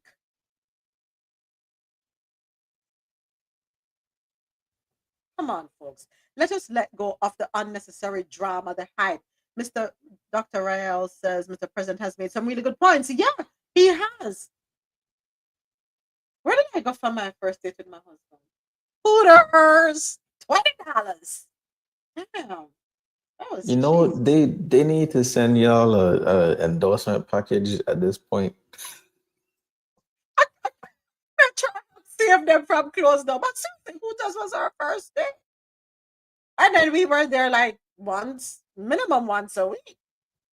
But some kind of sad they're closing. Yeah. How many girls you can say, okay, let's go to Hooters? $20. Look, Panda. Hey, Mr. Mention, you owe me big still, you know. You save your only for money, you know. Yo, I don't like that conversation is going on. Easy. No, but For your friend strong though. You come out strong for your friend. just one point is that if you're compatible and you have a liking for somebody, you know where you go and stuff sometimes become irrelevant, and just spending time with each other like eclipse everything else. Mm-hmm. And oftentimes you might realize that the whole big dinner restaurant stuff will come, but it has its place. It has its place. So you not say you can't go there. It has its place. And when you get to the point where that is where you're going, it is something you would enjoy. Something you already learn a lot about the person, about each other. You know what you have in common, what you do. I like sushi. You can't stand sushi. I take you on a first date to a sushi restaurant because it's my favorite place. You get to realize you're allergic to fish. You see what I'm saying? Yeah. So, but if you like people, you'll be amazed the things that bring us the most joy. Mm-hmm. Forget about the social media and stuff. There are people who probably like walking along a creek or walking on the lake shore. So it could be a fabulous date. Yeah. Michelle Obama said her first date with Barack was what? Ice cream, sitting on a park, talking. I think that's what we're missing. And that is why so many relationships go awry. The communication piece is broken. They don't start off communicating. Communicating, listening, not just hearing, but listening and being engaged. Effective listening. Listening to understand. So important. Try taking some young ladies to an ice cream date. Yes, you'll be sitting you alone at the ice cream. See, ice cream with a walk by little ice cream and you walk by the beach. Absolutely. Come on, folks. And what I don't understand with the young people, botanical gardens, yes. Young people, you're 18, 19. A guy who is your age. We're not gonna get money for buy Louis Vuitton bag and carry a 5-star restaurant. And that so it's not him carrying on the date, it's the parents funding that date. And some of them parents can't even do that. We have some young girls demanding some ridiculous things. And then the next thing, I don't know, chopping my chopping line. The next thing I don't understand, and help me understand it. Ladies, I need you to help me understand. Both of you decide to go out on a date, right? The date that is not successful. You know, you don't realize something not compatible, and you don't want to go on a second date. What when I get this idea, said the man now for reimbursing for the clothes, the shoes, the bag, the makeup, the hair. Where did that come from? Wait, what? That happens? You're joking, man. Mr. President, that's what I'm asking. So I'm like, wait, what? No, for real. It happens. They want to be. That's just clickbait, man. That's just clickbait. Mr. President, I wish it was. I wish it was clickbait. It's not. Wow. They want to be reimbursed because they're telling you how much they spent to get their hair done, how much they had to pay for their outfit because they wanted to look fabulous. They had their makeup professionally done. Date did not work out. There's no second date, and then they're saying the man need to reimburse them. Thank you, Alvi. It's a fact. And even before TikTok, it's been known. Women been doing this. I shouldn't call little girls. I don't call them little girls. They've been doing this. You must reimburse them because enough for them, man. You waste them time and you waste them money. Lady, me never tell you to pick up the last money where you have to pay your rent to go buy the frock and do your hair and do all these things. Me never tell you to do all of that. I didn't tell you to do all of that. I invited you on a date. Go in your closet and see what you have. You should be able to help yourself. But no, so them go out. But you know, some of them people end up in situations where they trick each other because they feel like they're about to get a come up, right? Like literally here in Atlanta is a lot. Let me not say a lot. It's a community of people who do things like that. Like I know I've seen women who they're in the club X amount of times every weekend, anytime there's a celebrity there, but live out of their car.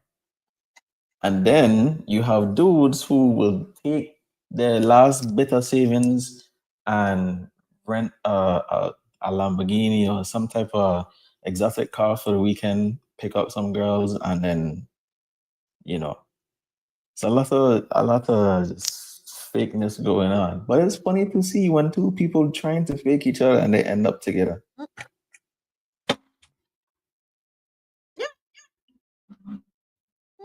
You have girls that will say, oh, I'm not talk to the man who take bus. So what a friend do? Go borrow him friend BMW. And pick up the girl. It happens. Some craziness going out there, you know. Flexing for the gram. Flexing for social media, going having on some dark places. Really dark places. When you talk about relationships, communication is key. It is key. It is key, folks. That is where you talk, you listen. You talk, you listen. It's like a tennis match, back and forth. Or volleyball, or badminton, whichever one. But, you know, there's a back and forth. You talk, you listen. You ask questions, you listen to the answers. Pay close attention to what the person is saying. Pay attention to each other. Talk. You can't be so desperate to have a man or desperate to have a woman that you ignore. I'm not going to say you miss. You ignore certain things. And then later on, you want to complain about said behavior. The red flags were there, girl. Or guy. It was there. I miss a guy. I miss a guy. But question, before you even go on a date, do you even know what you're looking for?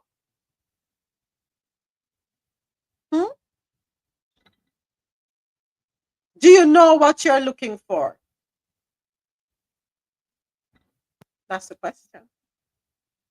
You say you want a man, but what? You say you want a woman, but what? What are the qualifiers? What are some of the things? What are your non-negotiables? Do you know what you're looking for? Do you know what you have to offer to the person? We like to ask people to bring things to the table, but what do you bring to the table? We like to say, bring to the table, but what do you bring to the table? And I'm speaking to both men and women. Some of us don't even have a damn table. But we're telling people, bring this, that to the table. Where Dre there? Come up, Dre. In our moments, you know one of the things we do not do? We don't like be honest with ourselves. A lot of times, right? We do not become the man or woman that would attract the person we like to have. So you want a certain man, you want a certain woman, but you're not doing the work to say, okay, if I desire this type of woman, what would that woman desire in me? And we are unwilling to get to that level to attract that woman. But we want to attract, and if we do attract that woman, we're unwilling to step up to the level, given that we already get our price. So we think we should get it for free. And nothing comes for free. To get a caliber of man or woman, it requires something of you. Other than that, it will be a misfit, no matter how you flip it. And sometimes, instead of looking for the person we want, we have to become the person that that person would want to be with. Just Say wanted that to put it again. out there. No, say that again. The last part. Yeah. Say it again. Loud and Instead clear. of looking for the person we want, we have to become the person that that person would want to be with. What that sounds so lazy? Okay. But we're not ready for that. No, we're not ready for that. Dre, what's up? We're not ready for that. We like to put out demands and we're not readying ourselves mentally, emotionally, spiritually, physically, financially, whatever. We're not doing anything. A lot of us are out there looking for saviors. Sometimes them can't save themselves, but you want them to save you. Oh, thank you, Noodle. Thank you. We all look for savior, but them can't save themselves. We have to do better. We have to do better, folks. And we have to guide our young people. There is value in couples working together, in partners working together to build a legacy. You know that? But we live in a ready-made society, where everyone them have this mindset, they want everything ready-made. If I have this. By the time I'm about 16, I guess that's why that 25, when she was 25, she was able to secure that man. Because she wanted a ready-made man. She wanted a ready-made man. And that is how a lot of people end up in some weird relationships. Because we want things ready-made. And I'm not saying you shouldn't have certain things. I'm not saying that. Don't misconstrue or misunderstand me. But we are looking for the mansion, the 3-car garage, and it must have 3 Mercedes in it, an AMG, the G-Wagon. It must have a CLS, and it must have a, let me stop. But seriously speaking, we want everything ready-made, and we just step in. And it's both men and women who want that. Nobody wants to work together where they can step back and say, you know what, we did this, we built this, we made this, no. I guess my man must say all messed up. I need to unlearn and relearn then. I don't know. But thank you, Noodle. On a leg off of the social media thing. I'm not fake. A lot of it is fake. Thank you, Ja. A lot of it is fake, folks. Thank you, Ja. A lot of it is fake. What are we gonna do? Let it go. Photoshop is a thing, you know. Remove background and replace background is a real thing. I told you. Once I never warn you. I saw this father on, I think it was IG, and he was in the car and his son was in the passenger side. And he was like, ladies, you see this boy here? This house he keep telling you is his house is not his house, it's my house. This car you see him driving out there, that's not his car, it's my car. And I thought that was so hilarious because the boy is looking at his father like, Pops, why you doing that to me? You know, the money he have in the pocket, he gets that from his chores, you know? I said, we need more fathers doing that. Thank you, Dr. Sims. I agree. So let me ask you a question then, since you brought that up. I've seen two different videos. One, the parents don't allow their children to fly first class with them because their children in their minds can't afford it. They work hard. They sit in first class. The children, you go to coach, right? I have seen another video where this individual is saying it's wrong for parents to sit in first class and send their children to coach. How do you feel about that? Really? When they can earn, I mean, first of all, I think it's a good thing when you can take your kids on trips, right? You see a different world. You know, it opens and expand their view. It's an education in itself to travel, right? Why do they need to be in first class? When they get a damn job, they can be in first class. Okay, because them first class tickets are not chump change.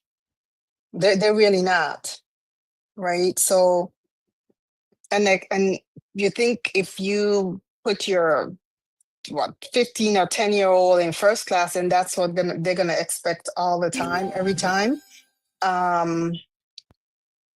You know, I mean, but the application is different if you're upgrading. I don't know. I mean, you know, I don't have any small children to be worrying about first class, but still, to me, yeah, when you can earn your keep. Because even I'm looking at some of them tickets to, I'm going to Africa shortly, and them first class ticket cost some first class money. Thank you, Kennedy. Thank you. So, Dr. Well, Keisha, go ahead, Trey. Go ahead.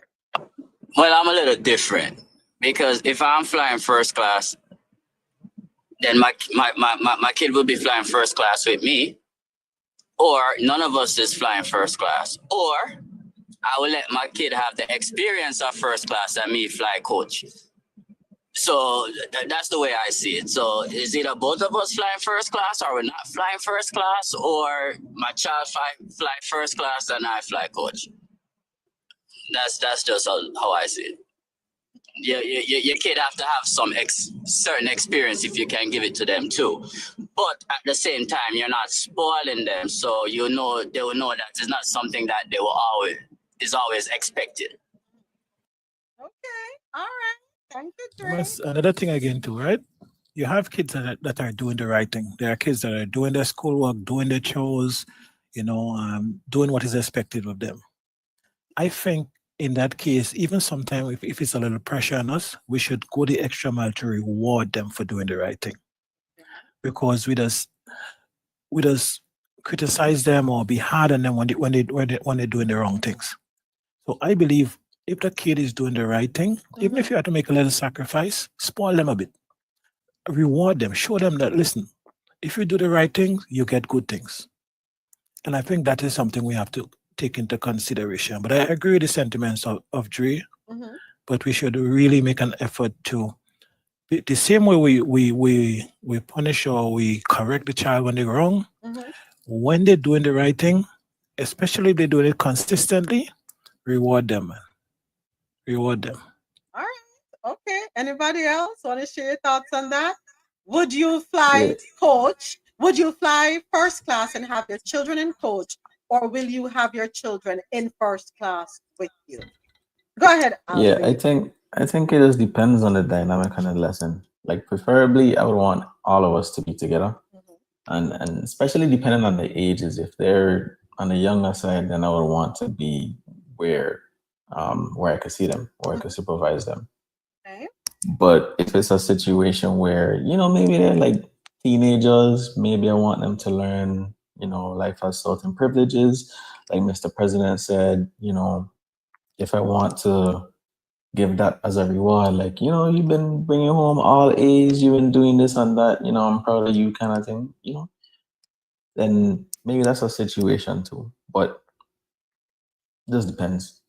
Depends. All right. Again, I don't have any kids that have a plant, so, You keep saying that. Listen, we're gonna speak it into existence, but first I gotta get you a nice wife first and foremost. So it's interesting, it really interesting conversation. I don't know what's right, what's wrong. I know my children are gonna be with me. That I can tell you. Well, again, depending on the age, of course. I mean, 18 and up, peace, deuces, work your way up to first class. Younger than that, I would have to be wherever my children are. And that is whether that's going to be first class or coach, right? Based on what I can afford. Yeah, but I would never say to somebody that they're wrong for putting their children in coach. I don't know what lesson they're trying to teach their children, right? I want to believe that us as parents, we are rewarding them unnecessarily sometimes. I know I had to earn. Lord of mercy. I don't know if I should use myself as a good example, but I had to earn certain things, right? And I was constantly threatened. If you don't behave yourself, or you don't, you know you're not going away this summer. Okay, that shit up real quick. Or you're not going away Christmas, or you're not going away this week, or you're not going away. It was always the threat of not traveling, right? Yeah. And that's probably why after a while traveling made I didn't really care. But anyway, I do believe that children need to earn things. I strongly believe that we cannot give them everything. We can't. Because if we do that, then they don't know how to work for anything. They don't know what it means to be rewarded. They don't know what gratification is. I don't know if I'm going on the right road, but that's just how I feel. It starts from an early age. You reward them. You do well in school, you're rewarded. You get to stay on the device an hour longer, or you may get to stay up half an hour longer, or we may get to take you out for ice cream, something that you don't get all the time. And I think because we are now in a society where children are failing, but they're donned in designer. Me not take up my money buy no $300 pair of what you call it, Air Johns put on your foot and you're failing. I'm not doing that. I'm not doing that. You have not earned it. And even if you earn it, I'm sorry, I'm not putting a tree on. This is me. I'm not speaking for anybody else. I'm not putting a $300 pair of shoes on a child who is only going to wear it for 6 months or 7 months. Why? Because they're growing. Marshalls, where are you? Ross, where are you? Sales rack at the mall, where are you? For children, that's me. You are growing. When you get to a certain age, when you're done grow, then we can look at things for full price, probably, depending on the mood I'm in. As long as you don't piss me off, right? Good. But I think we need to learn teach our children how to earn things. We have to. We cannot feed into their every whim and fancy and be catering to them all the time. Then when do they learn? When do they learn? You know, as you said that, I would rather take the $300, put it aside in an account, and when it gets to a certain amount every time, I put money there for them, and then I turn and buy a piece of real estate for them. Because the shoes are going to wear out, they're going to rotten. Some of the things that we're spending on our children is waste of money. We could have take that money, save it up, and invest in something that will give an ROI, where there's an ROI, or something that they can hold on to. Go ahead, Ozzy. Go right ahead. No, I was gonna say, growing up, my parents, like every summer, they'd be like, "Okay, so boom, we're going shopping," and they'll tell me what my budget was, and I would basically know like the kinds of things I would have to get in terms of clothes, shoes, whatever. Right. And then they gave me the responsibility to make it work for whatever I need. And because they knew me well enough, because I am quite frugal, And that's they a good knew thing. that. I think that's good. Yeah, they knew I had the understanding, like, yo, you have to make this work for all the things that you need, rather than just, you know, take most of that money and just buy one pair of shoes, one shirt, and that's it. But that also taught me like how to budget and how to prioritize as well. Same thing for Christmas. It's like, all right, cool. This is your budget for Christmas. Have an idea of what you want to get, but know that whatever you're getting has to have some sort of educational value, Yeah. or else we will return it. That's what they did. I'm not going to say that's a bad thing at all. I wouldn't knock them for that. We have to prepare our children for the future. We have to prepare our children to be able to survive in the event. In the event that something happens. What if that, let us say we're not around. God forbid, we're not around. We have to teach them how to survive. And what if our not being around, there's going to be a lull where they can't afford the things that we were able to afford them. We have to teach them how to nickel and dime too, to cut and go through. We have to teach them. We have to give them options, open them up to understand that there are options out there. You may not be able to afford the $300 pair of True Religion jeans, but guess what? If you wait until the end of the season, you can get it for $80 or you can get it for $40. We have to teach them that too. Because what happens is a lot of times you find people that they're accustomed to a certain lifestyle, and some misfortune happens where the family, the parents may lose everything. Everything. And then the children have psychological setbacks because, oh my gosh, now how do I move forward? I don't know what to do. I have to teach them. I have to prepare them. Dr. Rael says, as long as I like it and it's comfortable, I don't mind wearing low budget stuff at all.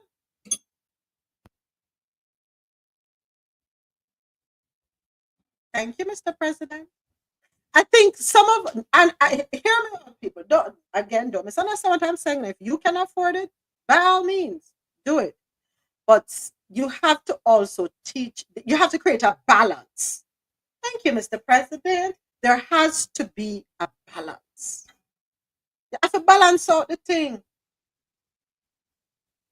Yeah, you have to balance it out. Right? Teach them survival skills. What Dre sent over? Dre, what you sent over? Lord have mercy. You're done with me. I don't want no bad news, Dre. I want no bad news. Hold on 1 second. Let me see something. What is this? Projectile hits. Lord of mercy. Listen, the Iron Dome look like it a malfunction. Hold on 1 second, folks. I'm so sorry. Hold on.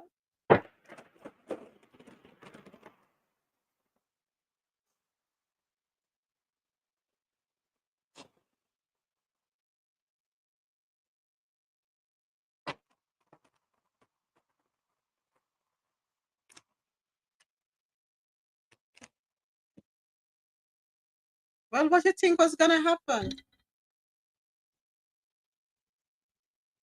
What do you think I got happen? They ain't gonna stop there either. This gonna get worse. It is, and that's my fear.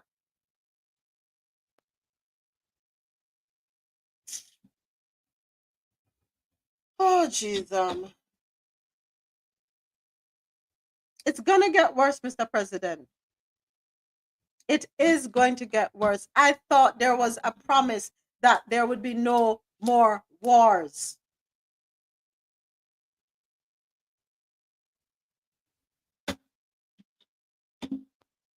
No more wars.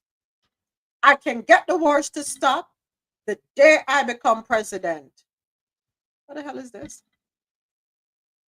What the hell is this?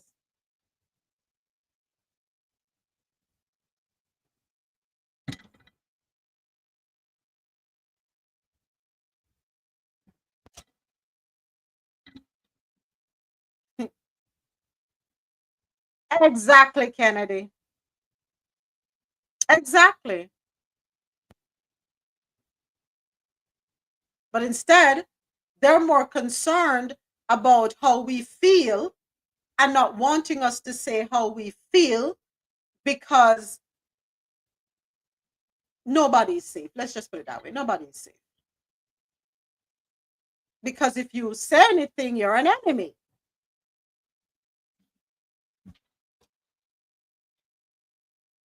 This is not, I don't know if I even should even say that.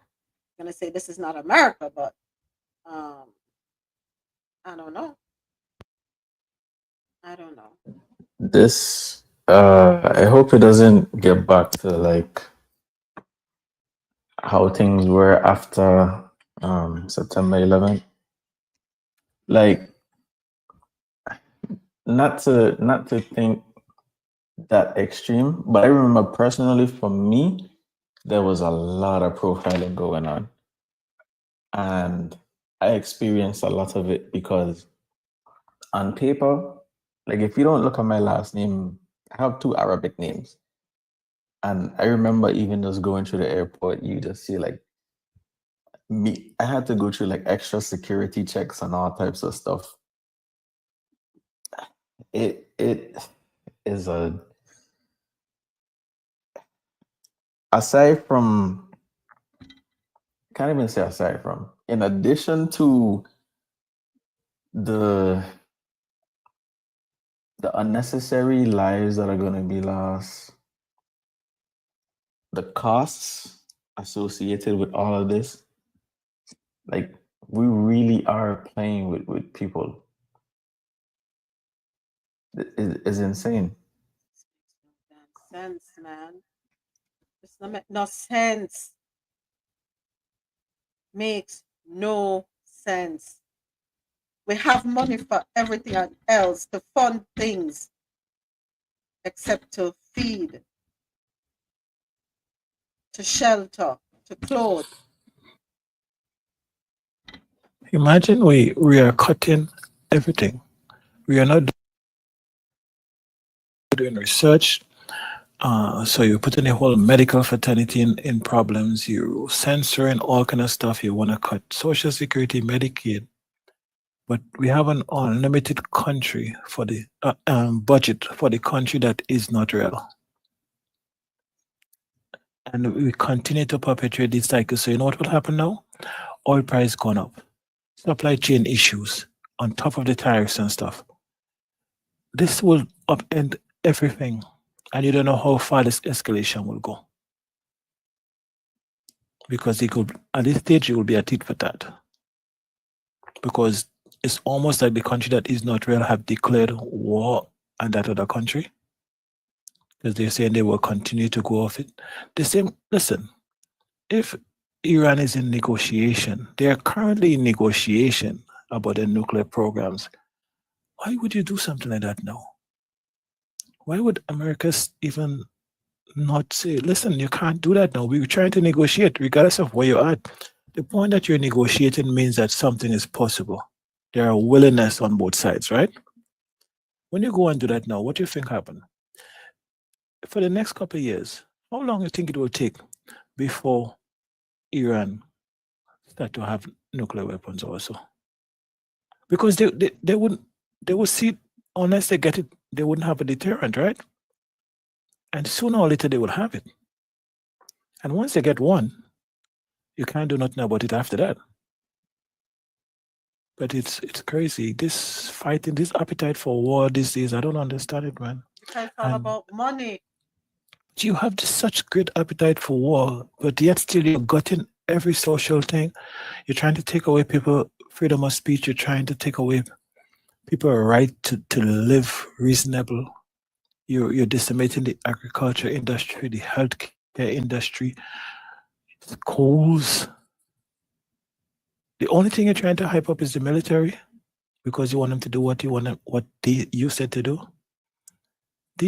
We are in some very, very, very interesting times. But this is not good. That's all I can say. It's not good.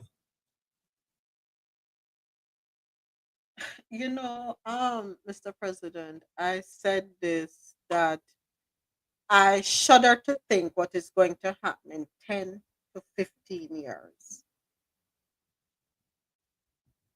And I'm not going to go further. I think y'all understand what I mean by that.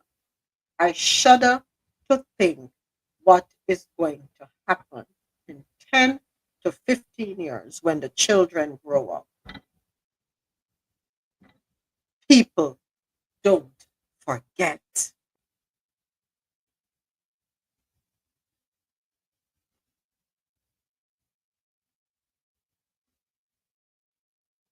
They don't forget. They do not forget.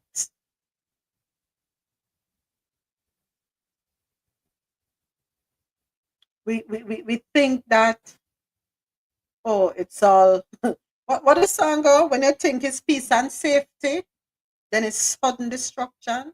I will sing that song there again. Mhm.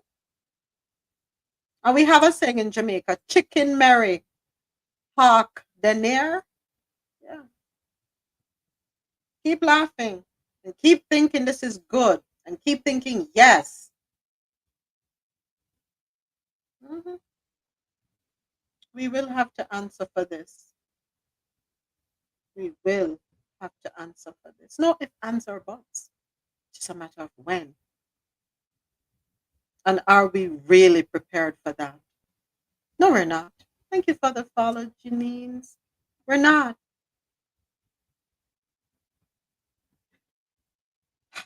Boy, Drea. Yesterday when you get the news yesterday, last night, boom, that drop. Oh my gosh, that's not what I wanted to hear. No, but again, you can't. What am I just saying? The people them wrong. That's what I'm supposed to say. Them wrong for retaliate. I can't say that there.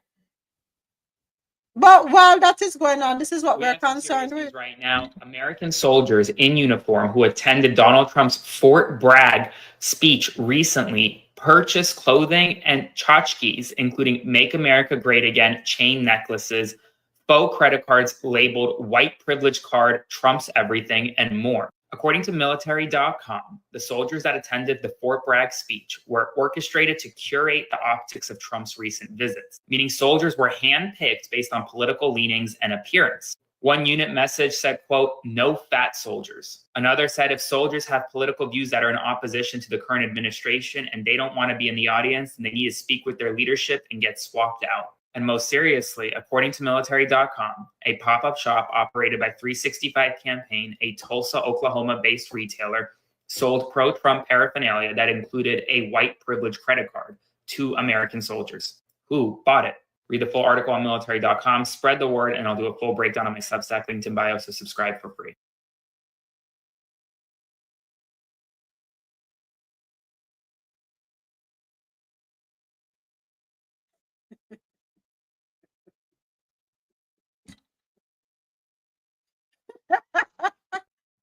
We can only laugh. Thank you, Dre. We can only laugh. I can only laugh. Everything is just it's just utter madness that's going on. I don't know. I hope the streets will be okay in Washington after tomorrow.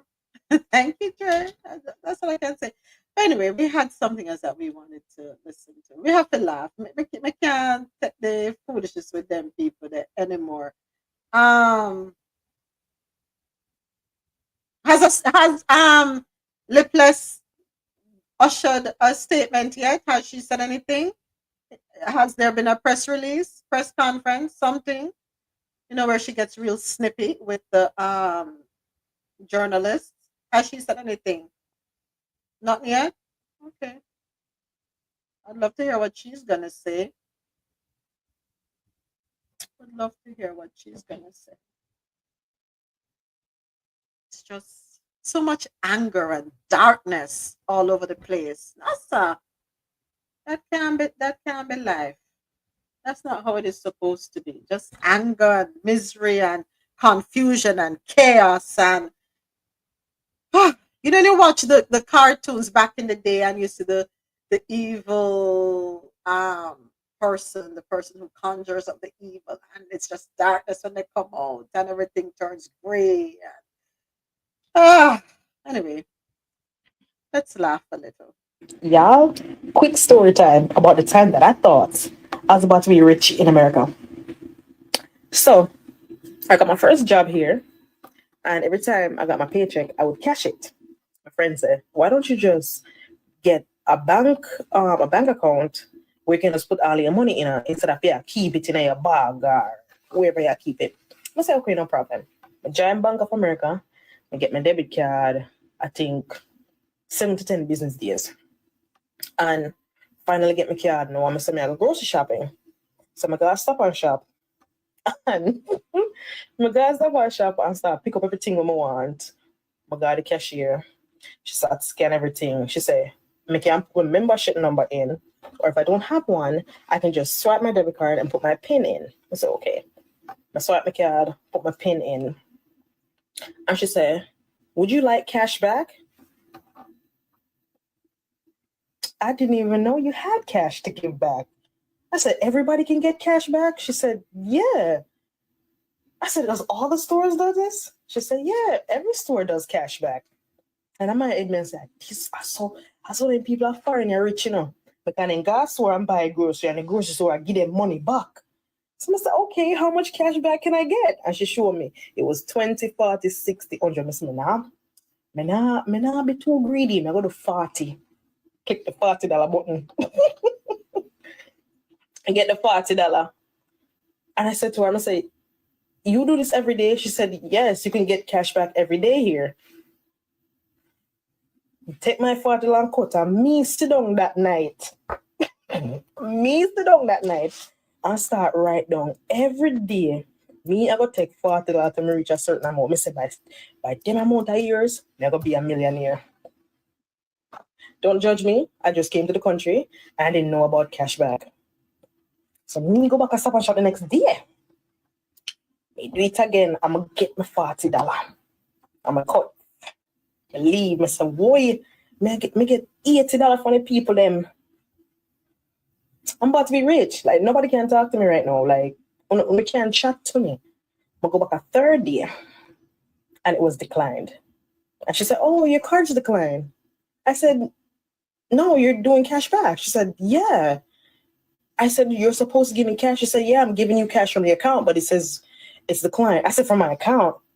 She said, you don't know how cashback works, do you? And next time I do party, because right now me I still shame. Y'all?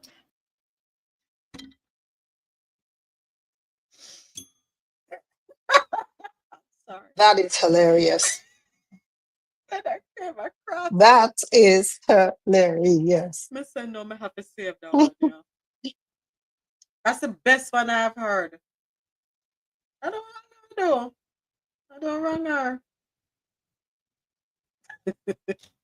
All right, gonna close out with this one. This piece from Butcher. Let's take a listen. She don't take all the funds. Exactly.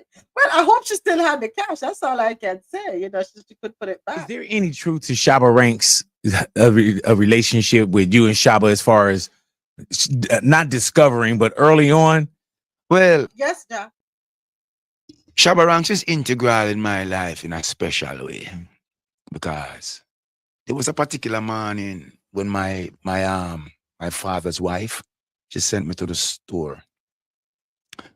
And on the way to the store, the Spirit of God came unto me and said, climb that mango tree, sit in it, eat that mango, and drop only the seed. And I went up to the car park, I climbed the mango tree, and I sat on the highest limb in the tree, and I ate the mango, and I dropped the seed. When the seed hit the ground, a car pulled up under the mango tree. A man alighted from the car. It was a blue car. And the man looked up into the tree and said, Juvenile, you know a man named Clement Irie? So this person asked me if I know Clement Irie. Right. I said, yes. The way I came out of the tree and the speed that I came out of the tree with, it wasn't days late. It wasn't until days later did I realize how bruised I was. This was Shabba Rankin calling me out of a mango tree to go and call Clement Irie as a juvenile. I was about 14 years old. I never record a song yet. Look at youth. But you know what I mean? I managed, the thing. So the two big men, they stand up and talking and they decide to go to a fete. And Clement Irie turned to me and said, later. And then Shabba Rank said, bring him. We're not leaving him. Let's take him. And I went with them to Penwood Secondary School in Olympic Gardens as a juvenile. It was a monumental day. Certain aspect and certain other elements I refused to go into, but it was a great day, and that was a great day for me because I come from the old school where Major Worries start Admiral Bailey, Lico Twitch. Major Worries was killed. Then Shabba Ranks take the space of Major Worries. And then we start look at Shabba Ranks now as the new Major Worries, given the fact of lyrical potency. For example, him say X-rated. That get the woman excited like a poem which is recited. So the lyrical attributes that he was bringing was also something we could contend because it has stimulate the mind like a poem which is recited. Yeah. So here we are now. This great man calling me out of a mango tree to bless me in the art of music. And here I am this day. So when I came across the clip, I said, I'm going to play it. Reason. We all need to take a step back every now and again and remember who opened the door for us, who created an opportunity for us, who gave us that chance. Somebody poured into each and every one of us at some point. Somebody believed in us, whether it was your first job, despite having the credentials, meeting the requirements. You may have interviewed well, you may have not, but you were not the only one. But somehow you were given an opportunity. Could be in school, a teacher that poured extra into you because they saw your potential, your capabilities. They wanted to change the path you were on. It could be your first little internship, apprenticeship. Some of us are able to elevate through life because there is somebody each step of the way making it easier for us. Sometimes there are people who open doors for us and they make a way for us, and we don't even know who these people are. Sometimes your names are brought up in spaces and you have zero awareness that your names are brought up there. So let us not for one moment think that we did it on our own. Truth is, we didn't. There's someone that we know, someone we don't know, someone working in the shadows who is our angel, so to speak, making things happen for us. So we need to be appreciative. We need to be grateful. A lot of us forget what it is to express gratitude. We're not saying you have to run to the person every minute and say, thank you, thank you, thank you. That's not what I'm saying. Let us be humble as we move through life. Take nothing for granted. Take no one for granted. Do you know that there are some people who are super successful, and the reason they were able to be successful was because of someone that we would probably just walk right by? Mhm. The most unassuming persons have paved the way for some of the most successful people. So be careful how we treat people. Be careful how we treat this thing called life and how we move through. Respect, gratitude, empathy, compassion. Pretty much just have a heart as we go through life. All right? Any closing remarks? Panel? Any closing remarks? Rosolo, Dr. Sharon, Dre, Ja, Dr. Rael. Right. Appreciate everything. And that being said, I appreciate each and every single one of you. I thank you all so much for showing up day in, day out. Thank you for always supporting. Thank you to the new followers. Thank you for the stories that are sent over, the engagement, tapping up the screen, sharing the live. Because one monkey don't run no show. Could not do this without all of you. It would not happen. It would not be possible. Coffee in Toe would not be possible without everyone. Right? I am truly, truly appreciative. And I don't take any of you for granted. I don't take any of this for granted. Nothing. Thank you, thank you, thank you. Right? Yeah. So I'm gonna close out with this song. This one that thank you so much, Kennedy. Thank you. Thank you to everyone for all the gifts. Thank you. All right, gonna close out with this one that's tearing up the airwaves. Thank you, Dre. Come turn me to a dancer. And we should be back later on tonight at 8 p.m. Eastern for the birthday party for all the June-born babies. Ja. When he rum, tell you you's a big dancer. Come show them you's a big dancer. Bend down if you's a big dancer. Waistline cause you's a big dancer. When he rum, tell you you's a big dancer. Come show them you's a big dancer. Bend down if you's a big dancer. Waistline cause you's a big dancer. Dance it, baila, your waist bilingual. You have a man with your waistline single. Feel the heat and your waistline tingle. Body good, body stacked like Pringles. Girl, baila, your waist bilingual. Link up and make your waistline mingle. Make you shake like shingles. Your skin clean, you not have no wrinkles. When they rum, tell you you's a big dancer. Come show them you's a big dancer. Bend down if you's a big dancer.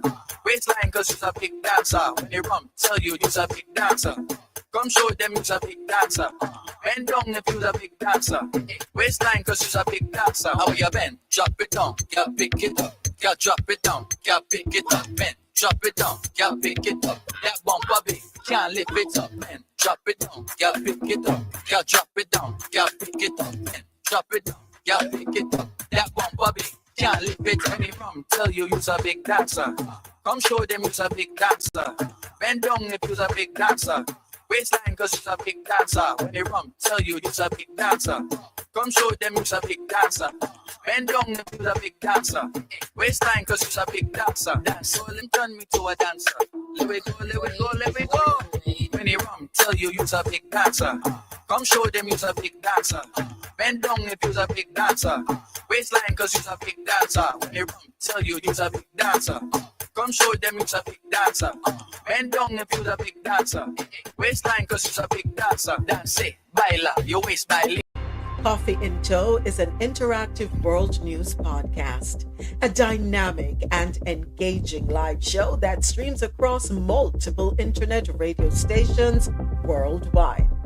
This podcast brings you real-time news updates, in-depth analysis, and interactive discussions on global events, making you a part of the conversation no matter where you are.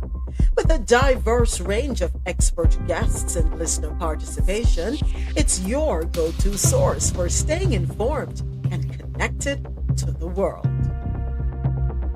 Coffee and Toe is brought to you in part by Lormel Skin Food. Log on to lormelskinfood.com. Discover the range of natural skincare solutions.